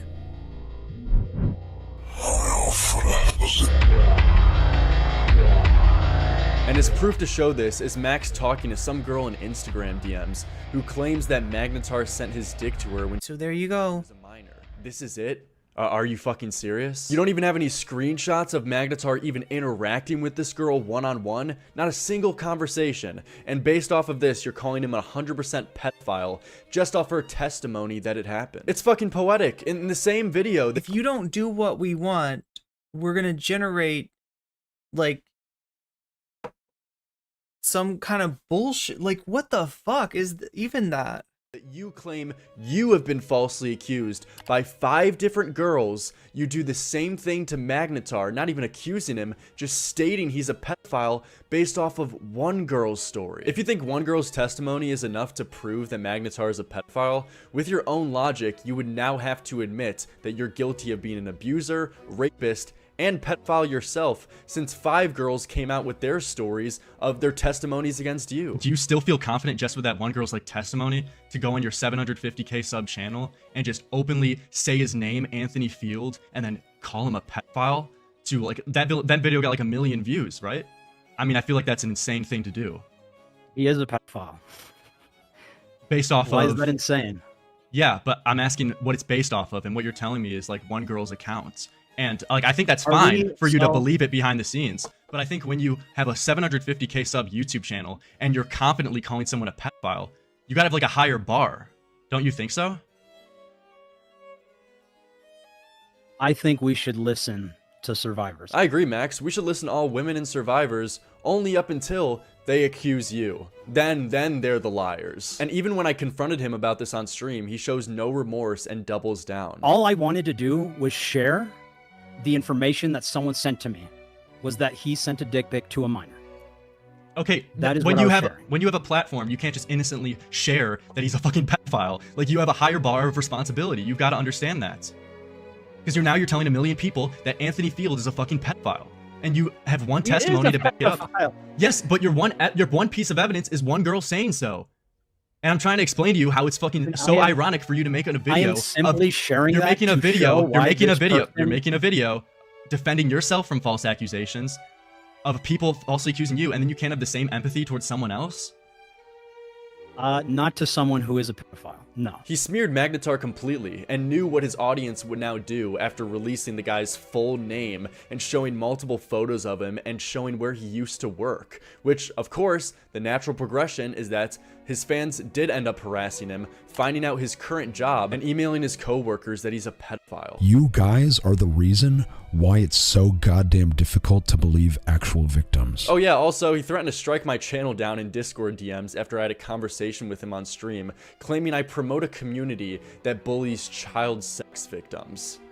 You know me. If you don't want to get striked, I must express my concerns regarding the patterns we've observed in your behavior and the nature of the community you are cultivating. Your channel is at risk of being terminated if these issues persist. Promoting a community that engages in bullying, especially targeting survivors of child sex crimes, is deeply troubling. I strongly recommend you reflect on the impact of your actions and the environment. Thank you for the gift membership to Casey Woods.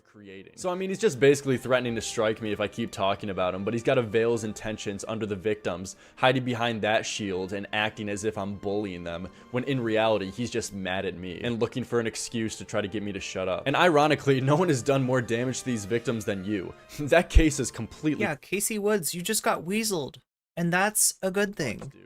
Like, you're letting their abuser get away with ease because you're completely out of your depth on how to handle any kind of investigation or building a legal case against someone to get them locked up. You gotta drop this case and pass it on to someone. Anyone else has gotta be better than you. I don't know about you guys, but I've wanted to be a superhero since I was a tiny bitch boy, and even now, as a grown man, I still want to be a superhero, even after sadly realizing how impossibly stupid of a goal that is. I wanted to end off this video taking a trip back where it all started for Max, one of his early videos that he made years ago that was titled Superheroes. Why do I have to be a gay-ass human being made of soft skin? Like, seriously, dude, a car can just run into me at 20 miles.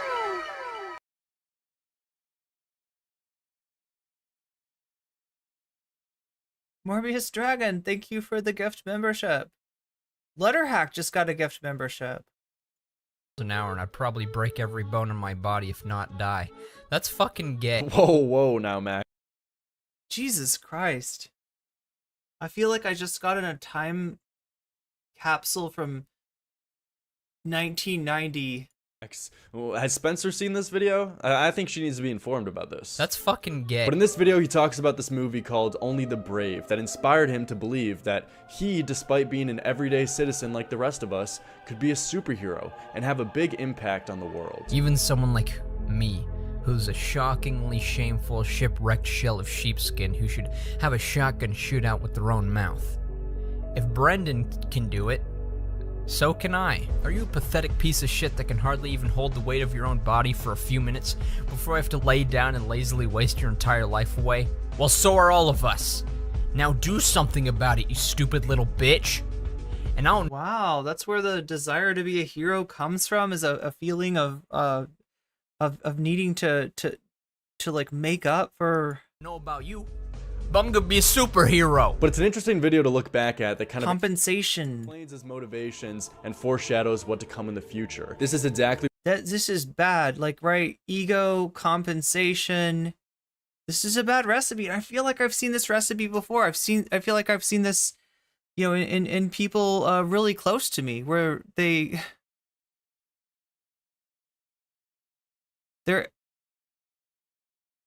achievements don't match their expectations. And it gets really dark.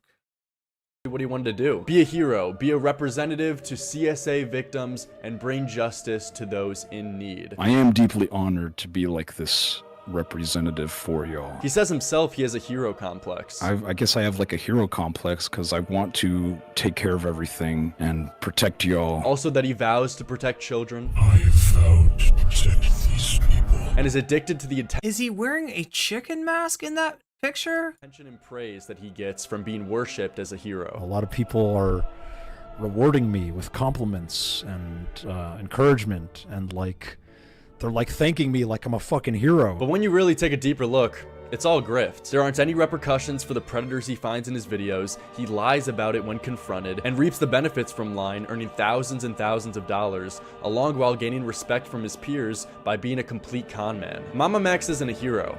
He's a fraud. Damn.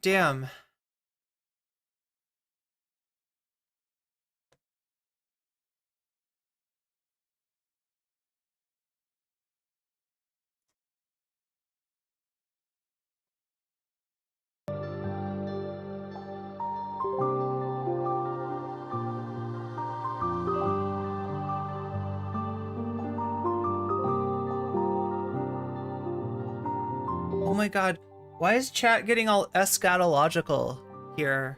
Wait, is that the word, or is there too much scatology and eschatology?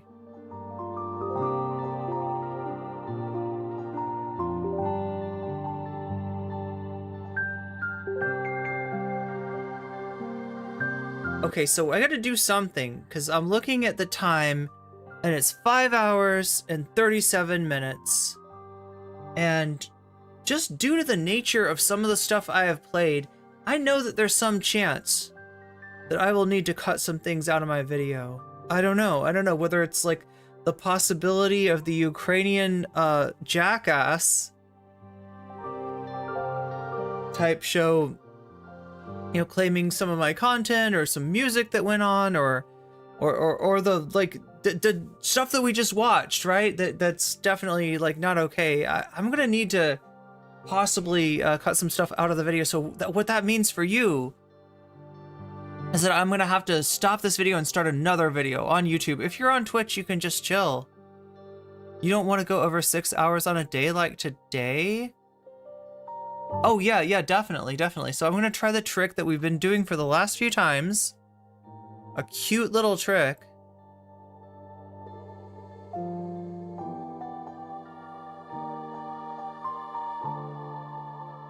And you know, to like make sure that I can still edit the video, and because I want to go a little deeper. What do you think, chat? Like, I know there's more about Mamamax to understand, starting with like the interaction with Moist Charlie.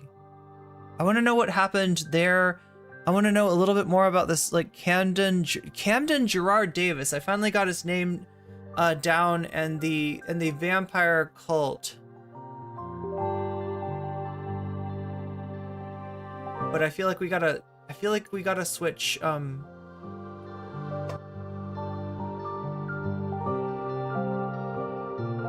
we gotta change VODs first.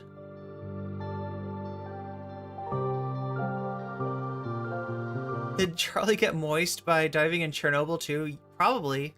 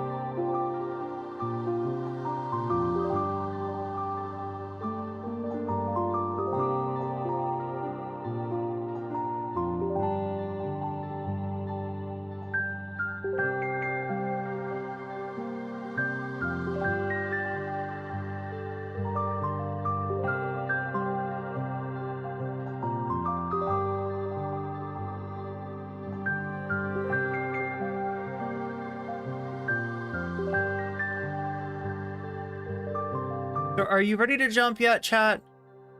Are you ready to jump?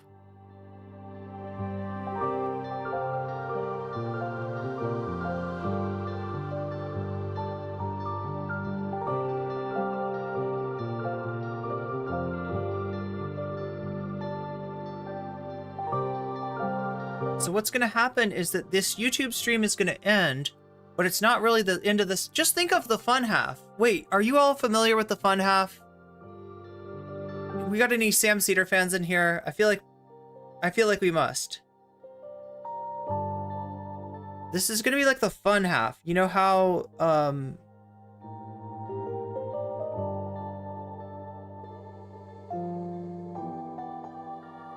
like one stream ends and another one begins. That's what we're gonna do. We're gonna do the fun half.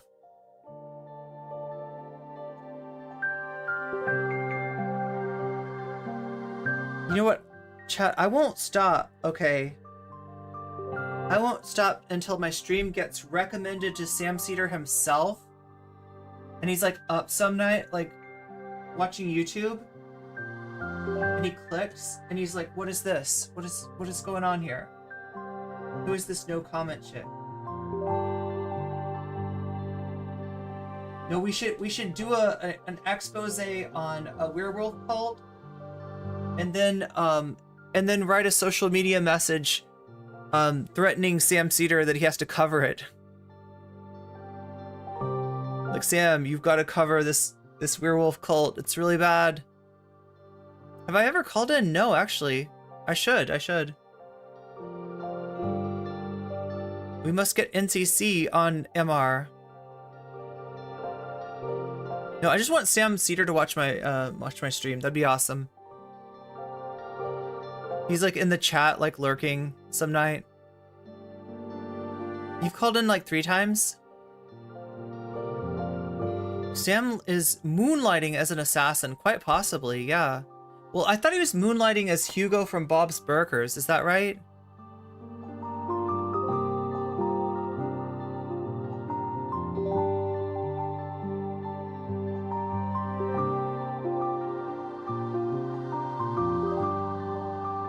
Dear Mr. Cedar, I have werewolf news to tell you. Yes.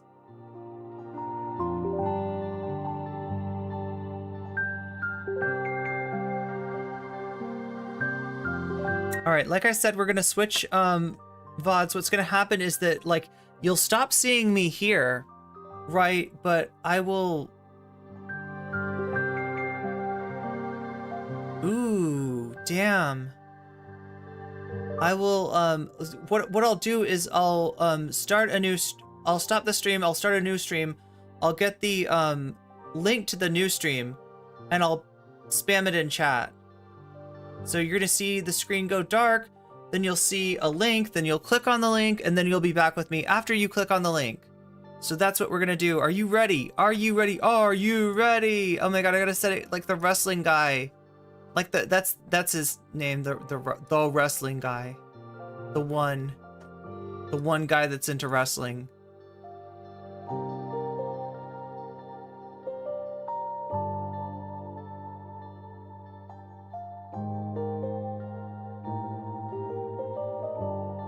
Okay, I'm gonna hit the magic button. Okay, I'm gonna disappear, but I'm not really gonna be gone. This is only for, yeah, it's Mr. Wrestling Guy to me, apparently. This is only for YouTube. If you're on Twitch, you can just hang on and hang out because nothing's gonna change for you. But what is gonna change is YouTube. You're gonna see the stream stop, then you're gonna see the link in chat, then it's gonna get posted. It's gonna get it's gonna get penned to the it's gonna get penned, and you'll be able to click it. You'll see the link. I'll post the link. It's really easy. We've done this before. We can do this again, chat. I have faith in you. It's a little bit complicated, but I think you can handle it. It's a lot easier than dealing with a trying to breathe through a bicycle pump attached to a rubber hose that's shoved into a Soviet era fish tank. Right? It's easy. It's easier than that. So if you could handle that, you can definitely handle this. All right, chat. I'm going to hit the button and I'm going to hit save, and I'll see you in the fun half.